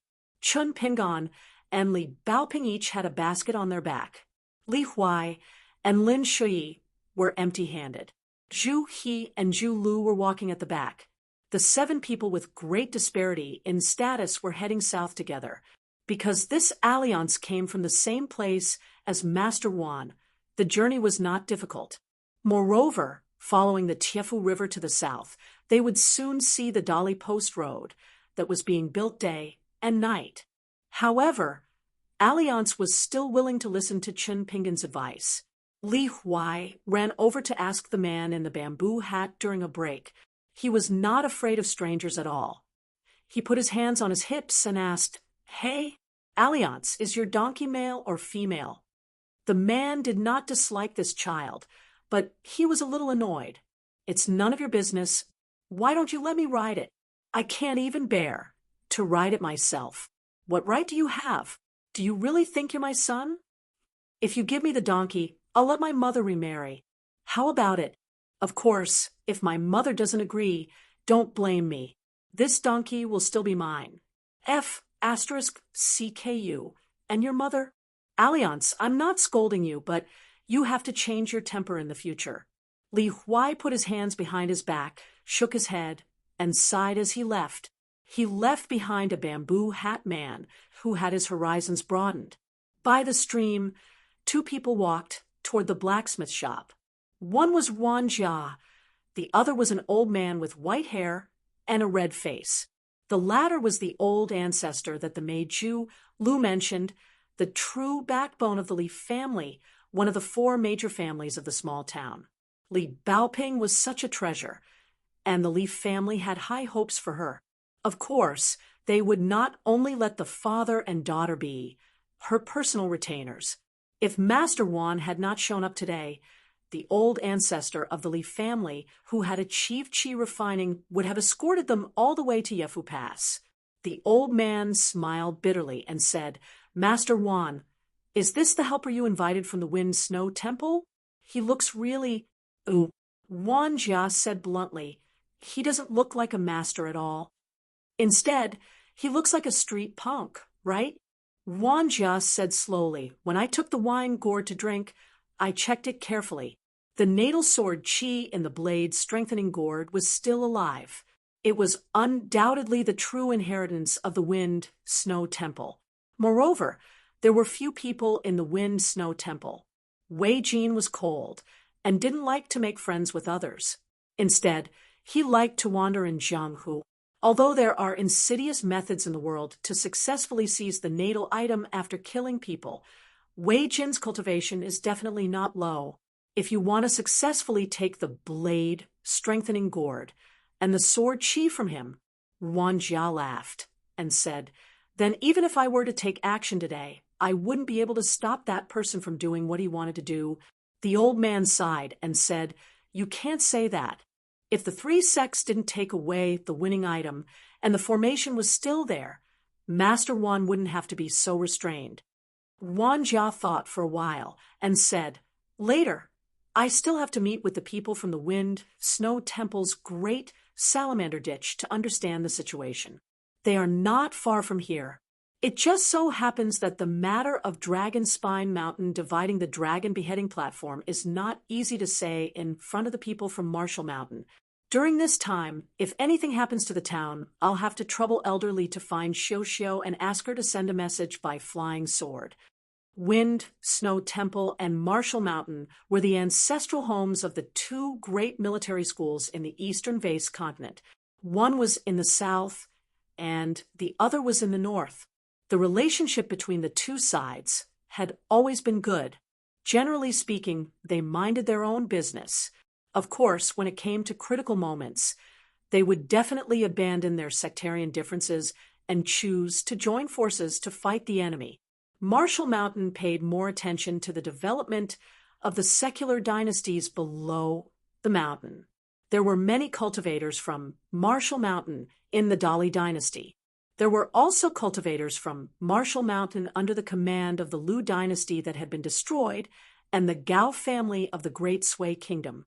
Most of them were the personal retainers of the generals on the battlefield or the middle-level generals who held real power. Wind Snow Temple tended to be independent and traveled between the ruins of the ancient battlefields. They were somewhat similar to the rangers in the Jianghu. They were extremely skilled in martial arts and did everything according to their hearts. When they were happy, they would slay demons and uphold justice. When they were unhappy, they would find someone to compare their skills with. Most of them would barge into the mountain gate without an invitation. Whether the master agreed or not, they would have to fight with them first. However, the eccentric guys of Wind Snow Temple didn't fight for fame, let alone kill people. Therefore, even if they were beaten badly by the cultivators of Wind Snow Temple, they didn't have to worry about their dirty linen being exposed.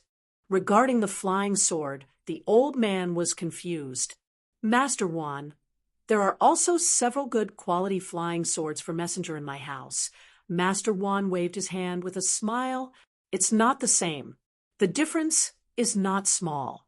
The old man immediately understood and said with shame, talking about flying swords in front of Master Wan, I'm making a fool of myself. Wan Tong suddenly sighed softly. The tree wants to be quiet, but the wind won't stop. A petite but plump woman in a palace dress was walking in the mud bottle lane. 3 people followed her from a distance. One of them was a middle-aged man with a burly figure and a resolute expression. The other was an old man with a white face and no beard. He seemed to have poor eyesight because he always squinted his eyes. A young woman was holding a long sword. The string of golden sword tassels just happened to curl up on her plump chest. The woman finally stopped at the gate of Song Jison's courtyard and said with a smile, only Chui Dong would steal the Spring Festival couplets.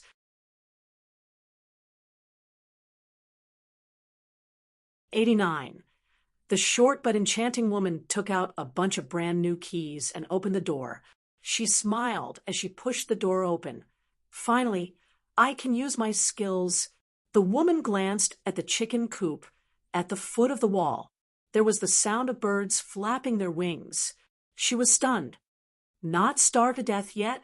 You still have to thank me for helping you find such a good neighbor. The neighborhood is harmonious and the world is in the same spring. She quickly figured out the reason and turned to look next door. She realized that she couldn't see the scene there because she wasn't tall enough. She had to walk to the yellow mud wall and tiptoe. She found that there was only an empty yard next door. Feeling bored, She quickly withdrew her gaze and walked to the door of the main house. She took out the key and opened the door. After crossing the threshold, she wiped the table with her finger. It was spotless. The woman was a little unhappy, as if an outsider had taken the initiative to put rouge on her daughter's face. Although it looked good, as a father and mother, of course, were unhappy. Of the 3 retainers who followed the woman to Mud Bottle Alley, the burly man stayed outside the yard and closed his eyes to rest. The white-faced old man with squinting eyes walked into the yard. Only the woman with the sword followed the woman into the main house. The woman walked into Song Jisun's residence alone. She looked around and found a bed and a desk. There were also some expensive toys left on the desk. The owner probably didn't want to take them with him and simply abandoned them. The woman walked to the side of the desk and discovered that there were 3 books stacked in the middle of the desk. Casually flipping through them, there was nothing out of the ordinary. They were just the introductory books for ordinary students. They were the introductory books used by the rich and poor of the Great Li Dynasty. The woman discovered that although the 3 books were old, they did not have the slightest bit of dirt or stain. An image of a certain person immediately surfaced in her mind. The woman shook her head and casually asked, "Yang Hua, how much is the market price of this book in the capital of the Great Li Dynasty?" With her back to the door, the sword-wielding woman's voice was naturally cold. She respectfully replied, "In reply to Yang, the maximum is 60 copper coins, and the minimum is 40 copper coins." The woman made an "oh" sound and clicked her tongue. It seems that the greater the Confucian sage's reasoning, the less valuable it is. The woman placed the 3 classics back in their original positions and gently patted the one on top. She revealed a trace of sarcasm and sneered.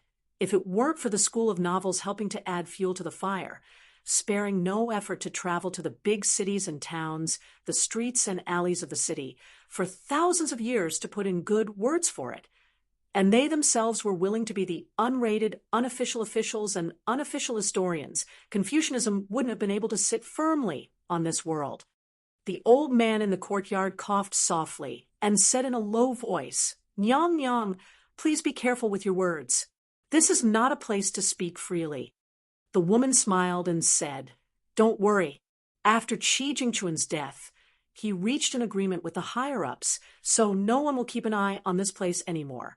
Do you think that without Qi Jingchun, the Pearl Cave Paradise, a place that hasn't made any major mistakes for thousands of years, will be valued by those big shots?" The old man was still insistent. "Your Highness, it's best to be careful." The woman smiled sweetly and said softly, All right, I won't complain about these things. Su Hunran, you really have to learn from Liang Song. He knows how to observe people's expressions better than you. So, in my opinion, the Dali court said that although Liang Song is your disciple, he has surpassed you. They didn't wrong you at all. As for my uncle's words, saying that the disciple doesn't have to be inferior to the master, you don't have to worry about it. He's just that kind of person. After hearing a few words of scholars, he likes to mess up the bookcase. The old man named Su Hunran didn't know whether to laugh or cry. He could only sigh, thinking that no one comforted people like Nyang.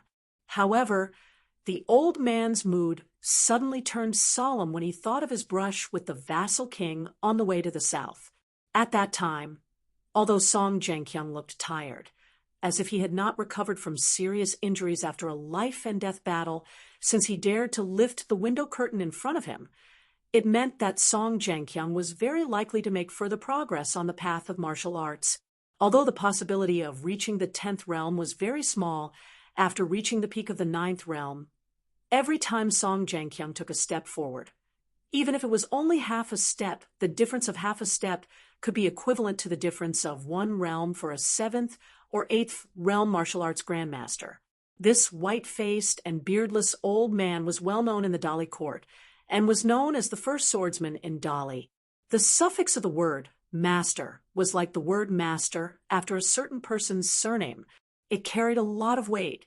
Liang Song, the genius swordsman who died at the hands of Song Jianqiang, was Su Hunren's proudest disciple. The old man regarded Liang Song as his own son, so the enmity was not small. Su Hunran liked to keep a sword in his sleeve. The name of the sword was White Sparrow. It was only an inch long but had great killing power. It was rumored that it could fly back and forth for more than 100 miles in an instant. The sword was kept in the sleeve, and the person was not dead yet. His methods were sharp and unpredictable. The woman sat on the bed and patted the bed. It's not the life of a rich family, but it's quite comfortable. The young woman holding the long sword said softly, "My lady, you have given a lot of thought to His Highness. Suffering is the result of your will." The woman stood up and smiled. "You're being hypocritical. The child who really suffered is the orphan next door. My Mu-er is not considered to have suffered." She walked to the wall and thought for a while. She murmured, "The Liu family of Fulu Street gave us a few pages of ancient books. The spells and supernatural powers recorded in them have a long history and can no longer be verified. It's very different from the major talisman sects of Taoism today. I remember that one of the pages recorded an interesting spell. What's the incantation? Oh, I remember now. Let's try it." The woman's back was facing the young woman at the door. She smiled and said, "Go directly to the courtyard next door and wait for me to open the door. Heaven and earth are connected. The mountain walls are connected, soft as apricot flowers, thin as paper. I point my sword and open the door quickly, by the order of the marquises of the 3 mountains and 9 mountains." The woman did not have the most important talisman in her hand. She only chanted the incantation and pointed her finger forward. Then she strolled through the wall and left a ripple behind her. The woman walked to a dilapidated house with 4 bare walls. She lamented, "Some people have a good life. They can enjoy whatever they want. Some people don't have a good life and are born to suffer. If you reincarnate into the wrong body, who can you reason with? Even if you find the right person, do you dare to speak? Little fellow, when you find out the truth in the future, before you seek revenge from me, you have to at least deal with Yunxia Mountain, Jinyang Mountain, and Book Slip Lake. By the time you find me, it'll be years. And that's if you walk out of Dali alive." She turned to look at the wall. "Who is the marquises of the 3 mountains and 9 mountains? There's no such person in our eastern vase continent. Is he an ancient deity who lost his incense and golden body? If so, why is this little spell still effective?" Ooh, for the time being, she couldn't figure out the answer. She wanted to go back to the capital of Li Dynasty to check it out, or ask Cui Shi. In any case, she was close to him, so it would be a waste not to ask. She went to open the door, but after pulling out the bolt, she could not open it. Then she remembered that the door must be locked. She had to use a little force to break the bronze lock. After opening the door, she saw that the courtyard door was wide open. She looked at the maid holding the sword, and the sword master, Su Hunran, and asked, "You broken just like that? Are you still reasonable? Find someone to fix it later. Don't forget." She walked to the courtyard door and added, "Change the lock on the door to the house to be exactly the same." The old sword master and the woman holding the sword were obviously used to this. The burly man standing in the clay bottle alley frowned. After the woman walked out of the courtyard, she suddenly stopped. "Yang Hua, follow my Mu-er steps when he was 7 years old and walk 63 steps to the right." The woman holding the sword took the order and walked forward. After 63 steps, she stopped. The woman behind her turned sideways and faced the high wall. "It should be here." The woman looked at the mud wall that did not look strange at all and said hatefully, "Song Yuzhong deserves to die." She quickly regained her usual graceful and calm expression and asked with a smile, "You've heard me talk about this secret before. What do you think is the crux of the problem? What do you think I can do for Mu-er?" The young woman shook her head. "I don't know, and I don't dare to guess." The woman sighed. and was a little sad. There are two knots in my Moober's heart. The first is, of course, in the heavy rain. He was chased all the way from outside the alley to here by a poor peasant. He was strangled and pressed against the wall, unable to move. With his temper, he must be angry. At that time, Moore was still young. Other than losing face, Moore must have been frightened by his peers, who were full of murderous intent. The woman's eyes suddenly became fierce. She stretched out her hand and gently pressed it against the rough and uneven mud wall. The second knot is very interesting. It's so interesting that after the incident, my Moore probably felt guilty for the first time in his life. Therefore, after he met with Fu Nanhua from Old Dragon City, he couldn't make up his mind to change the person he wanted to kill from Lu Xianyang to that young man. Ooh, the young woman was finally curious. However, serving this woman was tantamount to accompanying a ruler like accompanying a tiger. Naturally, she was not stupid enough to ask. The woman withdrew her hand and wiped it on the sleeve of the young woman who was holding the sword. She began to turn and walk towards the entrance of the alley. Suddenly, she revealed a delicate and naive expression. Although she was already a married woman and a mother, she still had a different charm. She said angrily, "Moore just said that Qin Pingan was born on the 5th of May. After he cursed your parents to death because he lived in the ancestral house, he caused your parents to be unable to reincarnate. Therefore, it's best that you don't live at home and move out quickly." The woman became angrier as she spoke. "What's the big deal about a few words? You, Chen Pingan, believed that because of your stupidity, you broke the broken oath of not going to the dragon kiln to cook porcelain. How can you blame it on my Moore? Moreover, how much is the oath of a little bastard like you worth? How precious is my Moore? A white jade with a slight flaw. This is the saying of the secular world. If a cultivator believes this, he's simply courting death. Even the chi cultivators of the upper 5 realms who can live as long as the country, who doesn't pursue the true, immortal golden body and the pure body. You're just a common young man. How can you compensate for it? Can you even afford it?" The woman gritted her teeth and said, "Little bastard, what a sin." The sword-wielding woman, whose golden sword tassel was gently lying on her chest, had a calm expression. Swordmaster Su Hunran turned a deaf ear to this and did not care at all. Only the tall and sturdy man at the back of the group frowned again. When the woman was about to walk out of Mud Bottle Alley, she suddenly turned around. Almost at the same time, the young woman and the elderly swordmaster moved to the left and right respectively to make way for the woman. The woman's face was full of smiles at this time. She was charming and innocent, with a kind of contradictory temptation. She asked softly, "Why, Wang Yifu, do you feel that something is wrong?" The man said in a deep voice, "Although I don't know more inside stories, I do feel that something is wrong." The woman was not surprised at all. Instead, she laughed and said, "Wang Yifu, you're indeed the #1 fierce general of the Lu dynasty." The elderly sword master, who was used to squinting to look at people and things, almost could not see his eyes. His sword aura filled the narrow alley. Debris from the mud wall kept falling to the ground.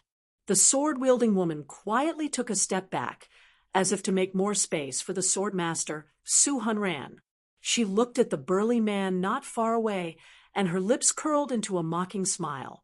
"A stray dog with a broken spine dares to bark?" This man named Wang Yifu was once one of the generals of the Lu dynasty.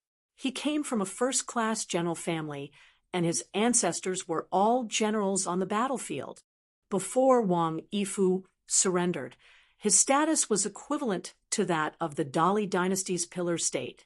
Dali's military god, Song Zhengqiang, wanted to have a good fight with Wang Yifu a long time ago. This person's ability to lead troops in war was not outstanding, but his personal strength was extremely high. Although he was a chi refinement warrior, he had the strong physique of a level 8 martial artist. He was proficient in saber techniques and could control the powerful Een spirit of the famous Jadestone to fight alongside him. He could be said to be one of the few true experts of the Liu dynasty. The woman stretched out her small and delicate palm and waved it. Su Hunran, don't be nervous. General Wang is a reasonable person. It's just that he's a little too righteous. Now that we're in the same camp, don't fight over a disagreement. I don't like it very much. Su Hunran silently put away the mighty sword Qi in one of his sleeves. But the woman said in the next moment, I will only send the people whom Wang Yifu will protect at the cost of his life and dignity to the palace or the musical house instead of the place we agreed on before. Wang Yifu, who was looking at her, clenched his fists. Blue veins stood out and his eyes were bloodshot. The woman said calmly, I just said that it's enough to save your life. So don't take my bodhisattva's heart as a matter of course, Wang Yifu. Wang Yifu suddenly laughed and said, You're right, Your Majesty. I'm wrong. The woman smiled and said, It's good that you know you're wrong. Then, when you get out of this mud bottle alley, you don't have to follow us. Go and take the head of the previous supervisor and put it in a wooden box. I may need it in the future. Wang Yifu was stunned and said, Song Yuzhang is the official who the emperor asked to come here. Your Majesty, you said before that this person has backers in the Ministry of Rights and Qinianjian. Why do you want to kill him? The woman smiled and asked, Do I need a reason to kill? Then why should I be a majesty? Wang Yifu sighed, bowed his head, and said, Yes, Your Majesty. After the four of them walked out of the mud bottle alley, Wang Yifu parted ways with the other three. When the burly man who surrendered to Dali and was loyal to the Majesty completely disappeared, Su Hunran couldn't help but sneer, What a tough and unyielding Wang Yifu. Ha ha, now even his bones and backbone are gone. The woman didn't walk to the crowded street, but chose a secluded alley.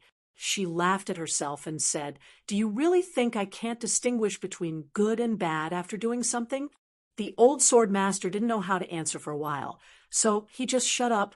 The woman looked up at the blue sky and sighed with emotion. Only when I'm in the situation can I find that Qi Jingchun is really a scholar. It's our Dali that let him down. It's a pity that such a wonderful man can't be used by our Dali. No wonder His Majesty is depressed and often sighs these days. It's a pity that no matter how powerful Qi Jingchun is, he's still dead. The woman sighed along the way, but it was all from the bottom of her heart. The woman was silent for a long time and didn't speak. Su Hunran remembered something. He waved his sleeve and sword energy spread around. Then he asked in a low voice, Majesty, it's just killing a young man in a shabby alley who suddenly became rich. Are we making a mountain out of a molehill? The woman seemed to be too lazy to answer this kind of question. She said casually, Yang Hua, you tell him. The woman holding the sword said coldly, When a lion hunts a rabbit, it kills with one blow. The old sword master was speechless. The woman twitched the corner of her mouth. Although my uncle is a warrior, there's a very good saying. When dealing with any enemy, don't give him your head. Unlike his colleagues from the Ministry of Rights who lived in Peach Leaf Alley, Song Yuzhang lived alone in Dragon Rider Alley. It was a house whose owner had just moved out. Song Yuzhang opened the door and sat at the table. There was a wine pot, a plate of salted peanuts, and a big bowl of white wine next to it. This former supervisor had been in this town for 15 years. He was familiar with the taste of everything he ate and drank. When he saw a burly man appear out of thin air in the courtyard, Sir Song, who had just picked up the bowl of wine, smiled. You're finally here. He raised the white bowl high and asked, Can you wait for me to finish this bowl of wine? The uninvited guest hesitated for a moment, then nodded. Song Yuzhang seemed to be afraid that the guest would wait too long. He drank half the bowl of wine in one gulp. His face was red as he asked, Can you help me pass a message to that young man called Song Jisen? He should be called Song Mu in the future. The middle-aged man's eyes had a hint of pleading. Can you tell him that the guy called Song Yuzhang has always wanted to ask him for a spring festival couplet? The burly man shook his head decisively this time. No. Song Yuzhang took a deep breath and slowly closed his eyes. His face was full of relief. He said softly, "When I was young, I liked to read travel books. I saw the old dragon city at the southernmost tip of the eastern bottle continent. It was a magnificent sight. Then let's treat this bowl of Dali wine as the tide of the South Sea." Wang Yifu strode forward and twisted the neck of the Dali Ministry of Rights official with one hand. After killing the man, Wang Yifu felt no joy in his heart. He gently let the man lie on the table, as if he was drunk. As a man of a fallen country and a general of a defeated army, Wang Yifu poured himself a bowl of wine and drank silently. Finally, he said to the dead man on the other side of the table, "It turns out that scholars also have big heads."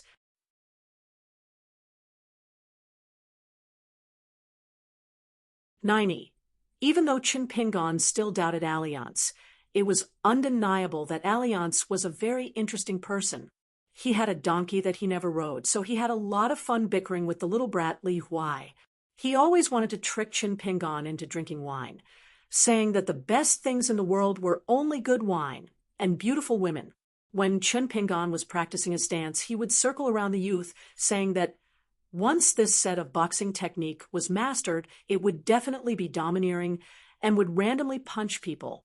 It was a pity that in Jianghu it was important to not hit people's faces, so it would hurt harmony and ruin character. It was best to be like him, who convinced people with virtue and defeated the enemy with appearance. He would even boast to Zhu He about his unparalleled swordsmanship, saying that once he held a sword, it would be amazing. Even he was afraid, let alone his opponent. Zhu He nodded with a smile, but the young girl, Zhu Lu, did not believe it. She insisted that Alliance use the bamboo blade to demonstrate. She did not need him to display his overwhelming swordsmanship. If he could cut down a bull-sized tree, she would lose. Alliance said that it was not appropriate to display his swordsmanship today. Although he had already reached the Earth Immortal Realm, where he could use anything as a sword, he had to depend on his mood. Would an expert be an expert if he did not have some quirks? Therefore, he would only be interested on days with strong winds and heavy rains. For example, in the torrential rain, he could be so fast that not a drop of water touched his body. Zhu Lu spat on the ground and ran away. Alliance was not angry. He just smiled and said to Zhu He, "Little Zhu, your daughter's temper is not very good. Of course, if she really can't get married in the future, don't worry. Alliance can let you take advantage of me and call me father-in-law." After that, Zhu He no longer went to Alliance to ask about his well-being. Alliance, who could only drink alone, was a little disappointed. Unfortunately, a few days later, when they were close to the Tiefu River, it started to drizzle. Although it was not heavy, it was still raining. Zhu Lu immediately stopped Alliance, who was rushing with his donkey. The latter looked confused and asked the girl, "Miss, what are you doing?" Oh, you're talking about me practicing swordsmanship when it rains?" "Ha ha, I remember. Little girl, don't look at me like I'm a liar, okay? You're too young and don't know that there are many rules of an unworldly expert. Do you know that if the rain is too light, even if I only use a weed as a sword, I would feel sorry for that weed. Oh, no, I would feel sorry for my superior swordsmanship. So when the rain gets heavier, I'll make a move, and I guarantee that I'll cut that Iron Talisman River in half. At that time, even if you cry and beg me to take you as my disciple, I may not necessarily agree." Zhu He dragged his daughter away without another word. The drizzle did not delay the journey. Alliance reached out to support his bamboo hat, shook his head, and sighed. He walked at the front with his white donkey, and at that moment his back view looked a little lonely. What was even more unfortunate was that 2 days later, as if the heavens had opened their eyes, it started to rain heavily. In the end, Alliance shouted angrily, "What are you looking at? Is there something on my face? Why aren't you taking shelter from the rain? What if my Bao Ping gets hurt? Why can't you look at me when I use my sword? Don't you have any compassion? Can't you see that our Bao Ping is about to freeze to death? In the end, when everyone squatted under a towering tree to take shelter from the rain, all of them stared at Alliance. Li Huai put on a fake smile and imitated his mother's tone, saying earnestly, Alliance, it's lucky that it's only raining and not thundering today. Otherwise, you would be the first to be struck by lightning. Zhu Lu just sneered again and again. Even Lin Shui, who had a cold temperament, could not help but roll his eyes. Zhu he was now completely unwilling to pay attention to this T-big shot of the Wind Snow Temple. Along the way, after many subtle tests, Zhu he felt that this strange Alliance, even if he was indeed a cultivator of the military ancestral court, was definitely not a master of the earth immortal realm who used a sword. If it was true, let alone letting Alliance call him father-in-law, even if it was not a problem for him to call him father-in-law. Along the way, Li Baoping was much less talkative than when she had just left the blacksmith shop. She just followed her youngest uncle Chen Pingon silently. She was also unwilling to let Zhu He and Zhu Lu help her carry her basket. Chun Pingon was practicing the sword furnace boxing stance, and the others had long been used to it. Alliance was a little uncomfortable under the stares of Li Huai and the others. He turned around and faced them with his butt. He took off the silver wine gourd at his waist and drank wine one mouthful after another. As the heavy rain gradually stopped, Alliance suddenly stood up and said that he would go out to find a suitable branch to show them his superior swordsmanship. However, when everyone looked at each other, Alliance said that if he could not find it, then there was no other way. It was not easy for a sword immortal to find a suitable branch, just like a mortal to find a wife. Everyone looked at Alliance, whose bamboo hat was a little crooked, and no one was willing to speak. Alliance went up the hillside alone. The rainy ground was slippery, and he almost stumbled and fell. He hurriedly put on a few boxing stances, as if he was warming up his hands for the sword. However, just as Alliance's figure disappeared from sight, the rain suddenly became heavier. There was no warning, and it caught everyone off guard. Chun Pingon opened his eyes and saw the donkey not far from the tree. He thought for a moment and stood up. I'll go find Alliance. Zhu He also stood up. I'll go with you. It's easy to get into trouble in this weather. Chun Pingon shook his head. No need. When I burned charcoal and gathered herbs in the mountains, I encountered this kind of weather many times. Don't worry. Besides, I need Uncle Zhu to take care of this place, so I can rest assured. Zhu he thought for a moment and nodded. Chun Pingon, be careful. Chun Pingon rubbed Li Baoping's head and said softly, I'll be back soon. Not only did he have to personally oversee the construction of the government office on the east side of the town, but he also had to discuss the location of the Wunchong Pavilion Marshal Saint Temple. His parents' official, Wu Yuan, was so busy that he didn't even have time to rest. Of the 4 families and 10 clans, except for the 6 that had already moved out of the town, there were still 8 left. The matter of the Right Assistant Minister of the Ministry of Rights, Dong, who overshadowed Wu Yuan's limelight. Now, those local sly old foxes were all laughing at Wu Yuan on Falou Street and Peach Leaf Alley, but he still had to visit them one by one. He was so busy that his lips were chapped and his throat was almost smoking. As soon as he returned to the construction supervisor's office, he collapsed on the chair and pulled his collar. He stared blankly at the carved beams with a gloomy face. Beside him stood the secretary, who came from a wealthy family. Today, he accompanied Wu Yuan to visit the heads of the various families. He didn't get the cold shoulder, but he met with a lot of soft rebuffs. One said that whether the Wunchong Pavilion could be built on the old porcelain mountain, they had to ask the head of the Lu family. Another said that the immortal tomb was occupied the most by the Wei family, and only the head of the Wei family could sit down and talk about it. Then The Liu and Wei families said that such a big matter that involved the foundation of the ancestors must be discussed carefully with everyone together. Otherwise, they would be criticized by the neighbors. The secretary was also full of anger, but he was very familiar with the rules of the officialdom since he was young. He knew that it wasn't easy to be an official, and it was even more difficult to be a parent official. Therefore, he wasn't flustered and exasperated. He gently shook his head to a few colleagues who had heard the news and came over, indicating that they shouldn't add fuel to the fire for the time being and leave Wu Yuan alone. Wu Yuan suddenly smiled and said, "Don't worry, I'm fine. I'm just a little craving for the wine in the capital." Only then did the son of the aristocratic family sit down and say regretfully, "It's a pity that the Li family has already moved to the capital. Otherwise, we could have asked their head, Li Hong, to act as a go-between. Some things would be much easier if they could be discussed in private. Our family has a good relationship with the capital's Li family. If they speak, the small town's Li family will definitely give us face." Wu Yuan glared and reprimanded, "Are you stupid?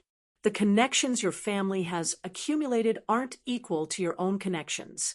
Every time you use them, your status in the family will drop by a lot. This kind of matter isn't as simple as when you asked someone for a plaque, so you shouldn't blindly get involved." The son of the aristocratic family laughed and said, "I'm just worried that Lord Wu will go down a dead end."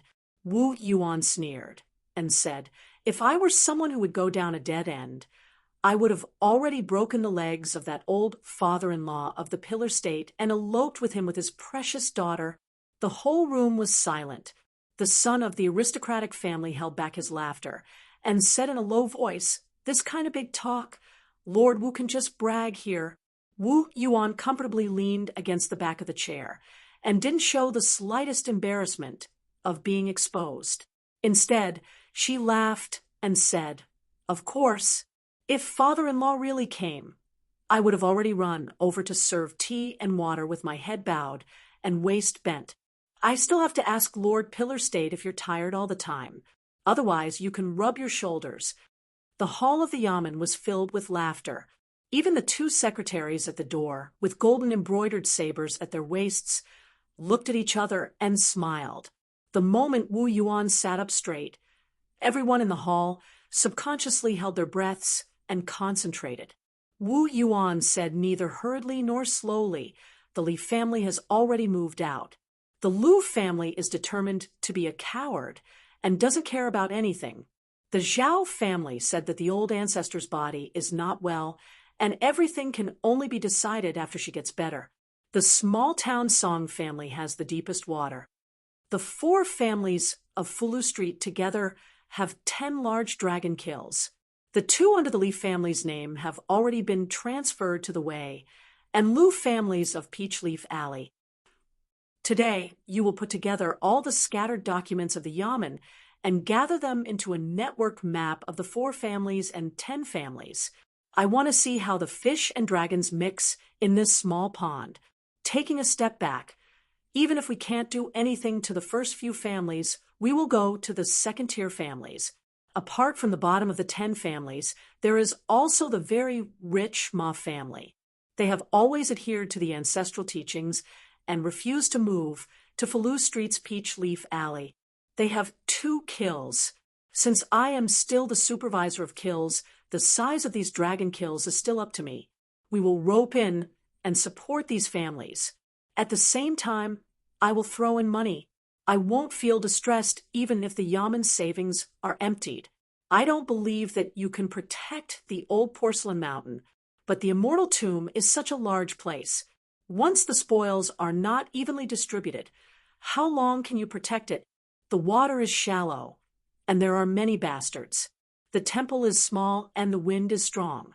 When the pond reaches the bottom and the temple collapses, I want to see how this group of old foxes will apologize to me." When the county magistrate finished speaking, he should have been in high spirits. Instead, he sighed and slumped back. "I can't live like this. When will it end? Sir, what happened to the promised drunken beauty's lap? In the Yamen, there are only old women and children. There is not a single young woman. What happened to the promised land of outstanding heroes and beautiful women? At this moment, the handsome young man with a mole between his eyebrows was stopped outside the door by two retainers. The young man smiled and said, "Official Wu, how about I write a letter to help you ask Yuan Zhuge in the capital? I can help you ask for two cute little maids." Wu Yuan immediately stood up with an embarrassed expression. She couldn't reveal her master's identity as the imperial tutor. She also didn't have the face and courage to scold her master in order to cover up the truth. Wu Yuan was full of doubts. She didn't know why her master wanted to visit the Yamen, and didn't seem to mind revealing his identity at all. Cui Dong couldn't be bothered to argue with those civil and military secretaries. He turned around and said, "Follow me." Wu Yuan gestured twice to everyone in the room, indicating that they should keep quiet. She quickly walked out of the door alone. When the two secretaries who had fought in the battlefield wanted to follow her, Wu Yuan waved her hand and refused. Walking on the quiet stone path, Cui Dong asked, "Have the Lu family's felons entered the mountain?" Wu Yuan shook her head and said, "There are still 600 felons left. They haven't reached the mountain pass of the northernmost Mount Junshan. This group of people has the most honorable status. Most of them are descendants of the meritorious families of the Lu family. They aren't old either, between 14 and 20 years old." Wu Yuan was puzzled. "Didn't you arrange this beforehand?" Cui Dong said unhappily, "Unexpected things happen. Your master is now like a dragon in shallow water, so I have to confirm it with you again. Don't worry about anything right now. Hurry to the mountain pass of Mount Junshan and find a young felon named Xia Yulu. Arrange for him to go to the capital." Wu Yuan asked carefully, "This time, it's Song Zhangqiang's trusted subordinates who are escorting them to Longquan County. If I just go up to them and ask for them, will those disrespectful military ruffians obediently let them go?" Cui Dong waved his hand and said impatiently, "I have a backup plan on my side. You just have to show your face." Wu Yuan said worriedly, "Master, what about your side?" Cui Dong snorted coldly, "You won't die." Wu Yuan didn't hesitate anymore. She immediately called the two military secretaries and rode out together. "Move your mouth first." And the student ran until his legs broke. After Wu Yuan left, Cui Dong walked alone on the small road of the Yamen with a gloomy expression. "One careless move, and the whole game. I haven't lost completely. It's a fact that the whole game has collapsed, but it's fine. As long as there's a sliver of a chance of winning, it's fine. I'll endure it and treat it as cultivating my mind and temperament. At worst, I'll just change the chessboard and come back again. Didn't I just suffer to death first? And then you? Qi Jingchun? Why do I feel like I'm a tortoise as I talk?" Cui Shi sighed. Her luck has always been good. Of all times, she just had to come at this moment. I can only try my best to take back a few chess pieces from this mess, so that she won't take them all away. I'm so pissed.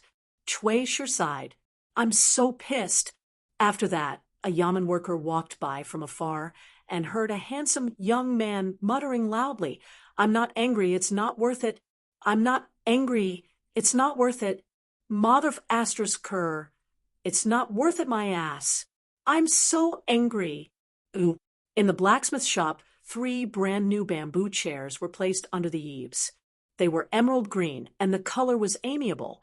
The girl in green had already stood up and left angrily, leaving only Master Wan with a normal expression and a beautiful woman with a smile that didn't change. In the distance by the stream stood a woman holding a sword, an old man in big sleeves, and a burly man. The woman sitting on the small bamboo chair withdrew her gaze from the ponytailed girl's back. She had just used a little trick to deliberately provoke the girl and make her leave. Only then did the woman get straight to the point and asked, "Master Wan and Mr. Qi have an agreement? Is that why there are martial artists from the Li family following Qin Pingan?" Wan Ting said bluntly, No. The woman asked again. So Master Wan agreed to protect Chin Pingan because of those 3 mountains? Wan Ting nodded. Yes, I promised him that there would be no major accidents before they leave Dali. The woman looked up at the gloomy sky that was about to rain heavily and said, Master Wan, I'll have someone by the 4 mountains around Shinshio Mountain and give them to you as a meeting gift from Dali. How about that? Wan Ting sneered. Do you still need to spend money to buy them? Those bags of gold and copper coins are just something that Emperor Dali uses with his left hand and enters with his right hand. Why do you need to do something unnecessary? The woman shook her head and smiled. Rules are rules.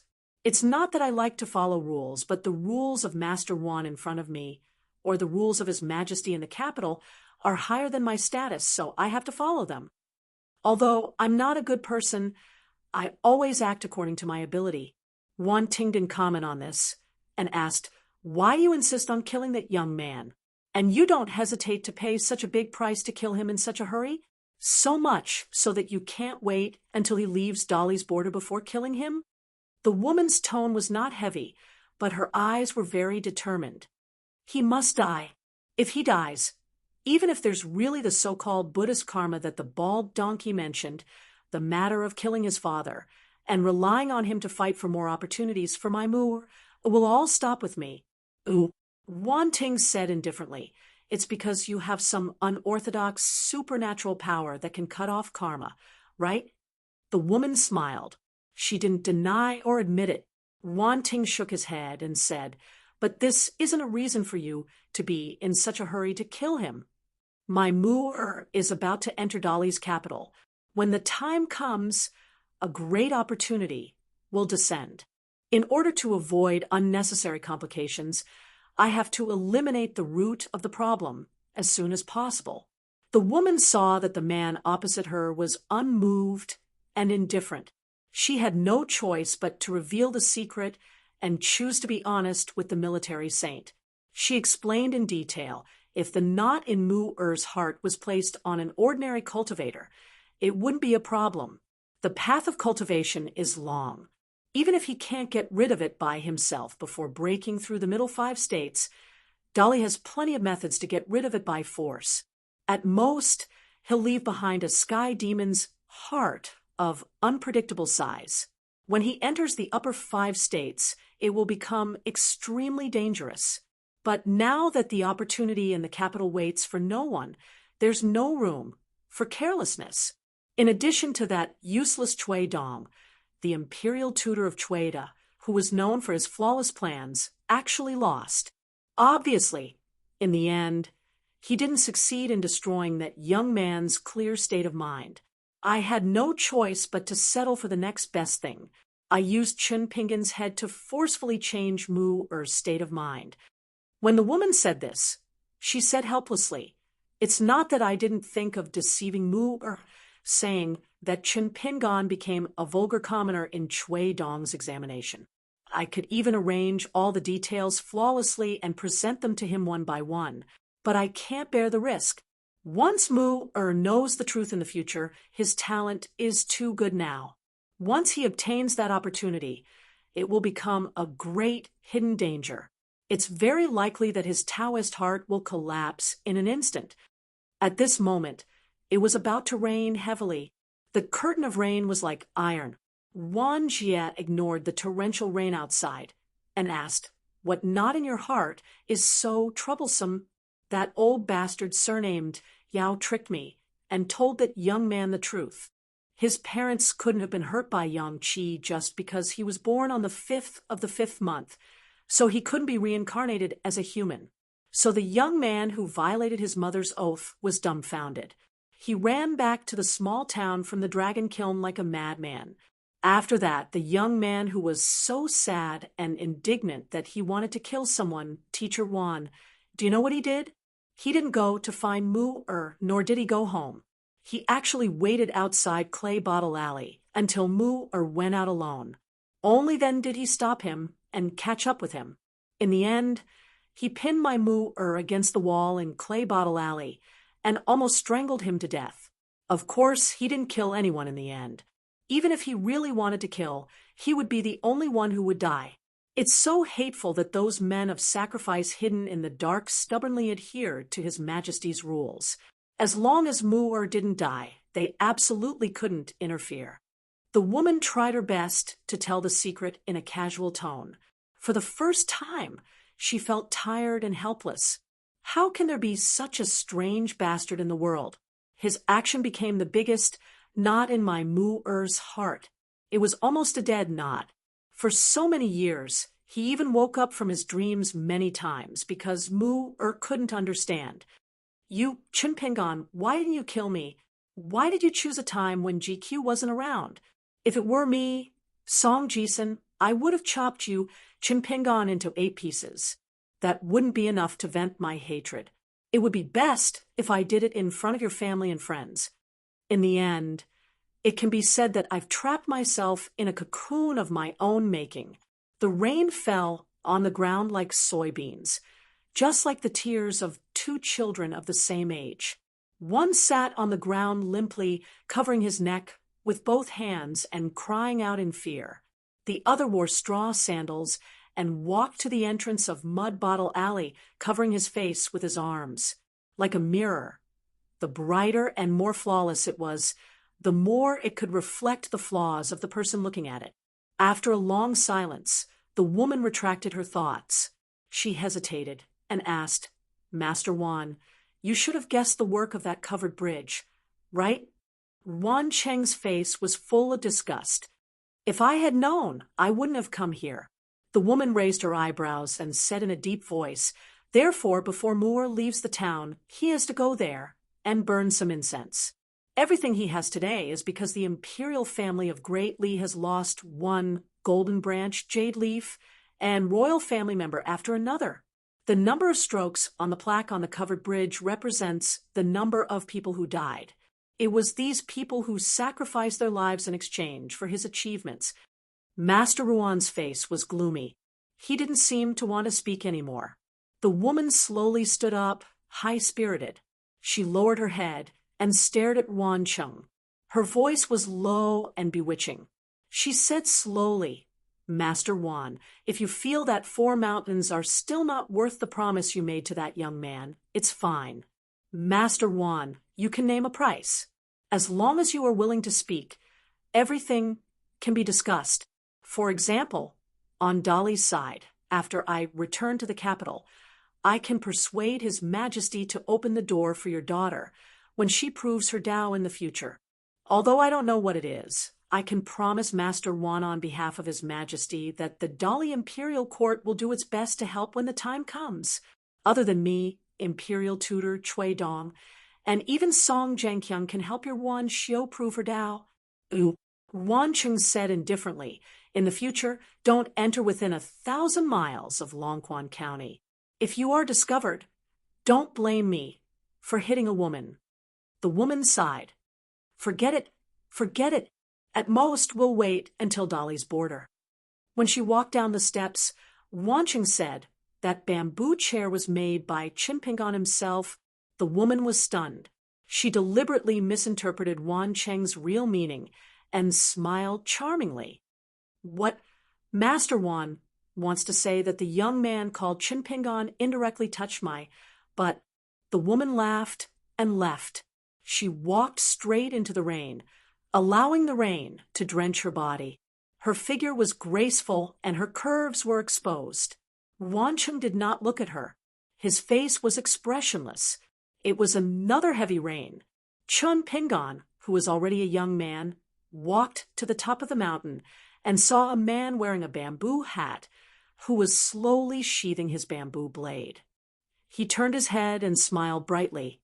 Before I came here, I met a young hero who was much more interesting than you. I often heard him recite a poem. It's really good. Why don't you listen to it too? A wild man's anger at injustice wears out the eternal blade in his chest. Alliance, who claimed to be a swordsman, slowly walked towards the young man and pointed at the top of his head, but I'm not a swordsman. I just feel that this poem is very suitable for this kind of weather. After killing someone, I'll take it out and recite it. The real reason I came here to find you is to collect the blade-strengthening gourd on the way. The second reason is the hairpin on your head. The latter is 100 times more important than the former. Behind the man who had already sheathed his bamboo blade, two serene corpses lay on the mountain slope. They were both warriors and cultivators of Dali's first-rate cultivation. Chun Pingan asked, "Who are you?" The man walked slowly, his palm pressed against the hilt of his blade. He stopped in front of Chun Pingan and raised his bamboo hat. He smiled and said, "My name is Alliance, kind as in Liang."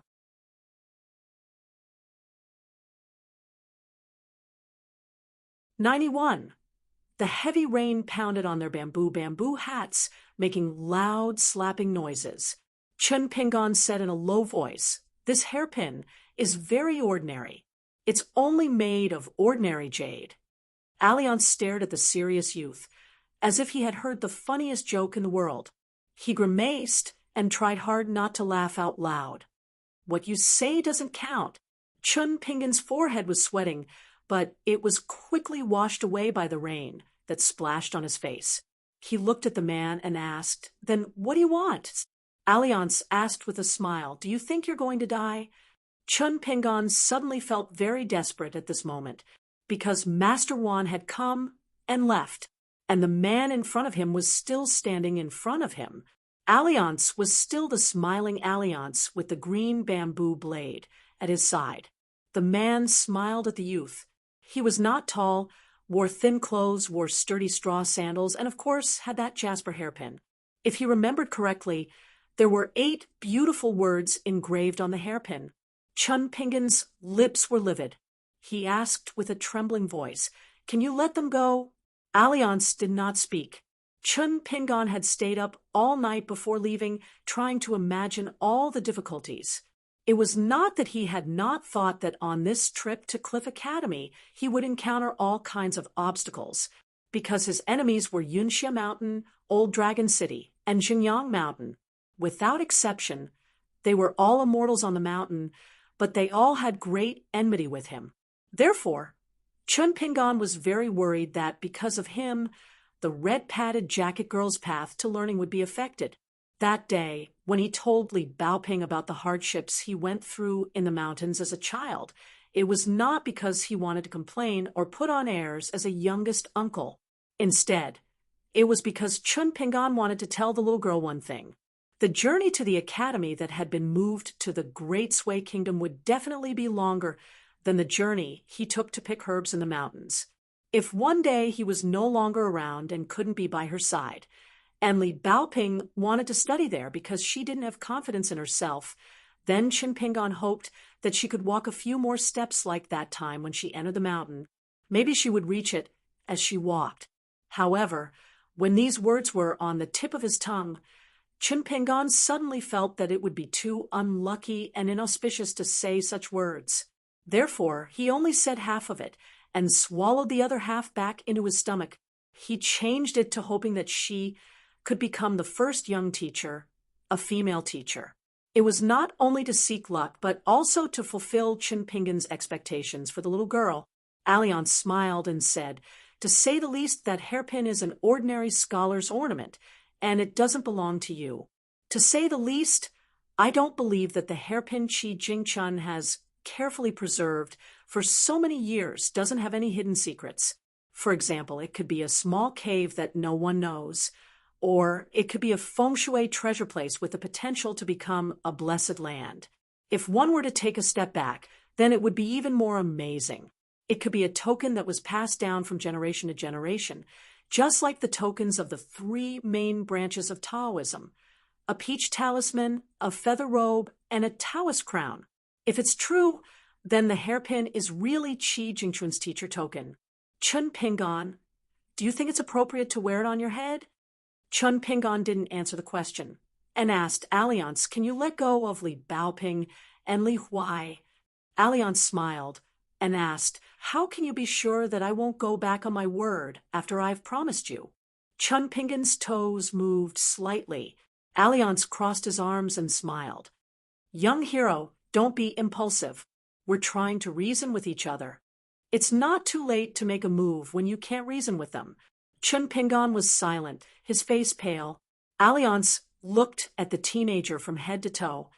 You do look a little like him. Alliance stopped joking and stretched out his hand. Give me the hairpin, and I won't kill them. Chun Pingan's fingers trembled. Alliance said slowly, this is Qi Jingchuan's teacher's relic, so it can be considered as Qi Jingchuan's relic. Chun Pingan raised his arm and reached for the top of his head. Alliance smiled and said, I won't kill you if you break the hairpin with your own hands. I don't lie. Chun Pingan suddenly stopped. He took a deep breath and took a step back, as if he was preparing to fight. Alliance asked, you think that I'll let go of Li Baoping and the others if you die anyway. So even if you die, you want to try and see if you can protect this hairpin with your own ability? Chun Pingan didn't say a word. He took 2 heavy steps and rushed in front of Alliance and punched. The next moment, Chun Pingan suddenly realized that Alliance was no longer in front of him. Chun Pingan stiffly turned around. Sure enough, the man in the bamboo hat was standing there, but there was an extra hairpin in his hand. Alliance sighed. He didn't seem to be interested in the hairpin at all. He stretched out his hand and handed it to the youth. Take it back. Chun Pingan cautiously took a few steps forward and took the jasper hairpin from him. In an instant, the youth felt his head sink. It turned out that the man in the bamboo hat gently pressed his hand on his head. The two stood side by side, but they were facing opposite directions. The man who had always been sloppy sighed and said, Chun Pingan, don't do stupid things in the future. There's no dead object in the world that's more important than a person's life. You must live. Even if you can't live well, you must live. There's no greater reason than this in the world. The man in the bamboo hat patted Chun Pingan's head. He looked up at the dark sky and said with a smile, you have to know that no matter how valuable or meaningful this hairpin is, since Qi Jingchun is willing to give it to you, he must believe in you. So, when you have to make a choice between life and death, you must choose to live and not die. To die heroically, to die passionately, to die leisurely, but to die is to die. The man in the bamboo hat withdrew his hand. Qi Jingchun is very disappointed in this world. That's his business. You Chun Pingan, are you? Don't learn from him. You haven't really seen the good and bad of this world. It's a matter for scholars to worry about 1,000 years before they reach 100. I, Alliance, am not a scholar. You, Chun Pingan, are not one for the time being. So, in the end, the man didn't say the original content after so. He just said softly, Chun Pingan, believe in my judgment. You can go far in the future, even further than Qi Jingchun. The youth asked softly, why? The man gently stroked the bamboo blade's hilt and said with a smile, because I'm Alliance. The two of them finally walked down the mountaintop in silence. Chun Pingan asked, the two people on the hillside? Alliance thought for a moment. Dead people? Chun Pingan hesitated. After some thought, he decided not to get to the bottom of the matter. He changed the topic and asked, why didn't you take the hairpin? The corner of Alliance's mouth twitched as he lamented. After I got the hairpin, I realized that the worst-case scenario was 10,000 steps back from what I imagined. It was even worse. It was tens of thousands of steps back. It's really just a crappy hairpin. Then what do I need it for? Ooh. The youth was speechless. Alliance shook his head and said, real scholars are poor. You will understand in the future. I should have thought of it long ago. According to that old man Dao Lin's temper and Qi Jingchun's personality, it's normal for them to pass down such an ordinary hairpin. Alliance suddenly turned his head with a smile. Do you know? You took something that I thought was already in my bag. Do you know how many unnecessary steps I took for it? Rain fell from the bamboo hat. The youth was confused. Alliance said angrily, I even carved a word somewhere. But in the end, when I came running here, it turned out to be such a miserable scene. So you should thank me for not killing you.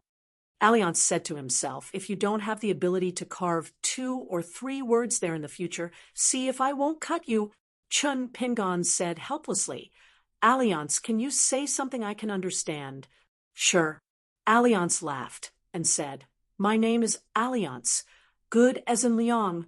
Chun Pingon finished his sentence for him. I'm a swordsman. At this moment, Alliance's mouth curled up. He slapped the youth on the shoulder and said, then it's settled. Chun Pingon was even more puzzled. Alliance had already changed the topic. Even if you accompany a friend for 1,000 miles, you still have to part. I'll send you to the border of Dali and leave. I believe that by then you kids will be able to travel to study freely, and there won't be any foul things for the time being. So after that, you'll have to pray for yourself, whether you can take them to the Great Sway Kingdom's Cliff Academy, and whether you can return to Long Quan County of Dali alive. All depends on your own ability. Chun Pingon suddenly said, thank you. From the first time they met until now, the youth began to completely trust this man, who called himself Alliance. Alliance shook his head and said, it's okay. I'm just making up for what I owe. It has nothing to do with you. Many years ago, there was once a young scholar surnamed Qi. After he was tired of studying, he said that he wanted to travel Jianghu with him.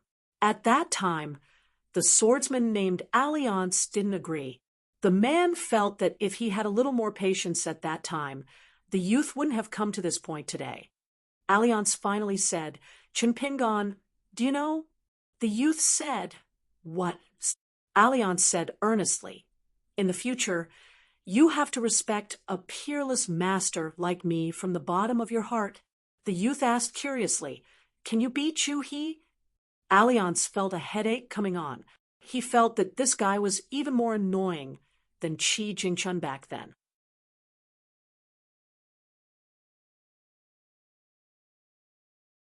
"92, the water was silent and the rain was short. Not long after Chun Pingon and Alliance returned to the tree, the rainstorm had already turned into a light drizzle. Raindrops continued to drip from the leaves. When Chun Pingon returned to the tree, the little girl in the red cotton-padded jacket had a face full of worry. Chun Pingon smiled brightly and rubbed her head. The little girl's face suddenly brightened up like an unexpected rainbow after the rain, so clean that it made people's hearts tremble. At this moment, Chun Pingon suddenly felt a little guilty, but he didn't know what to say. There were many words stuck in his heart, so he could only silently practice the sword furnace stance. When Alliance saw this scene, he smiled knowingly, but Li Huai's words quickly dispelled Alliance's good mood. Alliance, I heard from Chun Pingon that you went to the mountain to take a dump because you didn't have to clean up your ass. Alliance laughed and asked, was it really Chun Pingon who said that? Li Huai glanced at Chun Pingon, who was standing not far away. He was probably afraid that Alliance would confront Chun Pingon face to face, so he also copied Alliance's tone and laughed, saying, although Chun Pingon didn't say it out loud, I feel that he definitely thinks that way. Of course, I feel that Alliance is not that kind of person. I even specially explained it to Sister Zhu Lu and patted my chest to guarantee that you, Alliance, are not that kind of person.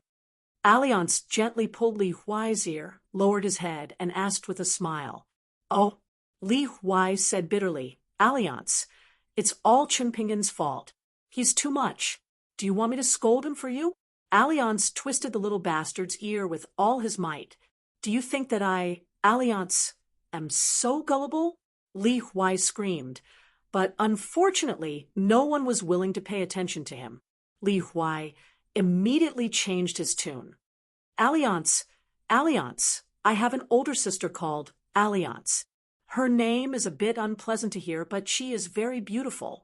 I definitely won't lie to you about this.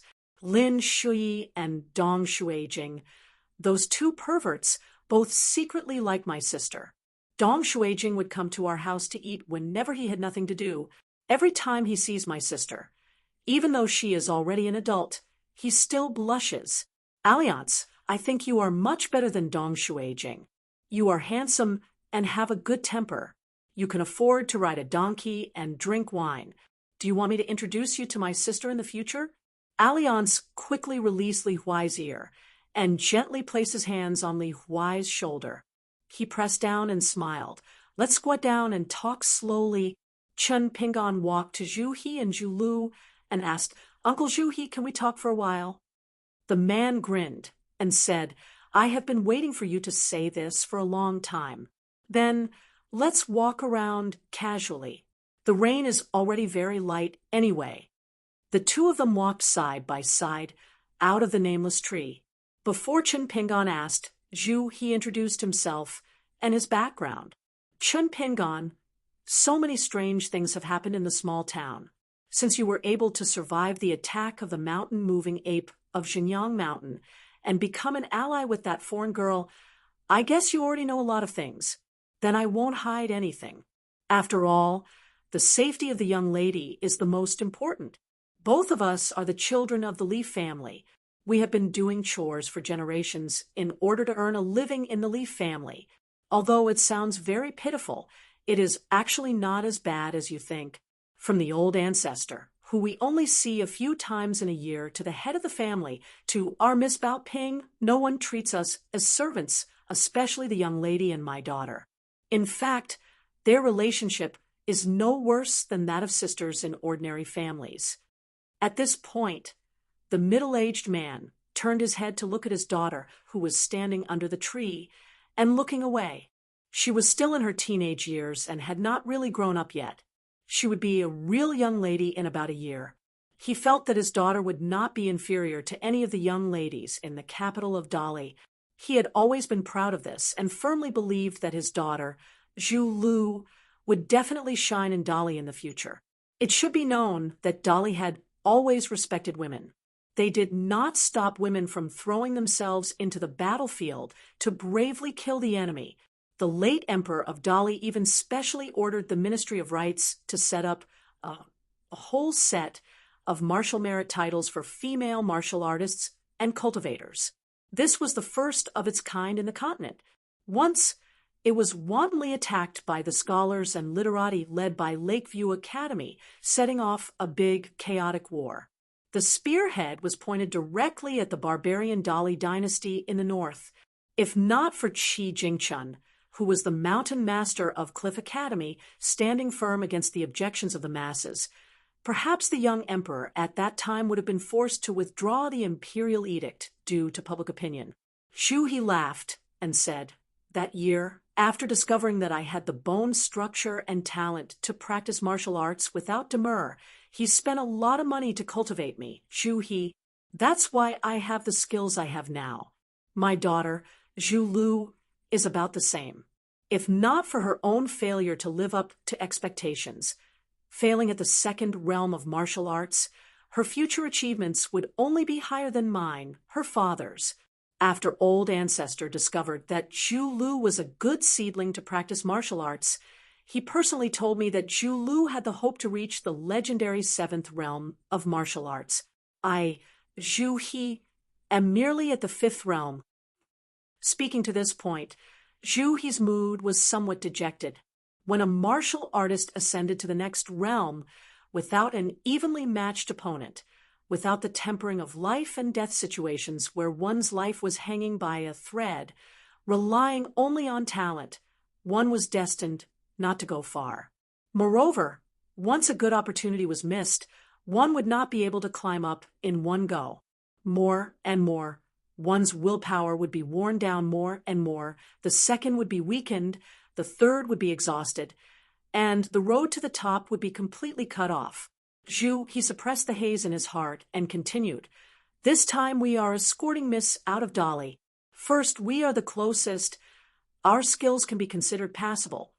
Plus, we are the children of the Li family. I don't dare to say that our skill is very high, but at least we are loyal. Second, this is the first time Miss is going on a long journey. She needs attentive people to take care of her food and daily life. Zhu Lu is a suitable candidate. Third, our Miss is the most beloved junior of our ancestor. In fact, the real person who is supposed to escort Miss is not someone else, but our ancestor himself. But after Alliance, Master Ruan's fellow disciple of the Wind Snow Temple showed up, our ancestor returned to the town. Because now there is no inhibition in the town, he can absorb the spiritual chi of heaven and earth without any scruples, which is equivalent to practicing in a paradise. Our ancestor is about to break through the next realm, and the opportunity will not come again. Anyway, with Alliance as his personal retinue, there should not be any problems. Zhu, he thought for a moment, and explained, our ancestor has a unique vision and a broad mind. Although he dotes on Miss from the bottom of his heart, he did not force Miss to stay by his side and shelter her under his wings when Miss went on a long journey to study. Instead, he made it clear that the little girl not only had to go to the Cliff Academy, but also had to go on the second half of the journey by herself. The descendants of the Li family should have such courage. Zhu, he suddenly laughed out loud. But speaking of this, elder ancestor's face was full of worries again. He kept muttering, but our little treasure bottle is not even 10 years old. Can we talk about boldness later? In the end, when our ancestor made up his mind not to follow her secretly all the way, he looked back 3 times with every step like an old child, which was the first time. So Zhu Lu told me in private that our ancestor was really good to Mississippi. Zhu, he said gratefully, Miss is also good to our Zhu Lu. Miss has liked to chat with Zhu Lu since she was young, and watch Zhu Lu practice martial arts. In fact, Miss has contributed a lot to Zhu Lu's success today. Chun Pingon breathed a sigh of relief. Uncle Zhu, I'm relieved that you're here. In the small town, Chun Pingon did not trust anyone except Mr. Qi. Even Master Wan, just like what Chun Pingon said to Li Baoping, he only trusted the promise of a saint in this place. It was some rules that Mr. Qi had once followed, not Master Wan himself. This was an indescribable intuition.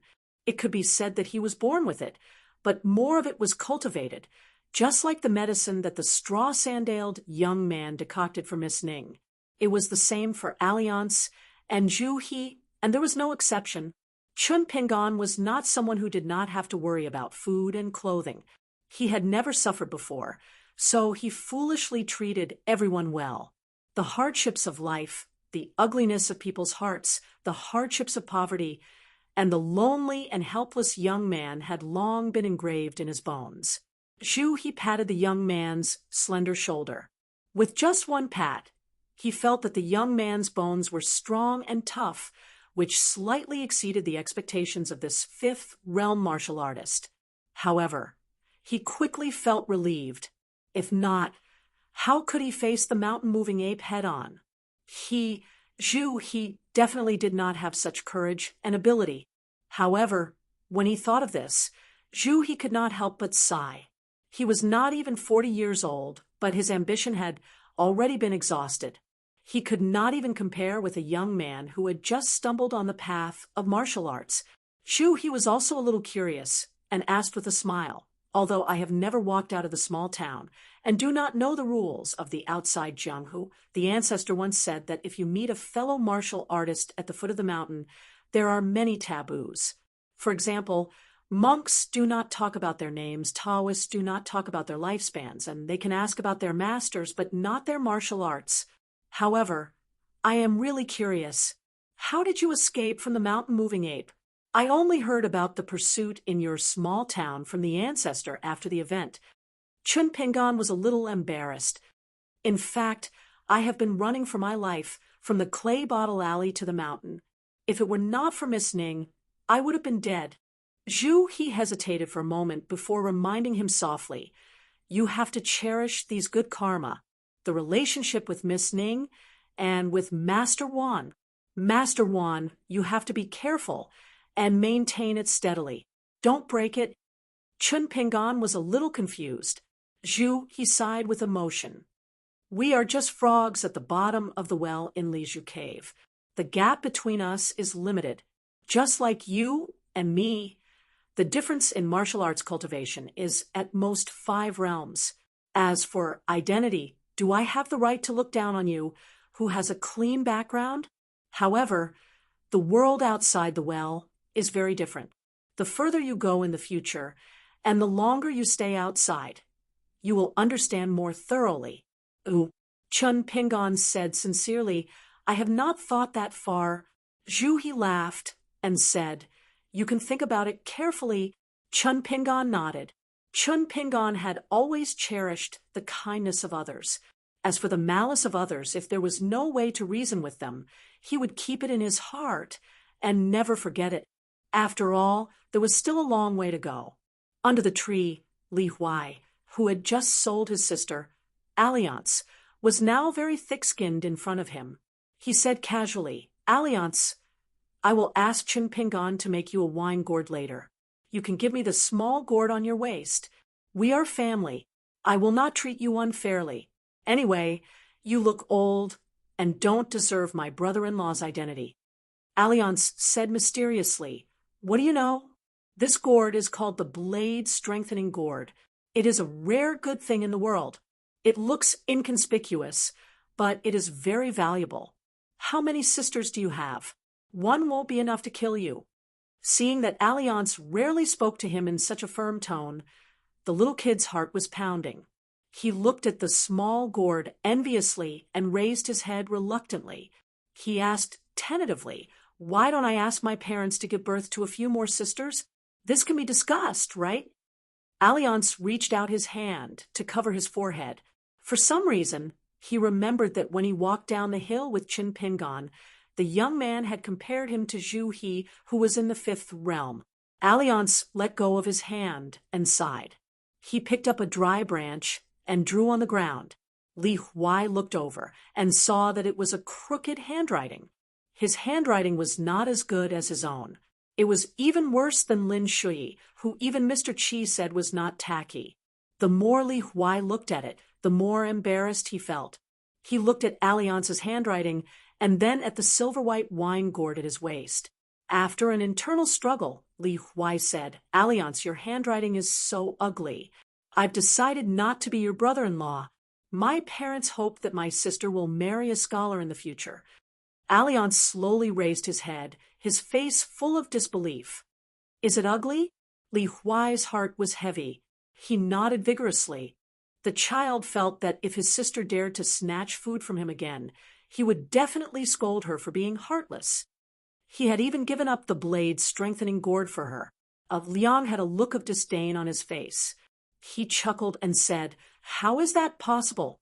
It's not that I'm bragging, but in a place far away from here, who knows how many people who saw this word gave it a thumbs up. Li Huai was confused. In person, Alliance laughed dryly. I've heard. Li Huai said. I knew it. Whoever has the face to tell you that his handwriting is good in person, I'll take him as my master. Probably even my mother won't be able to win against him. Alliance sneered. If you take him as your master, he'll take you as his disciple? Li Huai said seriously. He won't. Is he blind? Alliance covered his forehead again. That guy was really blind. Alliance thought that he should talk less. He raised his head and looked around. Finally, he saw the girl Zhu Lu. He smiled and said, Zhu Lu, do you want to learn swordsmanship? I'm interested in using my sword now. Not far away, Zhu Lu was worried about her Mississippi. The girl in the red cotton-padded jacket rested her cheeks on her hands. She looked in the direction where her youngest uncle had left and frowned. After hearing Alliance's words, the girl said angrily, Go away. Alliance's eyes were innocent and blank. It just rained heavily. Look, I'm soaked. The girl realized her mistake, but she still sneered. Sloppy, ignorant, and incompetent. You're not a good person. Alliance said angrily. Little Bao Ping, Li Huai Lin Shui, am I not a good person? Li Huai hit him when he was down. You only look like a good person. But if you're willing to give me a wine gourd, then you're a good person.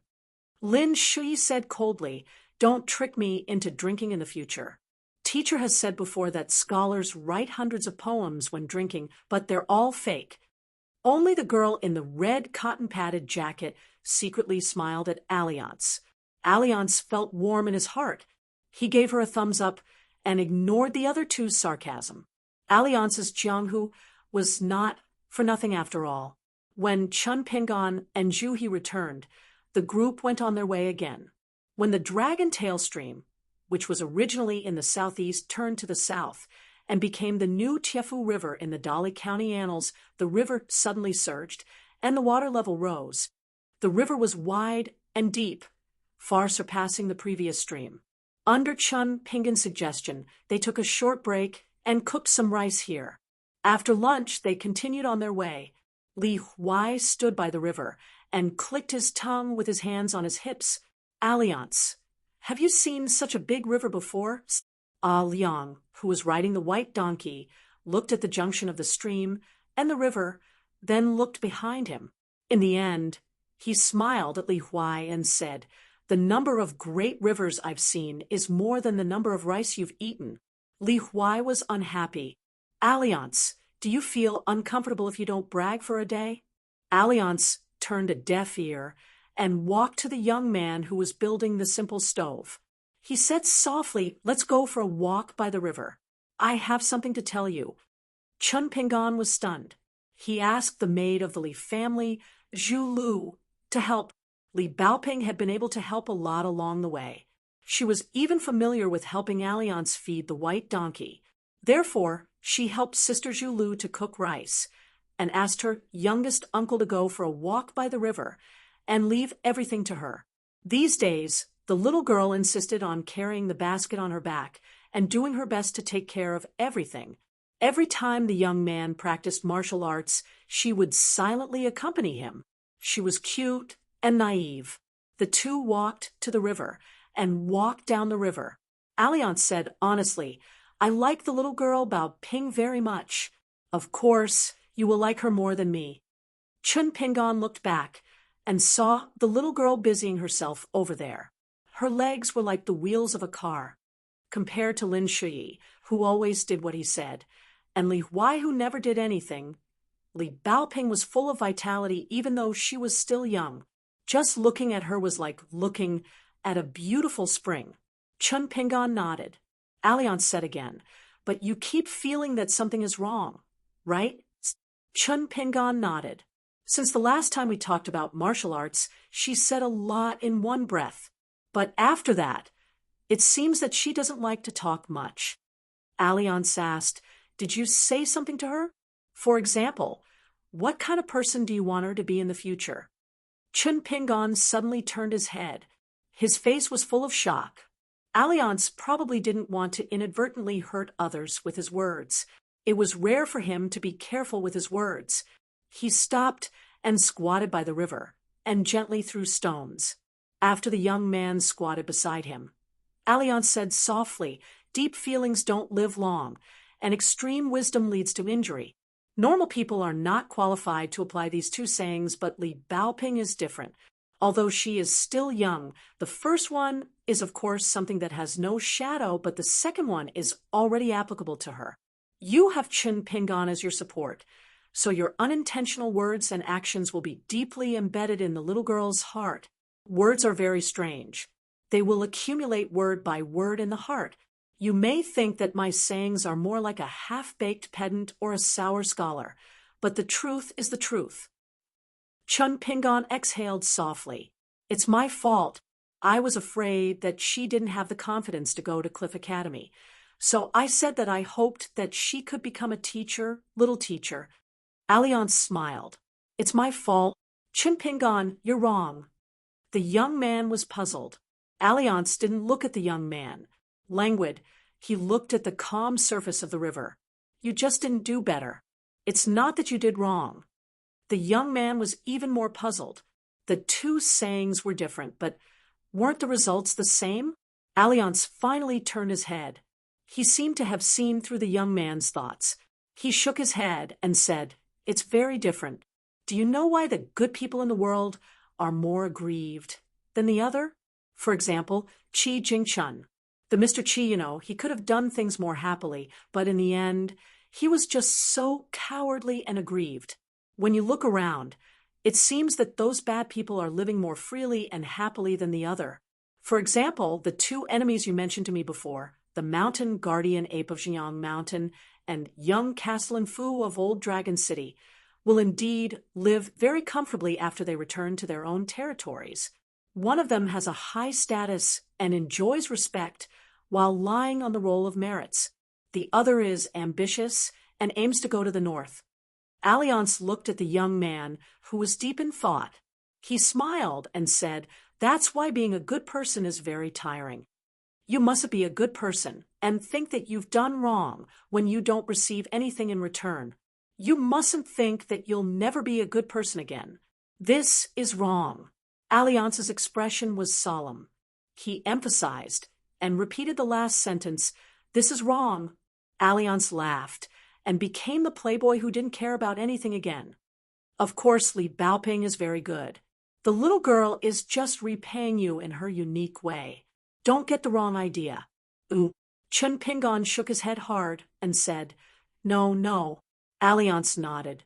"That's why I'm willing to tell you this." He sat on the ground and placed the bamboo blade on his knees. "You have to know that I rarely reason with people. My reason," Alliance paused for a moment and patted the green bamboo blade on his knees. "In the past, it was the sword. Now, it's the blade.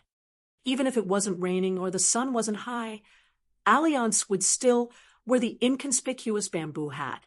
He held the hat and said, "If your character isn't to my liking, even if that hairpin means as much as I thought, even if you're the person chosen by Qi Jingchun, I won't nag at you. At worst, I'll send you to Dolly. If I'm in a good mood, I'll just throw you to the Great Sway Kingdom. What's so difficult for me?" When the cheeky man turned serious, he had a different demeanor. He gently patted the bamboo blade with both hands.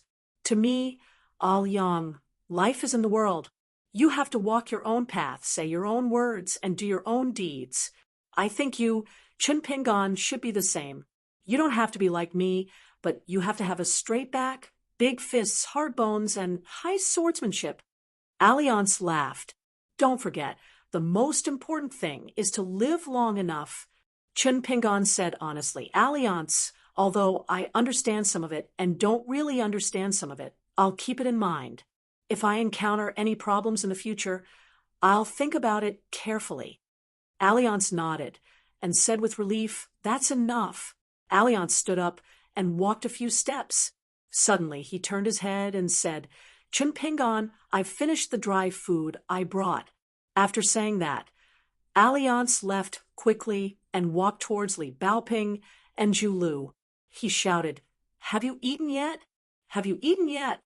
He left behind a teenager who was still in a daze. At the end of the day, after beating around the bush, this guy was just trying to get free food and drinks in broad daylight. Chen Pingon followed with a smile. One evening, a group of people passed by a green bamboo forest in the mountains.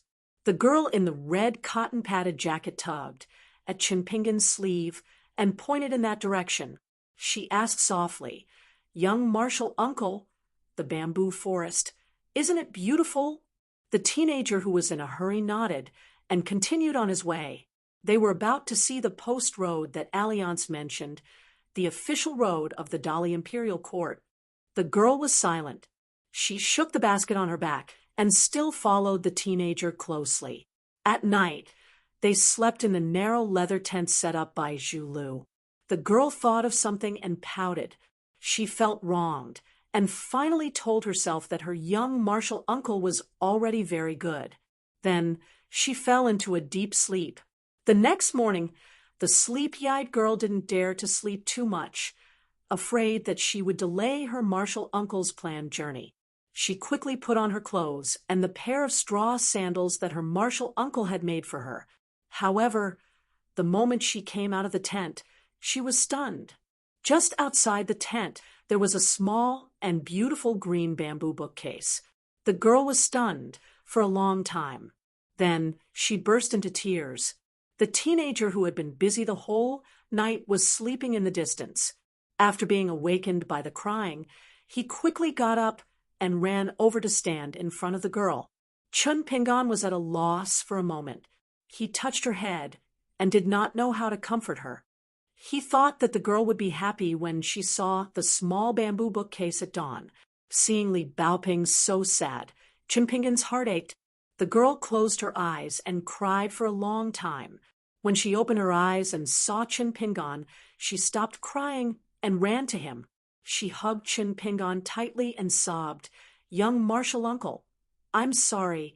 Chun Pingan could only gently pat the girl's head. "Don't cry, don't cry." The girl just cried. She was heartbroken. Chun Pingan said softly, "You don't like the small bamboo bookcase? Did little martial uncle not do a good job? It's okay. It's okay. Next time, you can change it. I've only seen this small bookcase once. In the future, when I go to a crowded place outside and see a nice bookcase again, you can tell me." The girl raised her head, her face full of tears. "I like it. There's nothing I like more than this." However, it seemed that the more she liked it, the more she felt that she was heartless and guilty towards her young martial uncle. She squatted on the ground and sobbed, not daring to look at her young martial uncle. Chun Pingan thought of Alliance's words yesterday and immediately understood. He squatted down and touched the girl's head. He said softly, "Li Baoping, do you know, I'm really happy to be able to accompany you on your study trip. It's just that I didn't tell you before. Now that I know, if you still like this worthless little bamboo bookcase, I'll be even happier. Really, I'm not lying to you." The girl slowly raised her head, but her hands were still covering her face. She only dared to reveal the gaps between her fingers, secretly revealing her lively eyes. She sobbed shyly. "Young martial uncle isn't lying?" The youth's eyes were clear. He nodded and said, "Young martial uncle also knows how to lie, but he won't lie to Li Baoping." The girl quickly removed her hands and smiled brightly. She was the carefree and innocent girl in the youth's impression again. Therefore, the youth also smiled brightly. Some people's hearts were like flowers and trees borne towards the sun. This was especially true for young martial uncle and the girl. 8.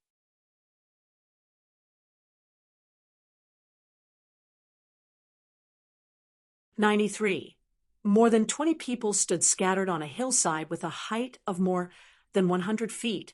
They wore different clothes, but their faces and eyes seemed to be carved from the same mold. A burly man knelt on one knee and was carefully examining the two stiff corpses. He opened the eyelids of one of the corpses with his fingers, revealing the eyeballs that were like ice cracks and porcelain pieces. A short woman, who had changed into a common woman's cotton clothes, slowly walked up the hillside, followed by a woman holding a sword and a white-faced old man. She did not approach the two corpses. She covered her nose and asked, in a thick nasal voice, "Wang Yifu, what do you say?" Wang Yifu sighed and said, "Both of them were killed by a master with one strike. Their bodies were not hurt, but their meridians were broken and their internal organs were rotten." The woman's face was gloomy and uncertain. Such powerful Wu Dao masters have appeared in our Li dynasty. Moreover, there are two of them. Our vassal king has always been in charge of monitoring the border. Could it be that this time he didn't catch any clues? It can't be that he deliberately let the fish escape the net, right? Wang Yifu was a little hesitant. "Empress, if I'm not wrong, it was done by one person." The woman suddenly narrowed her eyes and said in an overbearing manner, "What did you say?" Wang Yifu pointed to the two people's necks and saw a thin red line. The line between the two corpses is closely connected. It's obvious that it was done by one person with a knife. The woman took a deep breath and tried not to show her anger and killing intent too obviously. She sneered and said, "When did the wind, snow, temple become so invincible? How could a random guy who came out of nowhere kill people as easily as killing chickens? Who are these two people?" Wang Yifu, you don't know, but Su Hanran knows. Come on, tell us and let our General Wang know. Su Hanran looked embarrassed and forced himself to explain. One of them is a master who has just reached the 7th realm of Wu Dao. He is proficient in boxing and close combat. The other is a cultivator on the 8th floor who cultivates flying sword and Taoist talisman. In the past 20 years, they have joined hands to assassinate 6 times and have never failed. Now, they are the A-level masters of the Bamboo Leaf Pavilion under Empress. The woman was extremely angry, but she had been trying hard to suppress it. At this time, she vented her anger on the first master of sword in Dali and screamed, "Su Hunran, report their names. Even the dead have names." Ew. The old man's heart shuddered. He slightly lowered his head and said, "The martial artist's name is Li Ho. The cultivator's name is Huing Lin. Both of them have risked their lives for the Empress over and over again.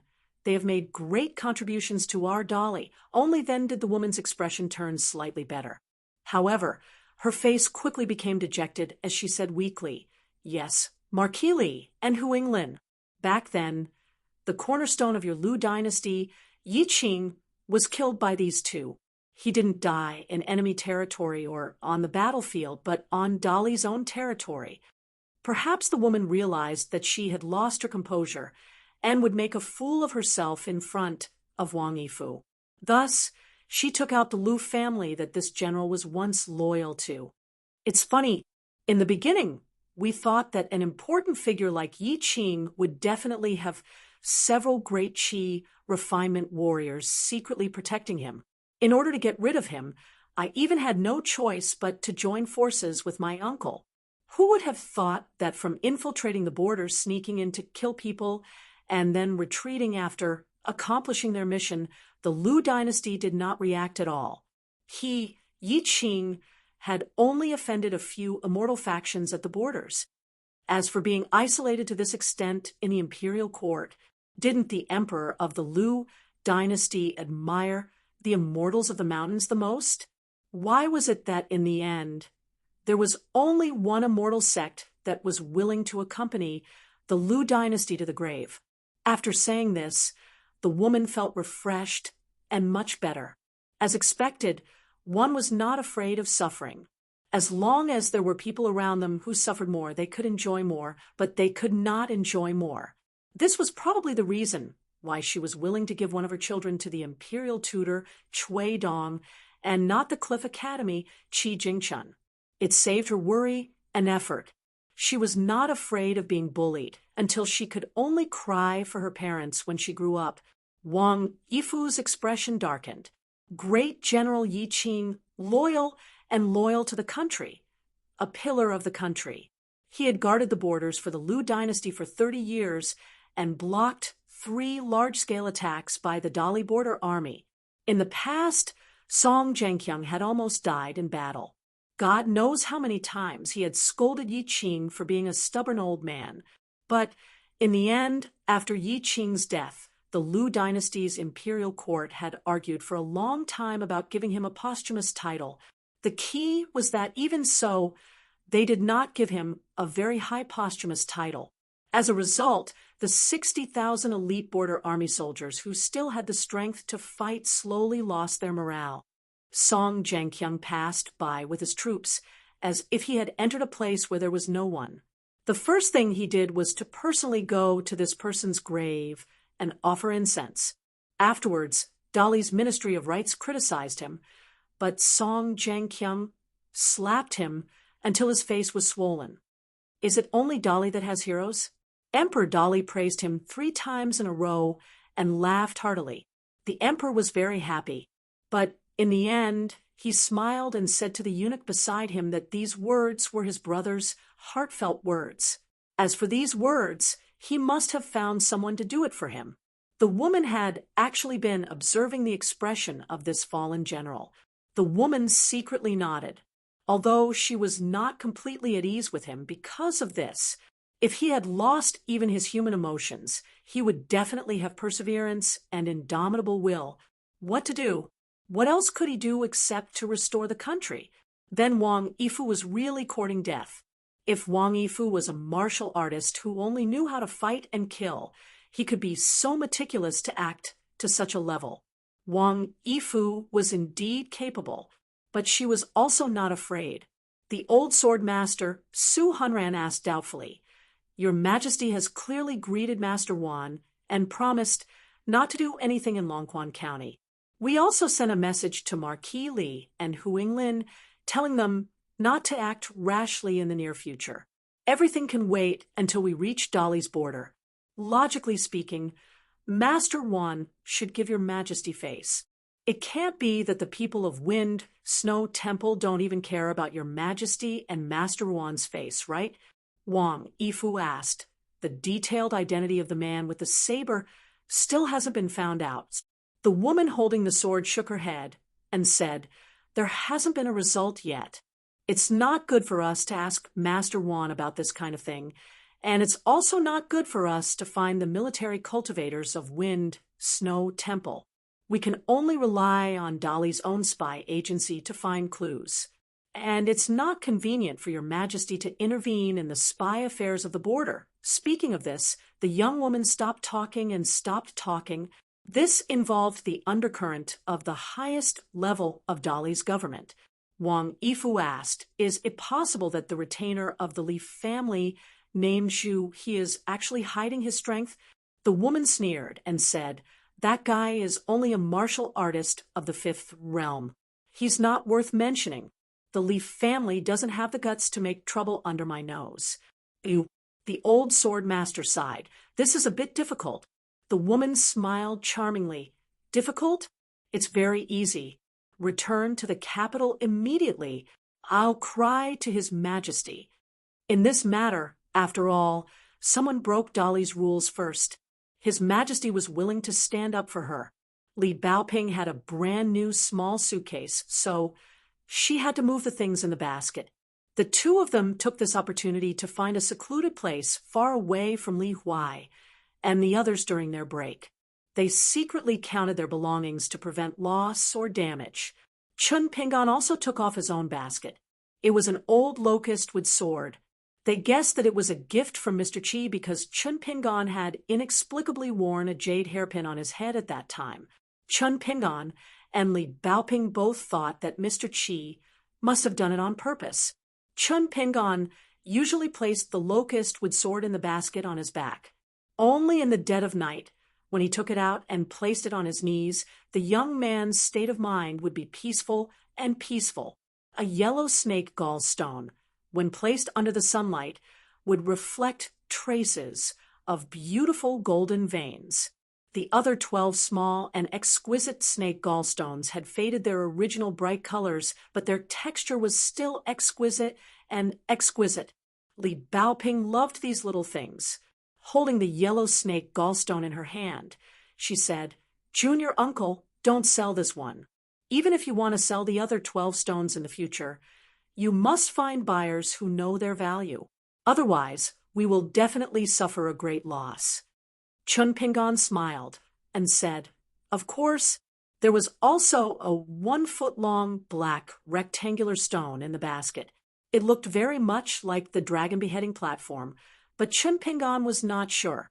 He remembered that Miss Ning said that if he wanted to separate the dragon beheading platform to be the best whetstone in the world, not only did he need a sword immortal to do it, but he also needed to lose a very valuable weapon. Of course, for the young man's current state, very powerful or precious weapons and objects could be directly linked to their value. For example, for the young girl who had returned to her previous life, the combat capability of her opponent could be directly linked to the number of Chun Pingan. Chun Pingan knew that it was definitely not given to him by Master Wan. Was it given to him by Mr. Qi together with the pagoda, wood sword, and the whetstone? Or was it that white-robed celestial woman who had used some sort of magical technique? Or was it Miss Ruan's personal belongings? Chun Pingan felt a headache coming on. Miss Wan had left 1 gold ingot, 2 silver ingots, and a bag of ordinary copper coins in Li Baoping's basket. Once, when Li Baoping accidentally opened the money bag, Chun Pingan was shocked to find that there was a gold copper coin in it. Wan Xiao must have secretly left this coin behind to win the bet. This gave Chun Pingan a big fright, and he was sweating profusely. If he had been careless and didn't find out the truth, and then accidentally spent this copper coin as an ordinary copper coin, Chun Pingan wanted to slap himself in the face when he thought of the consequences. Chun Pingan tidied up all the items, big and small, one by one. He was like a woman who was used to calculating carefully and taking care of a small family. Every time Li Baoping saw this scene, she wanted to laugh. She thought that her youngest martial uncle was too good at living. How outstanding would the girl be in the future to be worthy of her youngest martial uncle? The girl felt that it was hard to find, so she was a little sad. After being discovered by Li Baoping, he looked at the small box at her feet and said to Chun Pingan, if you make me a small bamboo box that's bigger and prettier than Li Baoping's, I'll call you youngest martial uncle. How about that? Chun Pingan looked at him and didn't say anything. Li Huai was a little anxious and decided to take a step back. Then I'll make it as big as Li Baoping's small box. Is that okay? Chun Pingan inadvertently found that Li Huai's boots were tattered and exposed his toes. He said, I'll make you 2 pairs of straw sandals later. Li Huai was furious. He stomped his feet and said, I don't care about those straw sandals. I want a box to hold the books of the saints. I, Li Huai, am also Mr. Chi's disciple. Chun Pingan frowned. Go away.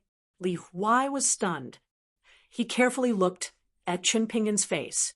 After they looked at each other, Li Huai suddenly felt a little scared and guilty. This fearless child didn't talk back for the first time. He left angrily. After running a few steps, he turned around and said confidently, Don't forget the straw sandals. I want 2 pairs. You can wear them alternately. Chun Pingan nodded. After Li Huai ran away, the little girl said with admiration, Junior uncle, you're so awesome. You don't know that I can only convince Li Huai by beating him up. I can't argue with him. Even if Mr. Chi tries to reason with him, Li Huai doesn't like to listen. Chun Pingan reached out and rubbed the little girl's head. He carried the basket on his back. Get ready to go. We'll see the Dali Post Road in 2 days. The little girl carried the small box. The little girl, the red cotton-padded jacket, and the green bamboo box. In fact, Alliance had a hard time holding back. He wanted to tell the big, and the little girl that if their little treasure bottle wasn't cute enough, people would laugh at them with this color. Li Baoping suddenly said, This Li Huai is a bit like the slug in Mud Bottle Alley. Chun Pingan was stunned. It seemed that he had never compared the 2 words together. After thinking carefully, he shook his head and said, They don't look alike. If you have a chance to meet Gu Ken in the future, you'll understand. The little girl said, Oh, anyway, she just mentioned it casually. Soon, she imagined what the Dali Post Road was like. In fact, Chun Pingan was the same as Li Baoping. At first, he also felt that the slug Gu Ken was somewhat similar to Li Huai. But after getting along with him for a long time, he found that the 2 were very different. Li Huai and Gu Ken seemed to have similar personalities. Their mouths were like a nest of centipedes and scorpions. They were very venomous and could make people choke with anger with just 1 sentence. In Chun Pingan's eyes, however, they were very different. They were both heartless and poor. Gu Ken looked like a thief and his eyes moved faster than anyone else.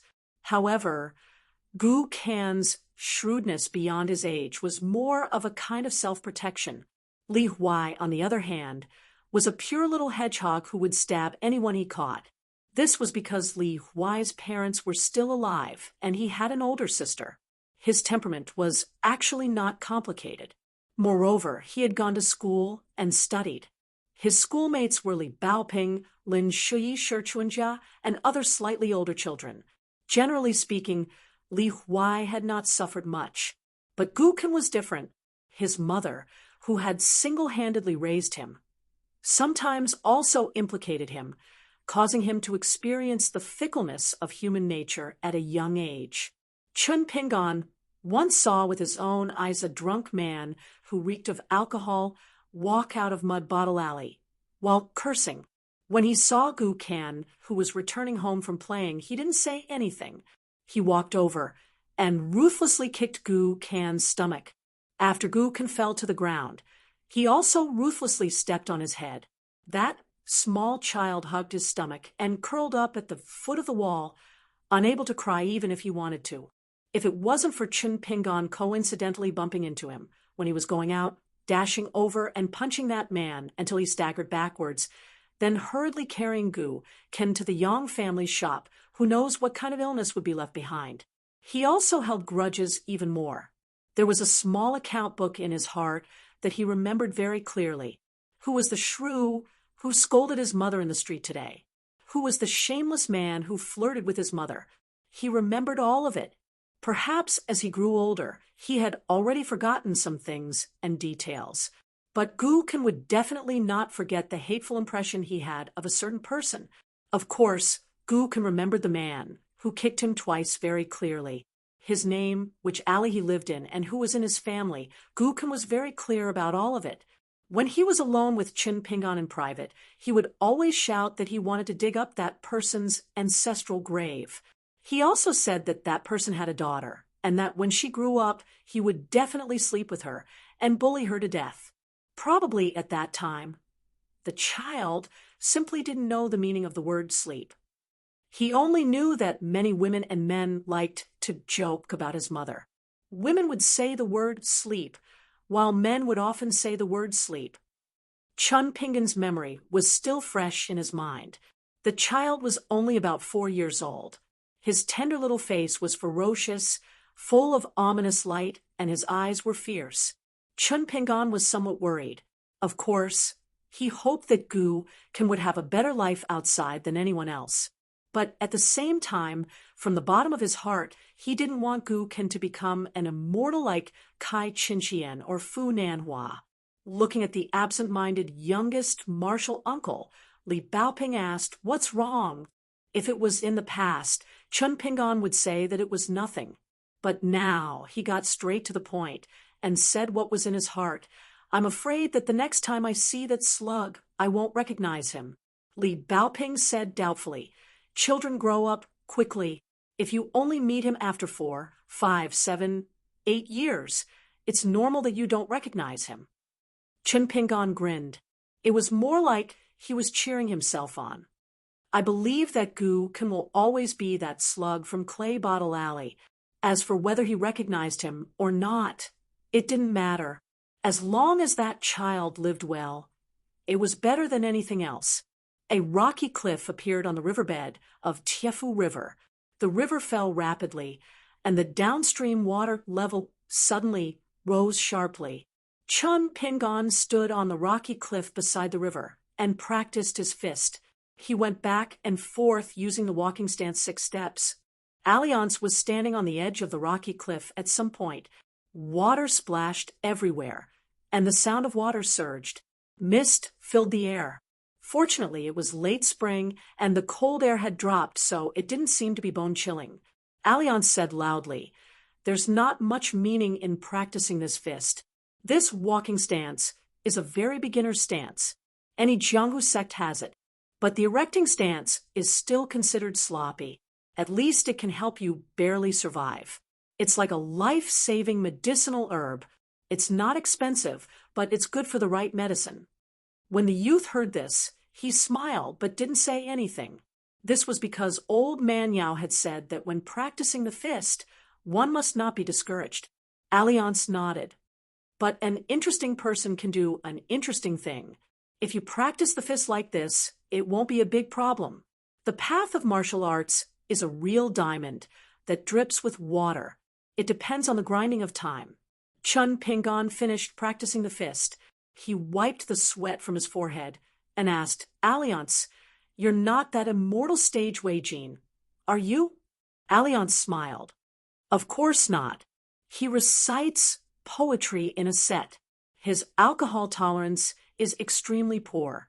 Once he gets drunk, he likes to cry and snot. He's even worse than Li Huai. How can I be that kind of person?" Chun Pingon was stunned. He didn't expect Alliance to be so direct. Then The donkey and wine gourd? Alliance rolled his eyes. Naturally they're Wei Jin's. I'm not as poor and particular as him.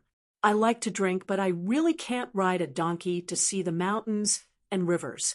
It's so slow that it makes me anxious. Chun Pingon carefully asked, He's not dead, is he? Alliance smiled playfully. Why would I kill him? To kill him and steal his treasures? Chun Pingon looked at Alliance and shook his head. I believe you won't kill him. Alliance picked up the wine gourd that was supposed to be used to nurture the sword and drank a mouthful of wine. This small gourd was given to me by him. I taught him a high-level swordsmanship. That kid was enlightened and finally broke through the bottleneck. So he went into seclusion. As a reward, he gave the gourd to me. Don't think that I took advantage of him. He made a big profit. I'm just helping to take care of this donkey. Ooh. It was very difficult to break the 10 arms of the military sword cultivators of the Wind Snow Temple. However, Alliance didn't want to explain this to Chun Pingon too clearly. The road had to be taken step by step. Chun Pingon felt a little strange and asked, Why didn't Master Wan recognize you? Alliance found a place to sit down and shook the small silver-white gourd. The natal sword chi in the gourd is still intact, which means that the owner is still alive and his soul and body are intact. Your Eastern Vase continent is a small place. I don't think there are too many terrifying masters here. Not only can they kill Wei Jin in an instant, but they can also be so fast that even Wei Jin's natal flying sword can't contact them in time. Chun Pingon said in surprise, A small place? Some people say that there are thousands of dynasties in our Eastern Vase continent. We haven't even reached the border of Dali yet. Alliance turned his head and threw the wine gourd to the teenager standing beside him. You also know that we're walking. Come on, have a drink. If a man can't drink, he'll have walked in vain. I don't drink. Zhu, he said that people who practice martial arts can't drink. Chun Pingon carefully took the wine gourd and sat beside Alliance. He handed it back to him, but Alliance didn't take it. Chun Pingon could only hold it carefully in his arms. He looked at the river and sighed softly. That's true. I've seen immortals flying around on swords. There are many of them flying over our town. Alliance was now annoyed when he heard Zhu He. However, this guy liked to compare him with Zhu He. Chun Pingon smiled and asked, Alliance, can you really teach Wei Jin swordsmanship? Wouldn't you be more powerful than Zhu He? Here it comes again. Alliance sighed. I'm just good-tempered. I won't lower myself to your level. Chun Pingon was really curious about this matter and wanted to get to the bottom of it. Could it be that you're more powerful? Alliance snatched the wine gourd and drank a mouthful of wine. With a look of disdain, he said, Scram, scram, scram. Chun Pingon laughed and turned to look at the depressed bamboo hat man. He blinked and chuckled. Actually, I know that you're more powerful than Zhu He. Alliance finally felt better. Chun Pingon immediately added in a sincere tone, I think that to Zhu He's might not be able to beat you. Ooh, Alliance said helplessly, if you really want to flatter me, can't you be more sincere? At least remove the word might. Chun Pingon was silent. The corners of his mouth curled up as he looked at the mighty green waterfall. He suddenly said, Alliance, thank you. Alliance drank a mouthful of wine and asked casually, Huh? Why are you thanking me? I didn't teach you boxing or sword. Chun Pingon sat cross-legged and habitually put his hands on his chest to practice the sword furnace boxing stance. After meeting you, I feel that the outside world is not so scary anymore, because I found that there are good people out there. Not everyone can bully others just because they're powerful. Along the way, Li Huai and Zhu Lu said so much about you, but you never got angry. Alliance smiled and drank a mouthful of wine. He slowed down a little. This praise caught me off guard. Let me drink a mouthful of wine to calm myself down. But you can also be afraid. You dare to kill young immortals in small alleys and fight head-on with the mountain-moving ape? You dare to take Little Treasure Bottle and travel to the Great Sway Kingdom without saying anything? You're really brave. Chun Pingon said softly, some things are done because they have to be done. It doesn't mean that I'm not afraid at all. I'm just an apprentice of a kiln worker. How brave can I be? Alliance nodded. That's true. The two of them were silent. There was only the sound of water. Ah Liang was the first to break the silence.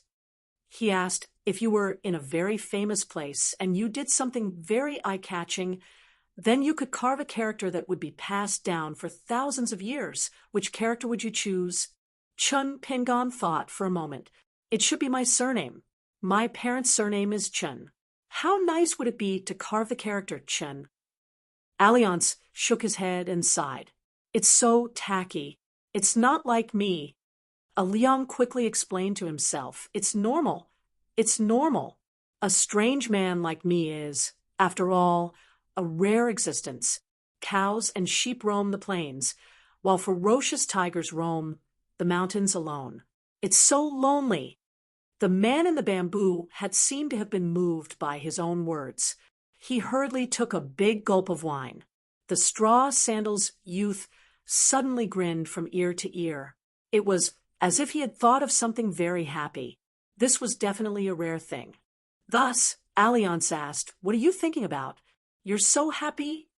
The youth blushed and said, if I can carve more characters, then I'll write the name of the girl I love on that wall. Alliance grinned and clicked his tongue. Then you should burn more incense and pray that your future wife's name is only 2 characters. If it's 3 characters or 4 characters, hee. Chun Pingon was stunned. Is there someone whose name is only 4 characters? Isn't that weird? Alliance patted the youth's shoulder. Chun Pingon, study more in the future. Chun Pingon was a little embarrassed. Alliance suddenly woke up. Chun Pingon, you have a girl you like? Who is it? Hurry up and tell me. Let me have some fun. Chun Pingon narrowed his eyes and shook his head. No. Alliance pointed at the youth. I knew you weren't honest from the beginning. Chun Pingon asked in a low voice. Alliance, are you still single? Alliance, shut up. Chun Pingon returned the look. I knew from the beginning. Alliance pointed at himself with his thumb. Do you know how many heroines and fairies in other places are crying and begging to marry me? Alliance. Chun Pingon replied seriously. Of course I don't know. Alliance was deflated and drank silently. Chun Pingon asked, by the way, Alliance, what did you carve? Can you tell me? Alliance immediately glowed and said proudly, that's amazing. Not only is my handwriting unparalleled in the world, but the key is that the word is very tasteful. It's catchy and imposing. It's much better than any surname. Howren or Leichi, you don't know this, but in order to stop me from carving these words, quite a few old bastards' faces turned black. There was nothing they could do. They were afraid of competing with each other. Among them, there were a few seniors who were so angry that they blew their beards and glared at me, almost rolling up their sleeves to fight with me. I was too lazy to pay attention to them. You guys shamelessly ganged up to beat me up, and I didn't run? I'm stupid, right? Of course, I ran after carving the word. Chun Pingon regretted asking this question. Alliance had an expression that said, hurry up and ask me what word it is. Chun Pingon turned his head slightly and looked at the river again. He wouldn't say anything even if he was beaten to death. Alliance was dumbfounded. The man in the bamboo hat gently closed the fragrant wine gourd. Obviously, he didn't even have the mood to drink. At this moment, Chun Pingon suddenly opened his eyes wide. He found that on the lower reaches of the Iron Talisman River, there were 4 or 5 people walking on the water together. There was a white-haired old man in a straw raincoat singing. Since ancient times, famous mountains have been waiting for saints. There was an enchanting woman in gorgeous clothes laughing. There was also a little boy in a Taoist robe, holding a bamboo cane, looking very old. Chun Pingon opened his eyes wide and muttered, Immortals? Alliance didn't even look at them. Zhu He was holding a string of red bells which were ringing rapidly. He ran towards Chen Pingan and Alliance. With a serious face, he said, "This is the demon-shaking bell left to me by the ancestor. Once a demonic mountain spirit comes within 100 feet of the bell, it will ring without wind. Senior Alliance, Chen Pingan, we'd better be careful. Let's leave this cliff first to avoid unnecessary conflicts." Chen Pingan thought for a moment and was about to get up. Alliance didn't look at the strange scene on the other side of the river. He pulled out the wine cork and shook it in front of the two people. He smiled and said, "I'll leave after drinking this wine. It won't be long." Zhu, he was a little anxious. "Senior Alliance, our Dali Imperial Court has always been very lenient with the mountain spirits. As long as there's no death, we generally don't interfere." Alliance said, "So it's like this?" He quickly got up and was about to leave the cliff with them to make way for the group of uninvited guests. However, on the surface of the river, the cultivation base of the 5 extraordinary fellows was clearly superior. The old man in the woven rush raincoat, who had the highest cultivation base, was the first to stop moving, as if he had been struck by lightning. The other 4 fellows were the same. Then the old man full of immortal aura was the first to turn around and run. This time, he didn't care about the elegance of immortals. He wanted to use both his hands and feet. The other 4 were the same.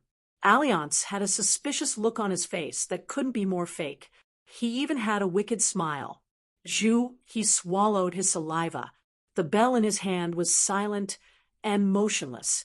He asked tentatively, "Senior Alliance, this is—" Alliance tied the small silver gourd and rubbed his chin. "Is my murderous aura too strong?" Chen Pingan asked in a low voice. "Alliance, did those guys recognize your sword-cultivating gourd?" Alliance laughed heartily.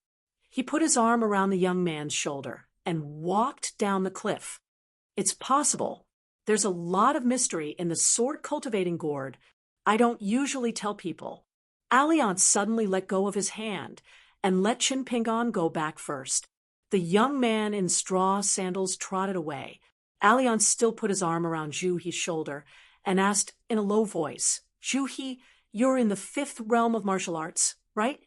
How did you make Chen Pingan think you're a master? Why don't you teach me?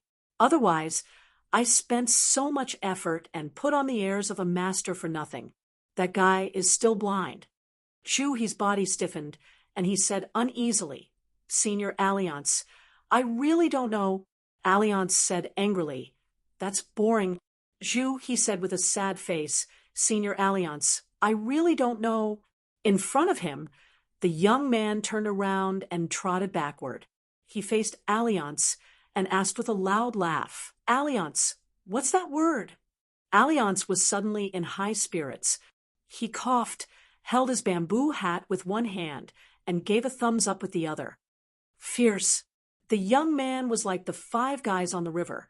He looked like he was struck by lightning. He turned around silently and ran away, muttering, "Damn you."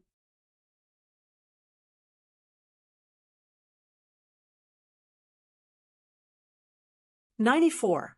There were a total of 7 wells dug at the blacksmith shop. The water was sweet and cold. It was rumored that Master Wan, who had lived in the dragon riding alley for a while, was an immortal who knew how to forge swords. Even the imperial court respected him. The officials of the Ministry of Rights and Little Wu had visited him personally. Therefore, Master Ruan's identity was not simple. It was definitely not fake. Many people wanted to put their children into the blacksmith shop, but it was a pity that it was no longer recruiting. However, Master One once went to town to buy wine and picked 2 children to be his apprentices. The next day, the wine shop was overcrowded with people. All of them were adults and elders carrying their own children. The problem was that no one really bought the wine. They were all waiting for Master Wan to choose someone.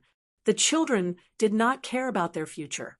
They ran and kicked up a fuss and made a lot of noise. They did not care about anything else. In fact, before the appearance of the county magistrate, Wu Yuan, the town only knew that they were the people of Dali. The dragon kiln was to make porcelain for Emperor Dali's family. That was all. They did not know anything else. There were very few people in the town. There was no such thing as visiting relatives going out to study or marrying far away. The books were not taught, not to mention the elders. It was the same for generations. Those lucky people who were selected for the natal porcelain could go out and admire the great rivers and mountains outside. Before Liju grotto heaven broke and fell, they did not have the chance to return home. This was one of the rules set by the 4 sages of the town in the early years. Now, according to the notices posted by the county government and the explanations of literate people, they knew that it was because the mountain roads of Longquan County were too steep. Now, the imperial court spent a lot of effort to open up the roads. It was for the opening of the mountains. They wanted to give those mountains to some important people who liked the feng shui of this place. At the same time, a group of people led by the county government officials began to explain various rules to the people in their jurisdiction and how they should get along with foreigners. For example, they could not randomly point at foreigners, children could not collide with pedestrians on the streets, they could not touch the mounts of foreigners without permission, and so on. If there was any dispute, the commoners had to report to the Longquan County Yamen truthfully. They could not make their own decisions, and the Yamen would deal with it impartially. The 4 families and 10 major clans did not show too much enthusiasm for this, nor did they intend to help the county government to the best of their ability. They were more like bystanders. As for whether they were waiting to see the county government make a fool of itself, only Wu Yuan and the group of old foxes knew clearly. Wan Xiao, who grew up in the Wind Snow Temple of the military ancestral court, did not feel the great changes in the town, or she did not care. Ever since she met a certain short winter melon, she had been depressed. Not only did the rude and unreasonable woman swagger into Qinping An's house, but she also broke the bronze locks on the courtyard door and the house door. When she went to clean the 2 houses, she happened to bump into the group of people who went to change the locks. Wan Xiao was so angry that her eyebrows were raised, and she went up to reason with them. Those people seemed to know her identity and respectfully apologized. However, as for who the culprit behind the scenes was, they put on a shameless attitude that said, even if Miss Wan beat them to death, they would not dare to say anything. Wan Xiao wanted them to hand over the old lock and the new key. When she returned to the blacksmith shop, she bumped into that short winter melon. She even dared to smile and say that she was careless and broke the bronze lock. Wan Xiao also followed the agreement and hired people to repair an uninhabited, dilapidated house in Mud Bottle Alley. The roof collapsed, leaving a big hole. The beams rotted, and the red paint peeled off. Wan Xiao asked the bricklayers from the small town to carefully repair and add bricks and tiles. In the end, she was not assured and specially watched them work for most of the day. Then there was the neighboring shop, the shop that held the New Year's fortune, and the straw head shop, both of which were under Qin Pingan's name. Most of the old workers of the 2 old shops had left, so she had to hire other workers. She did not dare to choose some slippery people, so she asked the people of her own sword shop to recommend some women and young girls who had a dutiful temperament but were clever with their hands and feet to help with the business. The Sway shop continued to sell all kinds of pastries and food, while the Straw Head shop continued to sell miscellaneous items such as literature, games, ancient zither, calligraphy, and paintings. There were all kinds of things. As long as Wan Xiao had nothing to do in the sword shop, she would lie on the counter of a certain shop and be lost in thought. Most of the time, most of the day would pass by like this. In any case, she did not need to attract business, and she was not good at bargaining with people. In fact, these 2 shops belonged to Qin Pingan. The girl in blue wanted to sell a piece of pastry for a sky-high price of a few taels of silver, but in the end, she was a simple girl and did not have the nerve to do so. She only hesitated whether or not to help him find a few people who knew how to read people and help the shop make more money. However, she was afraid that he would not like that kind of people when he returned to his hometown, because he was not that kind of person.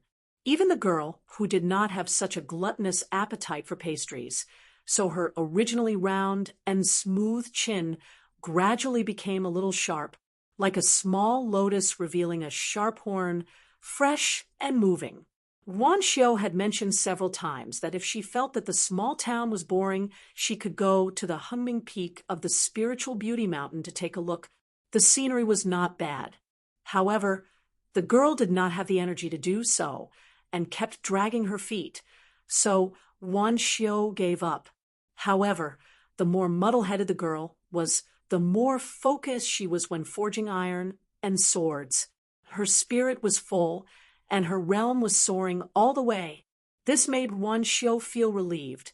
Since it was a good thing for cultivation, he would not criticize her, because the grave of a mortal was already covered in lush grass, and even the descendants had white hair. However, the people who were once successful in cultivation were still beautiful women. Wan Xiu was even more upset these 2 days, because every time she came to the shop in a daze, someone would come to disturb her. It was a young man with a scarlet flute on his waist. He was wearing brocade clothes and a jade belt and a purple gold crown on his head. He had a very arrogant attitude, but she had forgotten about this person's appearance, or it could be said that she had never seriously looked at him, because since Wan Xiu could remember things from a young age, she had seen too many people like this. Because her father was Wan Xiu, who was not only a great cultivator of the Wind Snow Temple, but also the best swordsmith in the Eastern Vase continent. However, after coming here, Wan Xiu told her that he had already talked to the Dali imperial court. Within 60 years, Dali could not publicize it to the outside world, and use Wan Xiu's golden name to plot anything.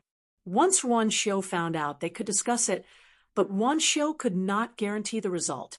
After Wan Xiu fell into Dali's territory in the cave world, the killing not only made the surrounding cultivators feel scared, but in fact, even the Dali imperial court and the forces on the mountain farther away had already known the temper of Saint Wan Xiu. No one was willing to reason with Wan Xiu with their lives. Those who dared to do so were either killed by Wan Xiu justifiably in his own territory, or dragged into the territory of the earth and killed openly. There was no need for Wan Ju to say it out loud. In fact, the small group of real big shots in Greatly were well aware that this saint, who had broken away from Wind Snow Temple and established his own sect, had a real reverse scale, which was his daughter, who was widely acknowledged to be extraordinarily talented. If it were not for Wan Xiu would never have left the Wind Snow Temple and taken over the Liju cave world from Qi Jingchun, because at that time, no one would think that guarding this small cave world was a good job. It meant that one's cultivation and realm were suppressed by the way of heaven. It was already the limit to be able to maintain the realm without falling and the body without being damaged. Of course, Qi Jingchun was an exception. It was a big accident. Since Wan Xiu's lifeline was his daughter, now Dali deliberately helped to keep it a secret and did not dare to mention Wan Xiu's name easily. Therefore, there was a guy who didn't know the inside story, who accidentally wandered into the straw shop in the small towns riding Dragon Alley. When he saw the ponytailed girl, he was immediately shocked. He thought that she was just a girl in a shop, and her status couldn't be that high. With his appearance, speech, and background, he could easily capture her and make her fall in love with him at first sight. She would be willing to be a maid who grinds with her bare hands. However, he came here to buy the mountain with his family's mission. Moreover, the small town was now full of hidden talents, not to mention the high and bad-tempered military saint. Dali's Ministry of Rights and Kinianjian's people were there. It was said that even the county magistrate was Dali's imperial tutor's favorite student. Therefore, this child obeyed his father's advice. When he came to the small town, he had to tuck his tail between his legs. If he really got into trouble, his family would not even collect his corpse. Therefore, he did not dare to run amok like he did in his own territory. Besides, although he was familiar with kidnapping women, it was really boring. This self-proclaimed romantic young master probably would never have guessed that the sluggish girl's surname was actually Juan. Today, he crossed the threshold again and pretended to choose his favorite items from the rows of shelves. Then, he pretended to bargain with a woman. Finally, he smiled and greeted the girl in green, who looked like a little shopkeeper. He gently raised the desk stone in his hand. It was high in his hand, but it looked like a beautiful woman. The price was 30 taels of silver. He asked the girl if it could be cheaper. 30 taels of silver was too expensive. In fact, 30 taels of gold was nothing to him. Wan Xiu did not raise her head and said indifferently, "No." The man pretended to shrug his shoulders and said that he would buy the stone. Finally, he chose 2 more items and asked the girl. After buying so many things, should it be cheaper? Moreover, he was going to stay in the town for a long time, so he would definitely be a regular customer. Therefore, he would often patronize the business. In short, he was long-winded. Wan Xiu, who was at the counter, was annoyed. She still did not raise her head and said indifferently, "You can buy the things. Just pay according to the price. Don't talk too much." The child laughed instead of being angry. Oh, he could not tell that she was a chaste woman.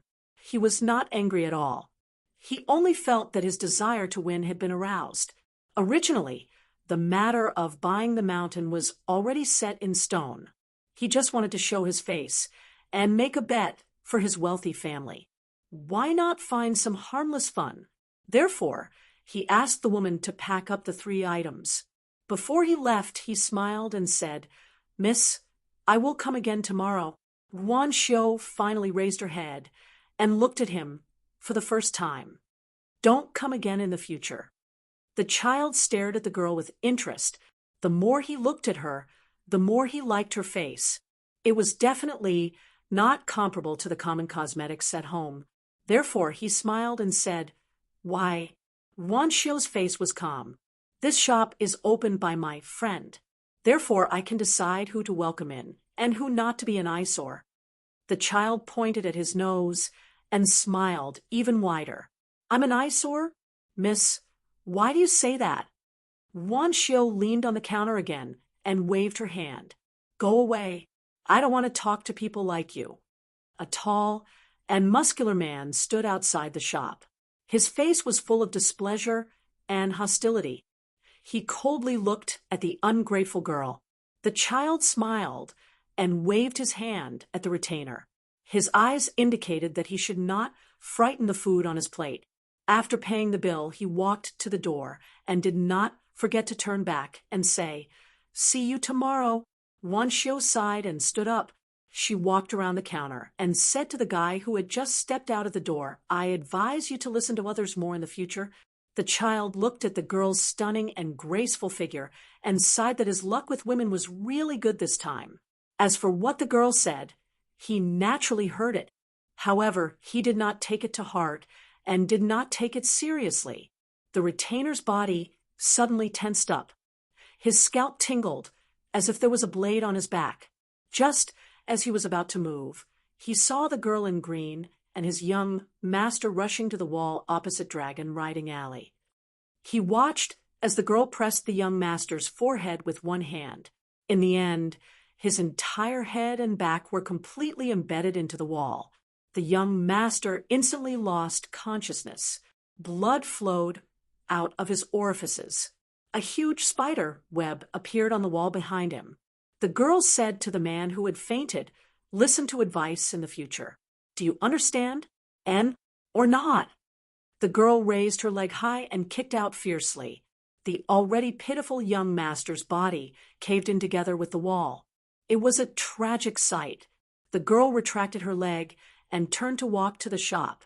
She said to the tall retainer, who did not dare to move at all, "Take him away.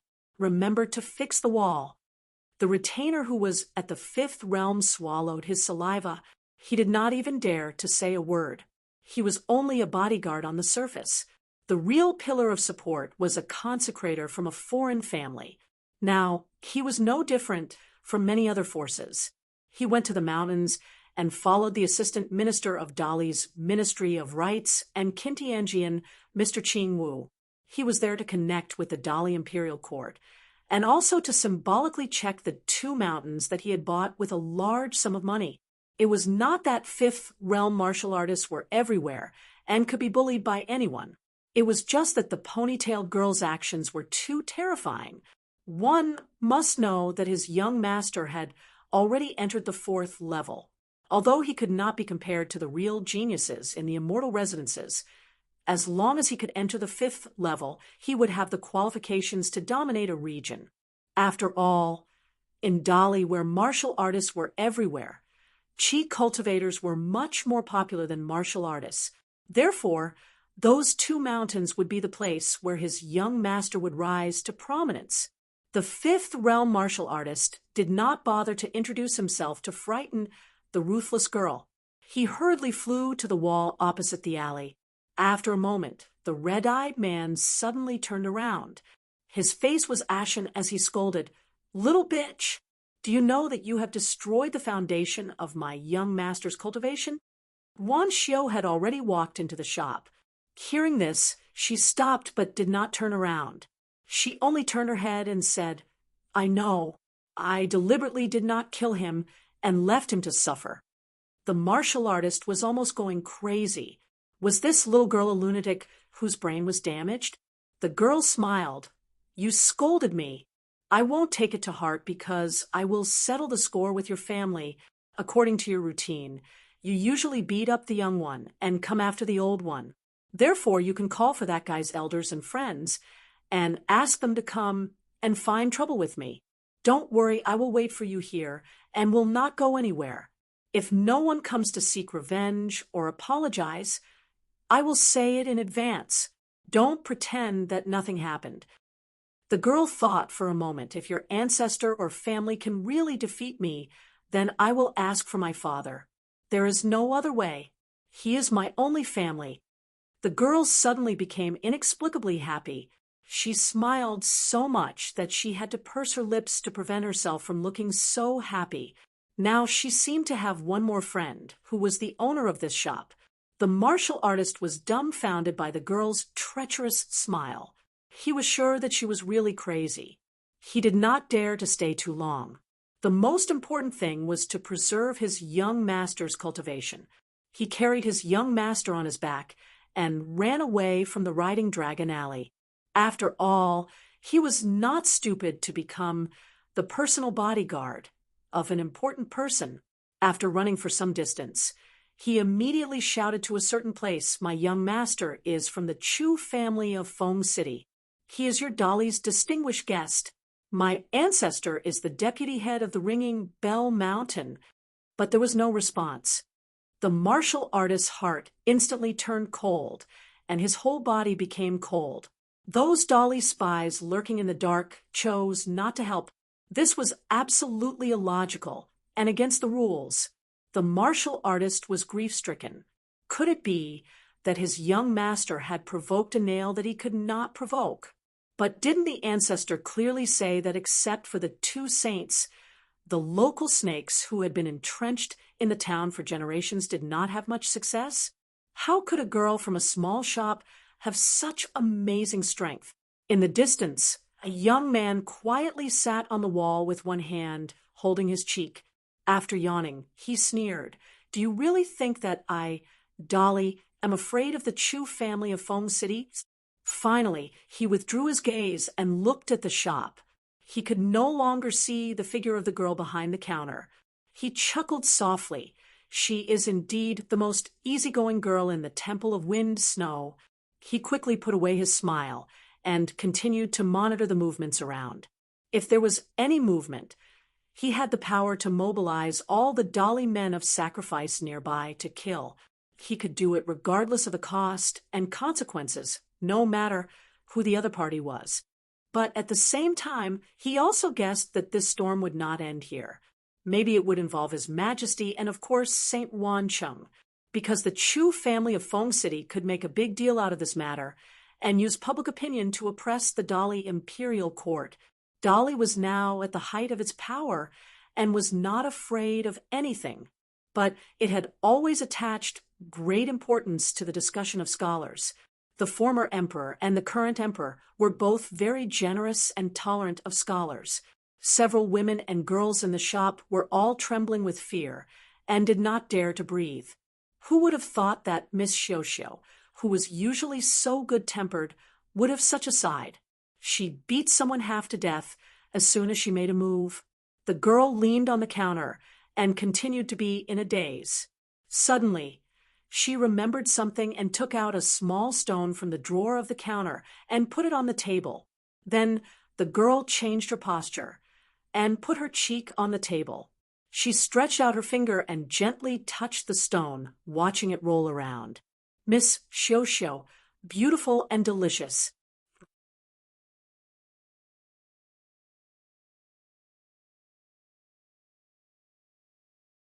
'95.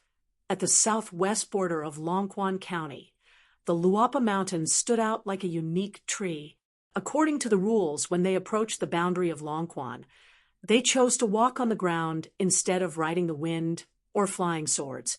After that, they would enter the mountain to explore the Dragon Spine Mountain that produced the Dragon Beheading Platform. That would be the biggest whetstone in the eastern vase continent. Even if it was divided into 3 parts, it would still be the same. For these 4 cultivators who came from the military ancestral court of a continent, walking on the mountains and lakes was not a difficult task. After all, the military cultivators of the Wind Snow Temple had always focused on tempering their body, which was a way to improve their cultivation, not only to cultivate their strength, but also to cultivate their mind. When the 4 saw the figure of Master Wan in the distance, they all quickened their steps and took the initiative to salute this senior. Wan Tong's seniority in the Wind Snow Temple was not too high, but his reputation was very good. After opening the famous long-distance sword furnace, he had made more than 10 swords for his fellow disciples, which made a lot of good karma and incense. But what really made Wan Tong gain the common recognition of the 6 branches of the Wind Snow Temple was a big storm. In the Water Talisman dynasty, in the central part of the eastern vase continent, the Damo Villa was the top immortal mansion. There was a talented young ancestor who had just become a land sword immortal and lacked a suitable weapon. When he heard that Wan Tong's sword-making skill had reached the peak, he personally went to the green pool of the Wind Snow Temple and asked Wan Tong for a sword and promised a great benefit. But at that time, Wan Tong promised to make a sword for a junior of the Clearwind Peak, which would take several years. No matter how the arrogant sword immortal persuaded him, Wan Tong only said that he would make a sword for himself and that he could make a sword for Damo Villa for free, but only after the sword was out of the furnace. Because of this, the young sword immortal felt that Wan Tong was deliberately humiliating him and attacked him in anger. At that time, Wan Tong was only a cultivator on the 9th floor. He did not bow down to Wan Tong, even though he was seriously injured. For this reason, Damo Manor had paid an immeasurable price, except for the land sword immortal, who was imprisoned in the Wind Snow Temple for 50 years. In just 6 years, each of the 6 branches of the Wind Snow Temple had sent 1 person to challenge Damo Manor. As a result, Damo Manor had fallen from the well-deserved number 1 sect of the Water Talisman dynasty to the bottom of the second-rate sect. Wan Ting smiled and cupped his fists to return the greeting. There were no complicated formalities in the Wind Snow Temple. Even if a junior was facing those great ancestors with exceedingly high cultivation, the etiquette was still so simple. Wan Ting told them some things about Dragon Spine Mountain, as well as the general deployment of the greatly imperial court in Longquan County.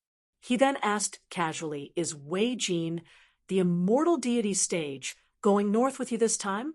A white-robed old man with a sword on his back smiled and said, "The sect has sent a flying sword message along the way. Senior Uncle Wei is indeed heading north this time, but he didn't travel with us.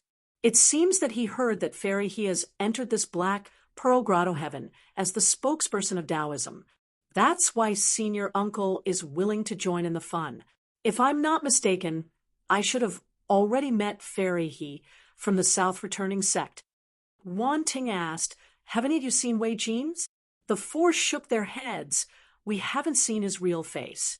The old man with a sword on his back asked, "Master Wan, did something happen?" Wan Ting smiled and waved his hand. "I'm just curious.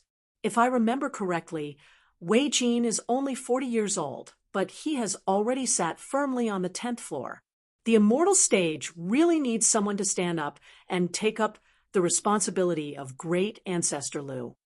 The five of them walked together on the secluded mountain road. The old man with a sword on his back had the highest seniority and cultivation, while the other three should address Wei Jin as Senior Uncle Wei. The old man walked side by side with Master Wan. Among the 6 branches of the Wind Snow Temple, the immortal stage was the weakest. It was almost reduced to a bleak scene of a secular dynasty with only one descendant for several generations. It happened that the immortal stage had made the greatest contribution to the Wind Snow Temple in the past 300 years. Therefore, the green pool where Master One used to be and the big trench where the old sword cultivator was were all sincerely kind and expectant of the immortal stage. Even if the 6 mountains of the Wind Snow Temple had disputes, if the strict and orderly immortal stage completely disappeared, no matter which branch of the Wind Snow Temple, it was destined not to be a good thing. After hearing this, the old man stroked his beard and smiled. Senior Uncle Wei is a genius. He is elusive and has won a great reputation in Jianghu. Maybe the next time we meet, he will be the youngest great cultivator to reach the 5th floor in our eastern vase continent. Wan Tong said softly, "A tall tree attracts the wind. The more this is the case, the more we should be careful." The old sword master turned his head and looked at Master Ruan's dignified expression. He suddenly understood and said in a deep voice, "When this matter is over and we return to the Wind Snow Temple, I will advise the sect master to try to call Senior Uncle Wei back to the sect. No matter what, it's better for Senior Uncle Wei to wait until he successfully reaches the 5th floor before he travels in Jianghu." Wan Tong nodded and said, "This is an old man's view. It's reasonable. I believe that Wei Jin has been in Jianghu for many years and has seen the sinister people's hearts. He can understand the sect's painstaking efforts." The old man wanted to say something but stopped on second thought. Wan Tong shook his head and said, "In the end, whether Wei Jin is willing to return to the Wind Snow Temple to cultivate or not is his own decision." Wan Tong suddenly looked at the town and cupped his fists, saying, "Something happened to my Xiao. I have to go and have a look. I can't go with you." The old man with the sword on his back raised his eyebrows and was full of murderous intent. "Master Wan, if it's not convenient for you to do it, just let me know and leave it to me. Who dares to bully our Xiao? Is he tired of living?" Wan Tong smiled knowingly and said, "It's just a small matter." Wan Tong's figure rose from the ground and disappeared in the blink of an eye. The other 3 people in the Wind Snow Temple were a little surprised. They did not know when the old man doted on Wan Xiao so much. It should be known that the old man had been traveling with his sword for more than 10 years and had never stayed on the mountain. Naturally, he was not very familiar with the little girl. He was far less familiar with her than the 3 of them. On the other hand, great ancestor Qin of the Dagong Valley indeed had a whole new level of respect for the little girl. The old sword master's face was calm as he walked forward slowly. However, the private words of great ancestor Qin of his lineage kept appearing in his mind. The Wind Snow Temple is too small to accommodate Wan Xiao. At the straw shop, Wan Tong walked into the shop and hesitated for a moment. He did not directly speak to his daughter in the language of the Eastern Bottle Continent, although the women and girls in the small town had only learned some simple language to communicate with foreigners for the sake of the shop's business. There might be accidents. Wan Tong tapped the counter gently with his finger. The girl looked up blankly and asked doubtfully, "Father, why are you here? Aren't you not going to forge today?" Wan Tong said softly, "Come out and talk." The father and daughter left the shop and walked in the dragon-riding alley, where there were few people. After Wan Tong appeared, the group of Dali's spies and men of sacrifice quietly retreated. This was a silent tribute to a military saint. Wan Tong nodded his head to himself. He knew that there was a reason why the Li dynasty was able to have its current strength.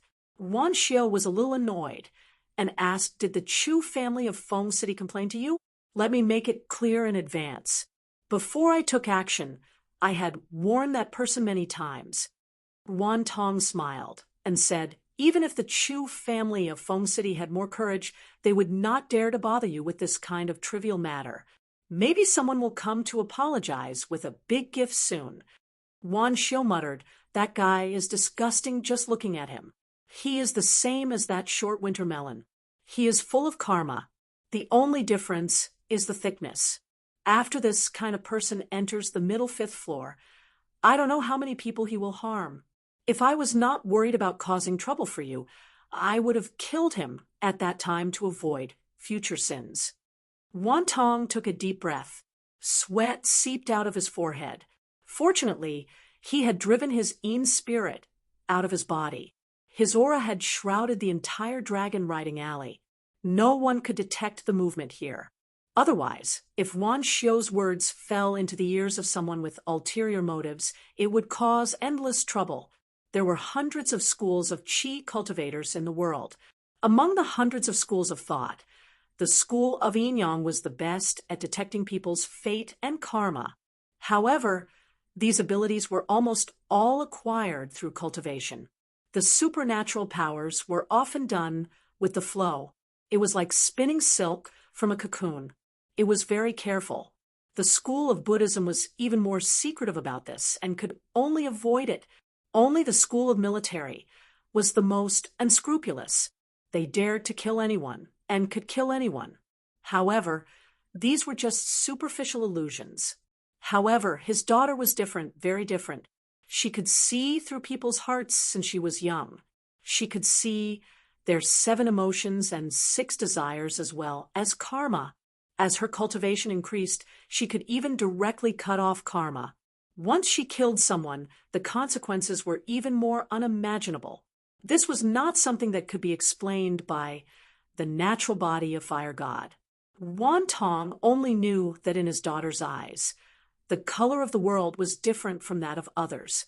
For this reason, Wan Tong had searched through the collection of classics in the Wind Snow Temple. Only an ancient saying that had been lost for a long time could barely explain the reason. The natural deity came into being. Therefore, Wan Tong had taken the initiative to ask to be banished to Lizhu Cave Heaven. He wanted to win 60 years of time for Wan Xiao before she really grew up.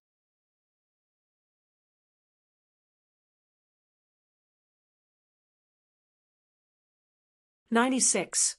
For some reason, the great demons who had already taken human form and stabilized their souls on the surface of the Iron Talisman River retreated in panic. The ringing of the copper bell in Zhu He's hand naturally stopped. However, Zhu He was worried that the great demons who dared to walk in the human world in broad daylight might have used some kind of trick. So he asked Senior Alliance not to rush down south along the river for the time being. He raised the string of copper bells with ancient seal characters high up and repeatedly crossed the river in the downstream direction of the Iron Talisman River.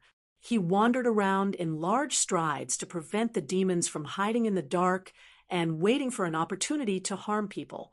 Therefore, after Qin Pingan and the others packed up their luggage, they all stayed where they were and watched Zhu He scurry around like a headless fly. Li Huai was overjoyed. Lin Shui was full of curiosity, and Zhu Lu felt that it was embarrassing. She wanted to drag her father back and stop fooling around like this. After all, she was a thin-skinned girl. Chun Pingan inadvertently noticed that Alliance's expression was calm. He did not tease Zhu He like he did in the past. After seeing Chun Pingan's gaze, Alliance took off his wine gourd and asked with a smile, "You really don't want a drink?" Chun Pingan shook his head. Alliance then turned his head and asked Lin Shi, "Kid, we met a rare demon. Alas, it's not just one or two of them.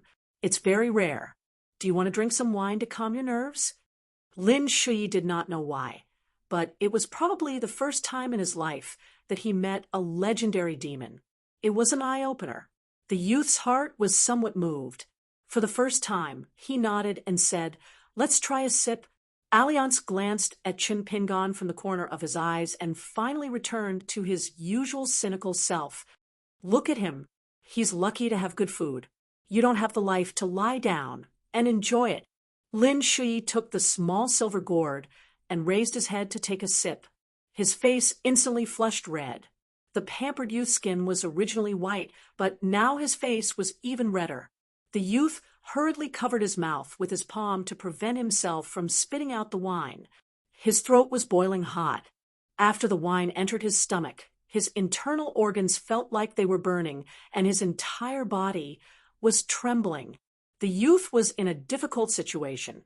Seeing Li Huai holding his stomach and laughing, Lin Shui, who had a strong self-esteem, clenched his teeth and was about to take another sip. He did not expect that Alliance had already reached out to take back the small gourd. He gently pressed one hand on the youth's shoulder and said with a smile, "Drinking without being greedy is fun. In the future, I'll let you drink a sip every day. I guarantee that from now on, there will be another carefree and worry-free person in this world."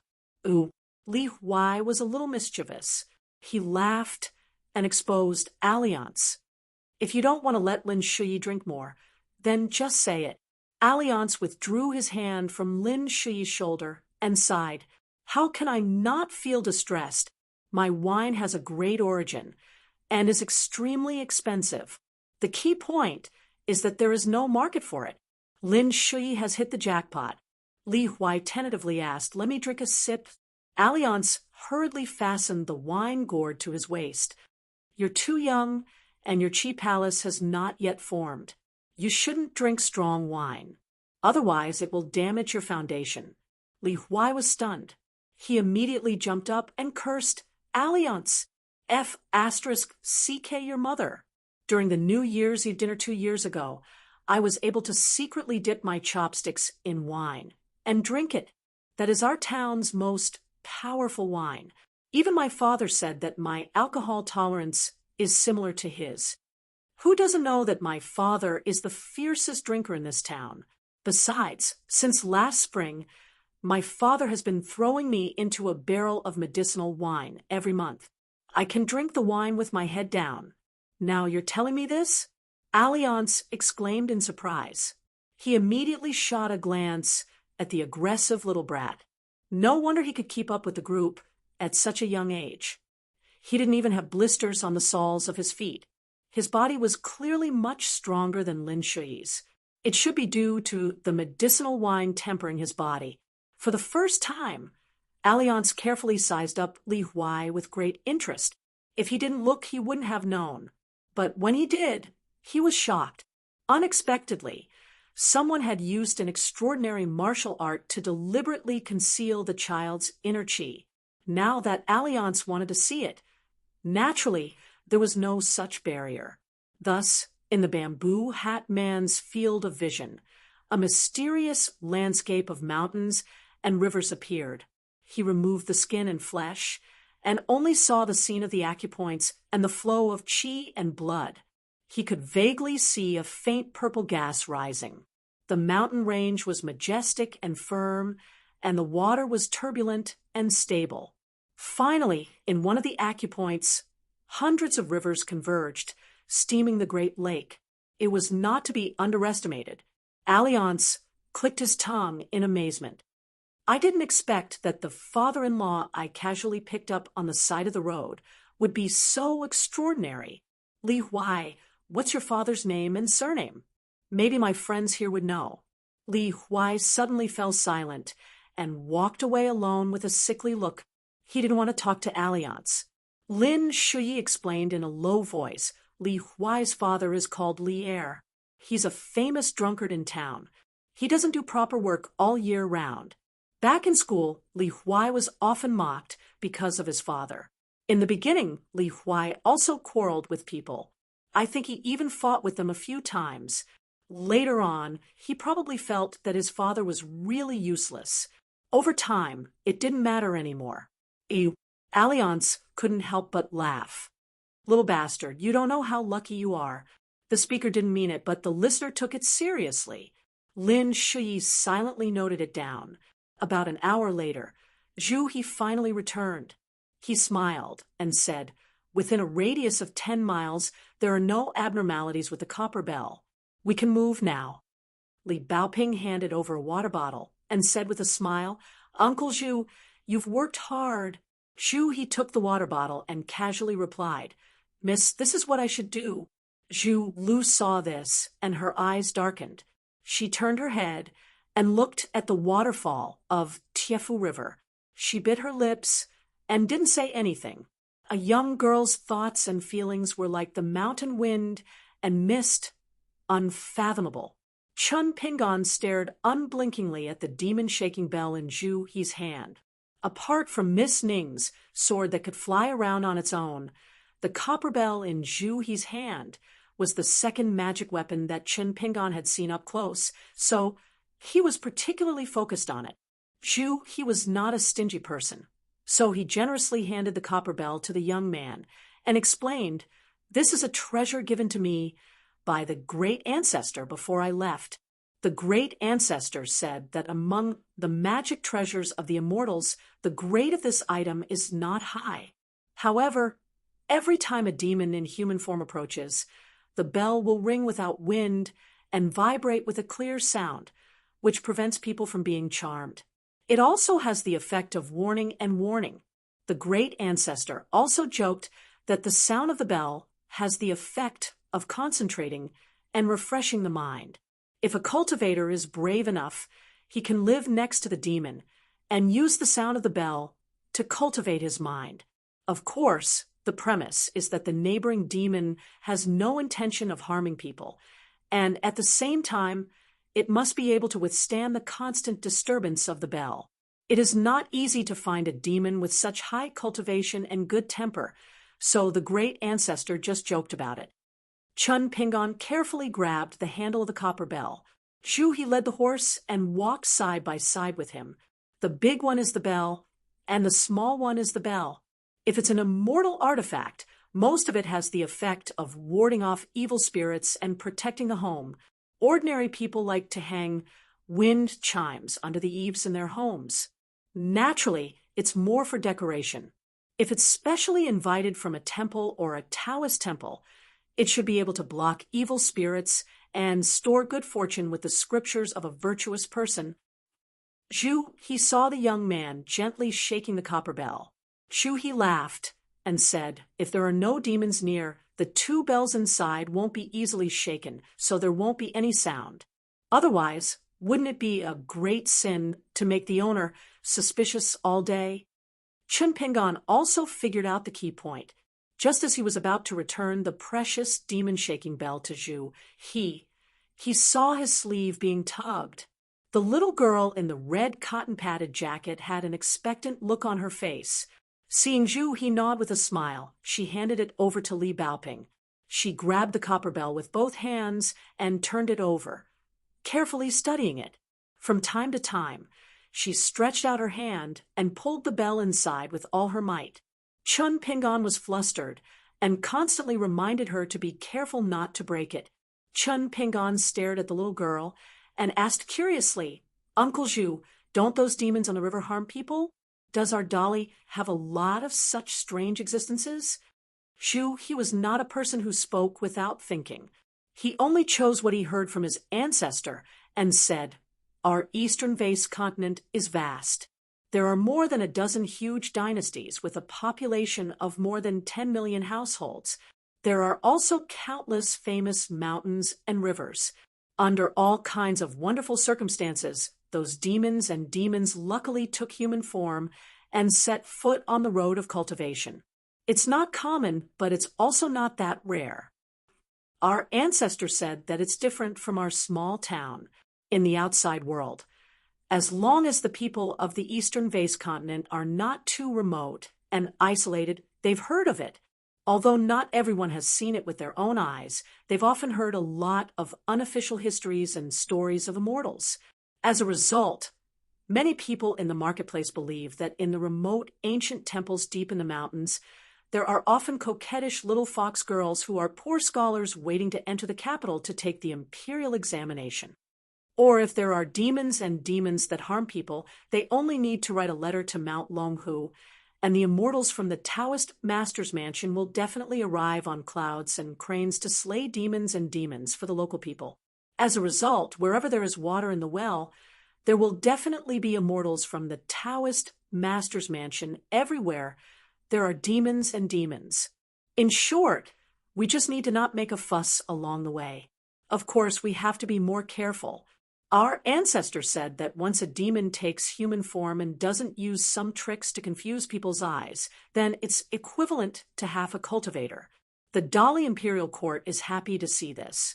Not only will it not suppress or exclude them, but it will also make an exception and allow them to establish a sect on the territory. They just need to put up a case in the Ministry of Rights. However, due to some established rules, the Dali Imperial Court has yet to absorb demons and demons into their ranks. Instead, it's rumored that there are a lot of demons and cultivators at the border of Dali who have made contributions to the country.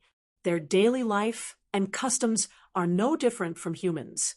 Xu He's words were easy to understand and interesting. Chun Pingon listened with great interest. Li Huai and Lin Shi pricked up their ears and didn't want to miss a single word. Only Alliance, who was walking at the front, wore a bamboo hat and led the donkey. His palm gently patted the hilt of his knife and softly hummed an out-of-tune tune. The girl Zhu Lu, who was walking at the back of the team, was even more absent-minded. It seemed that the further away she was from home, the stronger her homesickness was. 2 hours after the team went south, a middle-aged woman appeared on the stone cliff at the waterfall at the junction of the Dragonbeard Creek and the Tiefu River. She sat on the edge of the cliff. Her black hair was 50 or 60 feet long, extending from her head to her toes and into the creek. The woman lowered her head and stared at the turbulent water under the waterfall of the Tiefu River. Her eyes were hot and full of desire. The woman's face was blurry and constantly changing. It seemed that she hadn't really taken shape and was waiting for some kind of opportunity to appear. The word River Lady and River God differed by a single word, regardless of status or cultivation. The difference was like heaven and earth. She could only swim up to this point at most. If she went any further, she would cross the boundary. Just like the officials in the mortal world couldn't leave their posts without permission, it was even more so for the gods of mountains and rivers who guarded the feng shui of the kingdom. Otherwise, they would cause floods and all kinds of disasters. Now that she was about to become a god, she certainly wouldn't ask for trouble at this critical juncture. She once secretly followed the creek and went upstream to hide in the mountains. In the end, she was casually glanced at by a Mr. Ching Wu of the Dali Imperial Court who was near the water and watching the waterfall. She only felt her scalp explode. After that, she didn't dare to underestimate the experts outside the town. She followed all the way here not because she harbored evil intentions, but because she was following the orders of the saint, Master Wan. She carefully watched the man in the bamboo hat, who she didn't know the depth of his strength to prevent any mistakes. She had been carefully and conscientiously observing these days and nights. She didn't dare to slack off at all. It was the little girl whose bracelet turned into a fire dragon that scared the woman a lot, especially the great immortal Old Yang, who let her steal the position of River Lady. After he revealed the secret of heaven, she was even more afraid that one day she would become the little girl's opportunity to prove her Taoism. She was scared to the bone. After becoming River Lady, she experienced all kinds of wonderful supernatural powers, For example, she could rejuvenate herself every day. For example, she felt comfortable when she swam in the water. For example, every time it rained, she could see the scenery of the town through the underground water or the rain curtain of the patio. Also, these days of hard work in collecting things at the bottom of the river, she found several good things and put them all in her bag. One of them was a jade ring, which she wore on her finger. She took it out and admired it when she had time, just like the woman in the marketplace who wore gold jewelry. She was complacent. The more superior she was to the common people, the more she was afraid of old Yang and the little girl surnamed Ruan in the depths of her bones, because these two people seemed to be able to destroy everything she had now. She reined in her messy thoughts and looked around. Now that the Pearl Cave was connected to the Great Li dynasty, it was full of spiritual aura and had become a good place for cultivation, just like the 72 blessed lands. As a result, many birds and beasts had started to flock to this place, especially those mountain monsters with spiritual wisdom. They relied on their instincts and hoped to be the first to occupy a place with good feng shui. It was the duty of the mountain god and river god to take care of the feng shui of a place. She had now taken in a few koi fish with dragon whiskers as her followers in the Dragon Whisker Creek. Usually, when she went out, many spiritual creatures of the water tribe acted as her retinue and escort, which made her very satisfied. Therefore, even though she couldn't swim into Tiefu River for the time being, she had to guard the waterfall pass and try to collect some money to pass through. Regarding this matter, Old Man Yang nodded in agreement. So she was particularly confident and justified in flaunting her prowess here. However, deep in her heart, the woman who was cautious by nature was still a little uneasy. She was afraid that a sneeze from the river crossing outside could drown her. The little river lady in the Dragon Whisker Creek. Finally, they came. The long-haired woman was no longer an old woman when she died. She narrowed her eyes and looked at the 5 thieves on the other side of the Tiefu River. Previously, she hid in the stream at the top of the waterfall and looked into the distance. The 5 people came aggressively and put on airs. Each one was more like a celestial being than the other, which almost made her have the cowardly idea of retreating. However, later on, the 5 guys with different degrees of demon aura were scared out of their wits and ran away. Therefore, no matter why the 5 people retreated, she was no longer afraid. Instead, there was only sarcasm and complacency left in her heart. Now, not only was she working for the Saint Wan Lao Shi and using water to increase the yin qi for his sword, she was also a character who could survive after being stepped under the foot of Miss Xiuxiu's fire dragon. Was this not something to be proud of? Thinking of this, she was much calmer. She tried her best to make her face calm and pretended to sit on the edge of the big rock cliff, coldly looking at the 5 monsters on the other side of the stream. There was a white-haired old man wearing a straw raincoat, like an old scholar who liked to travel in the mortal world. There was a plump woman in gorgeous clothes with a pair of charming peach blossom eyes. There was a young child holding a purple bamboo cane with deep eyebrows and eyes. There was also a pair of young boys and girls with the strongest demonic aura. They looked timid and hid behind the old man in the straw raincoat, not daring to look at people directly. Demons and ghosts avoided people when they met people and bowed to gods when they met gods. It was said that this was an unwritten rule passed down from the ancient times. But now, the immortals, and gods, other than those golden clay statues that were worshipped, were all lifeless. It was hard to see their real bodies. But the children in the streets knew that there were many immortals living on the mountain. However, even if they were not the high and mighty 5 mountain gods in the eyes of the mountain ghosts, unless their cultivation level was much higher than the other parties, even if it was just a small river granny or a small mountain, they were still unapproachable and untouchable officials and nobles that could not be offended. We were wild cultivators in the mountains and forests at the border of Dali. We passed by the treasure land and wanted to pay our respects to you, my Lord River God." The old man in the straw raincoat bowed respectfully and got up with a solemn face. "Since ancient times, the famous mountains have been waiting for saints. We came from a bad background, so of course we don't dare to call ourselves saints. We only admire them. From the bottom of our hearts, now that the cave is open, we just want to cultivate honestly under the feet of the saints. In the future, when we succeed in the Tao, we will definitely help this world. I hope that you, my Lord River God, can visit us today."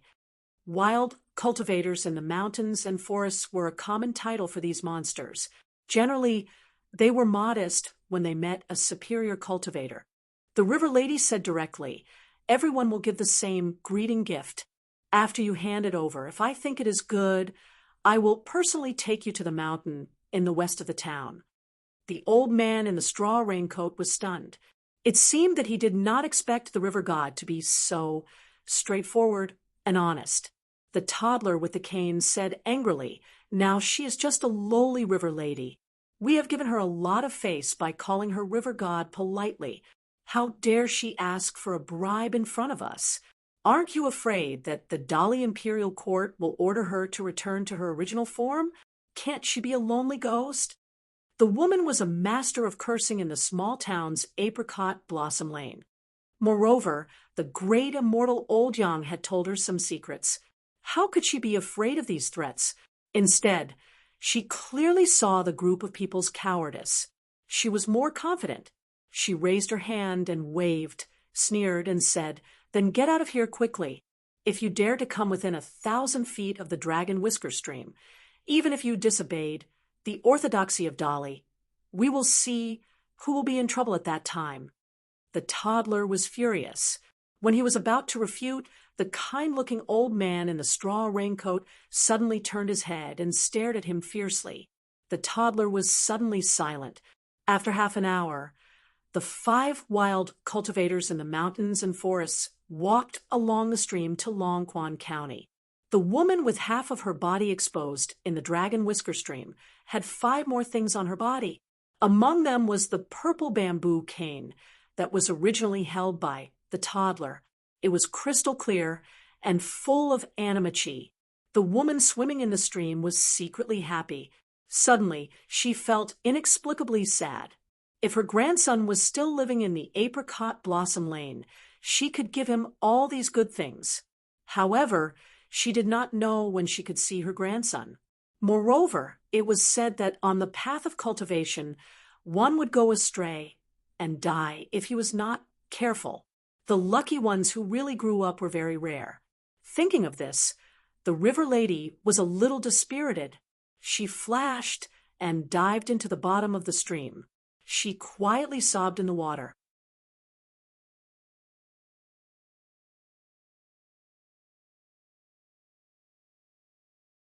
"97. There is one more chapter in the evening. The group slowly traveled south along Longshu Creek and Tiefu River. They could travel more than 60 li a day. Li Baoping and Li Huai were both children with extraordinary leg strength. Although Lin Shi had worn out 2 pairs of straw sandals, he was still a child of a rich family. However, he was unwilling to admit defeat in front of the 2 children with the surname Li. He forced himself to endure. In addition, Chun Pingon taught him the traditional method of applying herbal medicine to his feet. In the end, he gritted his teeth and endured it. The group had a white donkey and a horse to help carry the load, so the journey was not too difficult. Chun Pingon admired Li Baoping and the other 2 children from the bottom of his heart. Therefore, the 2 words study abroad and the title scholar became more and more important in the straw sandal youth's heart. Longquan County was subordinate to Dali's Yongjia County. A long time ago, all the dynasties of the Eastern Vase continent issued an edict that if the word dragon was in the name of any province or county, it had to be changed and replaced with other words. Longquan County was probably only able to make an exception because of Liju Cave. The place where the broken cave had taken root was much further south than its previous position. It was now far from Dali's southern border, Yefu Pass. If the carriages and horses took the official road, it would only take a little more than a month. He should have read a lot of private books in the Leaf family's Falu Street and knew a lot about the outside world. Chun Pingan would ask He for advice whenever he had nothing to do. On the other hand, he was also happy to ask the youth about the rules and tricks of entering the mountains and going into the water. For some reason, Alliance drank more and talked less. Ever since Lin Shuyi drank the strong wine from the silver gourd, he became very close to Alliance and often asked him questions. At the same time, he was also showing signs of becoming a little alcoholic. In Li Baoping's small bookcase, there was a colored edition of the county map issued by the Dali Imperial Court. Logically speaking, only the provincial governor's office had the qualifications to keep this secret. According to the map, they would soon climb a mountain range called Chiduan Mountain. The mountain path was more than 300 miles long, passing through Yongjia, Baiyun, and the other 4 counties. The group rested for a while at the foot of the mountain. Li Huai looked at the small path that was not as wide as the Dragon Rider Alley and was dumbstruck. After the shock, he turned his head and cursed, "Alliance! Is this the post house road you mentioned? The Guanma Avenue specially built by the Dali Imperial Court? How can a broken road as thin as chicken intestines be considered an official road?" The post house road, commonly known as the Guanma Avenue, connected all the counties in the territory of a dynasty. The post house road was like the meridians of the human body. Once it was blocked, the qi and blood would not be able to flow. If it was a country, it would be a government order that would not work. Sitting on a piece of rotten wood by the roadside, Alyang raised his head and drank the wine. He laughed and said, "Post-house routes are also divided into different grades. Yefu Pass on the southern border of the Li dynasty has 3 post-house routes leading to the north. The Chiduan Mountain Post-house route is the smallest one, mostly used to transport porcelain, tea leaves, and refined salt. In the past, it was bustling with people coming and going. Now that Liju Cave has fallen to the ground and blocked the original north-south route, this post-house route is temporarily abandoned and has cut off many people's source of income. Many goods have been stagnated at a waterway wharf at the southern foot of the Chiduan mountain range called Red Candle Town. The brothel boats, there are mostly small boats for 2 or 3 people. When night falls, the boats are brightly lit, and the girls on the boats are very pretty. They sit at the bow or the stern of the boat, deliberately showing their white thighs to you. You can order a pot of wine and a plate of peanuts at the wine shops on both sides of the river. The maidservant Zhu, Lu quickly bent down and covered her mist's ears to prevent her ears from being dirted by the lecherous words of this lecher. She said angrily, "We're not spending the night in Red Candle Town." Alliance pointed at Chin Pingan with the wine gourd and said with a smile, "Whether we're spending the night or not, you have to ask him. He's the god of wealth who is in charge of our money bag." Zhu Lu's eyes were sharp and murderous, as if she would dare to kill Chin Pingan if he dared to nod his head. Chun Pingan thought for a while and said with a serious face, "We definitely have to stay in the town to replenish some necessities. As for whether we're going to spend the night there, it depends on the price of the inns there. We have a lot of people. If the price is not fair, we can only forget about it." Zhu Lu's face was gloomy and aggressive. "If it's cheap, we have to stay in that dirty place with fireworks and cosmetics? Chen Pingan, have you ever thought that my Miss and Lin Shuyi can be considered half Confucian disciples and students of Cliff Academy? How can we live next to those immoral women? Even if we can't see those disgusting scenes, we'll still hear some unbearable obscenities." Chun Pingan braced himself and replied, "We'll talk about it when we reach the town." Zhu Lu was furious, but he stopped his daughter. "Just follow Pingan's words. Don't jump to conclusions. We'll see when we get there. It's not like we have to spend the night in Red Candle Town." Zhu Lu pointed at Chin Pingan and said angrily, "Fortunately, you're not a scholar. Otherwise, those sage books would be shamed because of you." Chun Pingon had been learning to read from Li Baoping and Zhu He along the way. Looking at the righteous Zhu Lu, the youth suddenly felt defeated. The culprit, Alliance, was rejoicing in his misfortune. Zhu Lu glanced at the jasper hairpin on the youth's head and felt that it was an eyesore. She sneered, "A monkey wearing a hat." "Zhu," he shouted, "Zhu Lu." Li Baoping and Lin Shi frowned at the same time. Alliance languid drank a mouthful of wine. No matter how good the wine was, it didn't have much taste. But when he thought of the new apricot spring in Red Candle Town, he looked forward to it. He was thinking about how to swindle some money from Chun Pingon to satisfy his craving. Chun Pingon wanted to say something but hesitated. In the end, he didn't open his mouth and silently led them up the mountain. But before entering the mountain, the straw sandals youth bowed 3 times as usual. This was an old rule passed down by Old Man Yao, but he never explained the reason to Chun Pingon. Chun Pingon had always followed this rule all these years. Alliance snorted disdainfully. Even when Chun Pingon didn't want him to sit on a stump, he didn't care. When he was tired, he would sit down just like now. Chun Pingon wasn't the kind of person who liked to impose his preferences on others.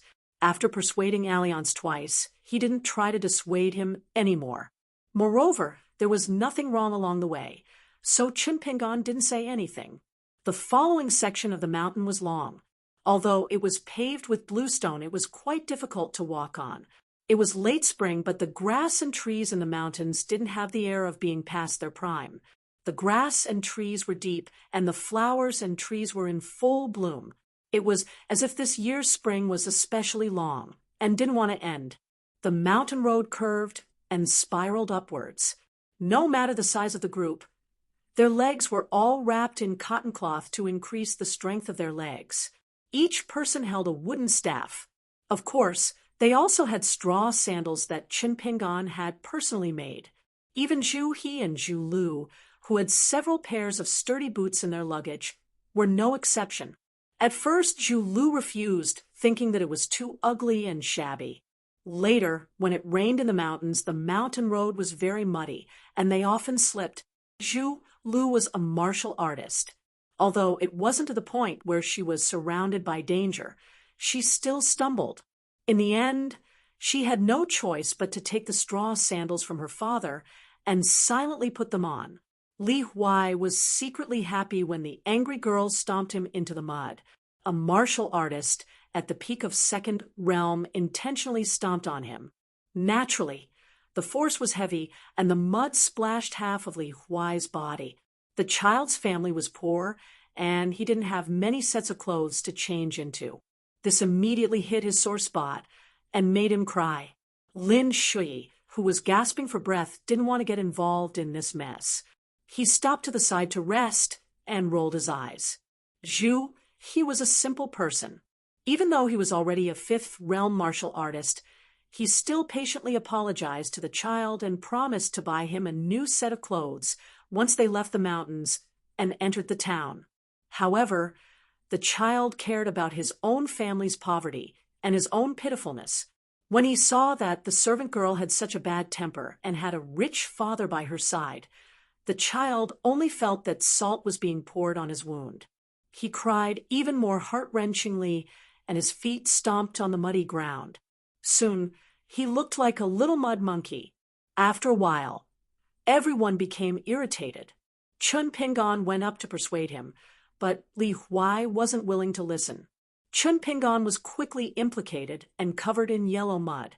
Fortunately, Chun Pingon hadn't suffered any disasters before, so he wasn't anxious. He just felt a little helpless. Zhu Lu took the opportunity to fan the flames. See, good intentions are not rewarded. Chun Pingon, hurry up and throw away this heartless thing. Li Huai cried even harder. Li Baoping's scolding was also useless.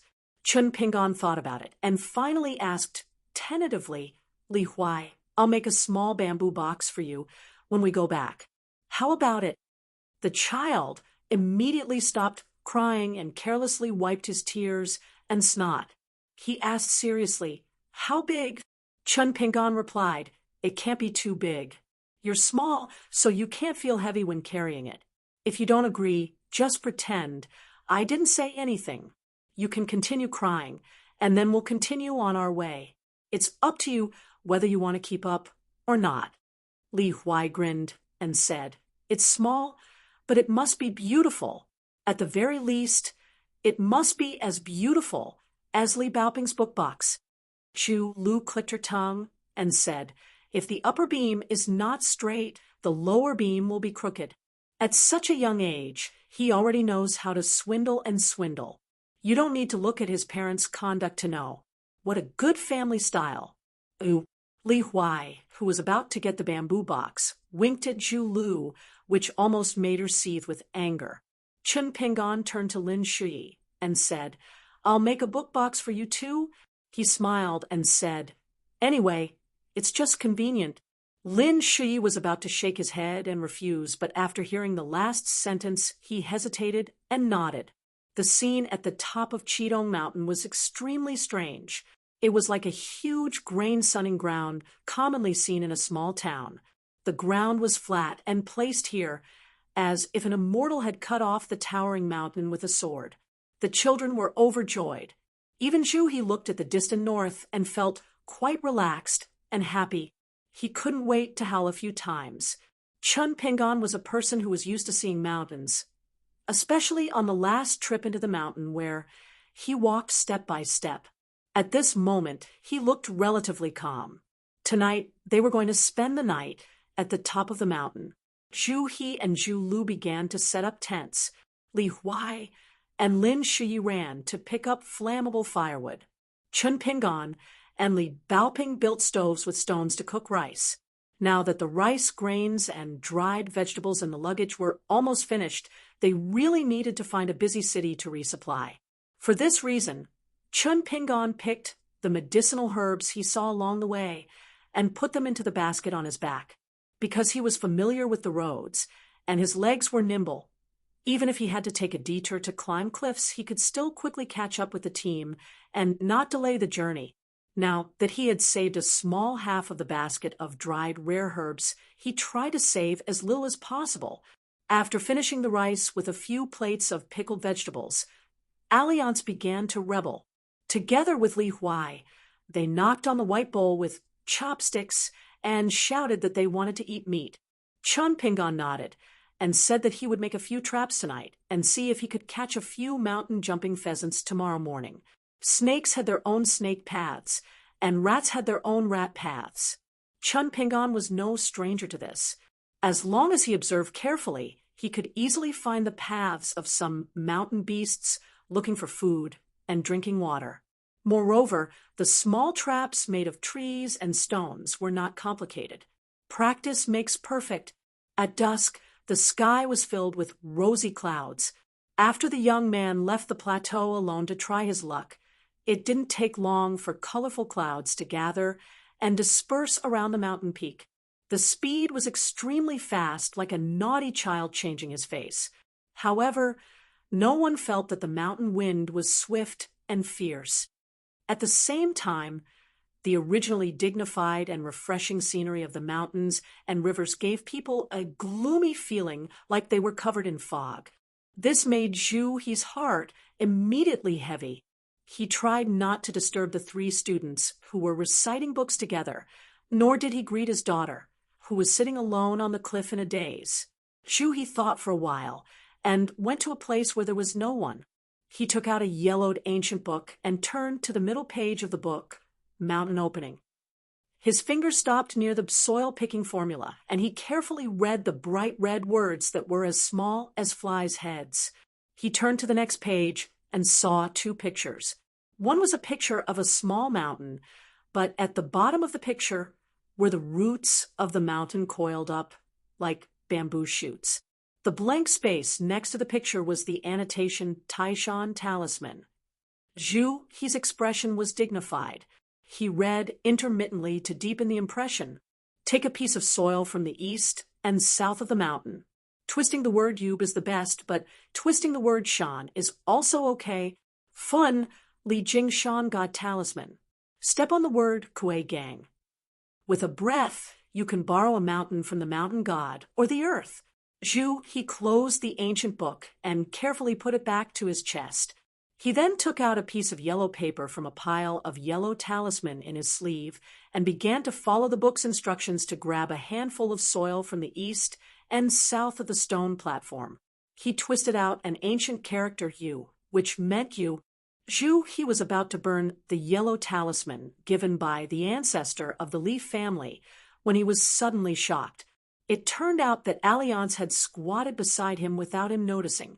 The latter held a wine pot and said with a smile, "The mountain-entering book in your hand is made of ordinary material. The writer's talisman drawing technique is pretty good. However, in the art of talisman, you can't make a single mistake.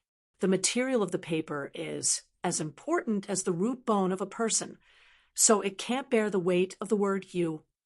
Therefore, I advise you to just write the word you, lest you fail to invite the god and annoy the mountain god. After all, it was the first time Zhu, he came into contact with the legendary spirit of the mountain. He was a little nervous and said softly, "Senior Alliance, is there really a mountain god or a mountain god on this Chiduan mountain? Then why is there such a heavy Enora?" Alliance leisurely drank a mouthful of wine and sneered. "Who told you that a mountain god or a mountain god must be a good-natured person?" Zhu, his face was full of astonishment. "Otherwise," Alliance chuckled and said, "I just said it casually. God knows if the owner of this place has a good or bad temper when he treats his guests." Zhu, he suddenly came to his senses and said, "Oh no, Chunpingan is not alone at the top of the mountain." Alliance nodded. Zhu, he said anxiously, "Senior Alliance, why don't you go and find Chunpingan? I'll continue to complete this earth-forming mountain formula. How about it? Zhu, he am only a 5th-level martial artist. I'm confident that I still have the strength to fight against secular experts. However, I really don't have the confidence to deal with those strange things." Alliance stood up with a smile and swaggered away, leaving behind a sentence lightly. "Then you be careful. You're tuning in to the Warrior Lore YouTube channel. Don't forget to subscribe and join us on this journey to catch the most captivating stories.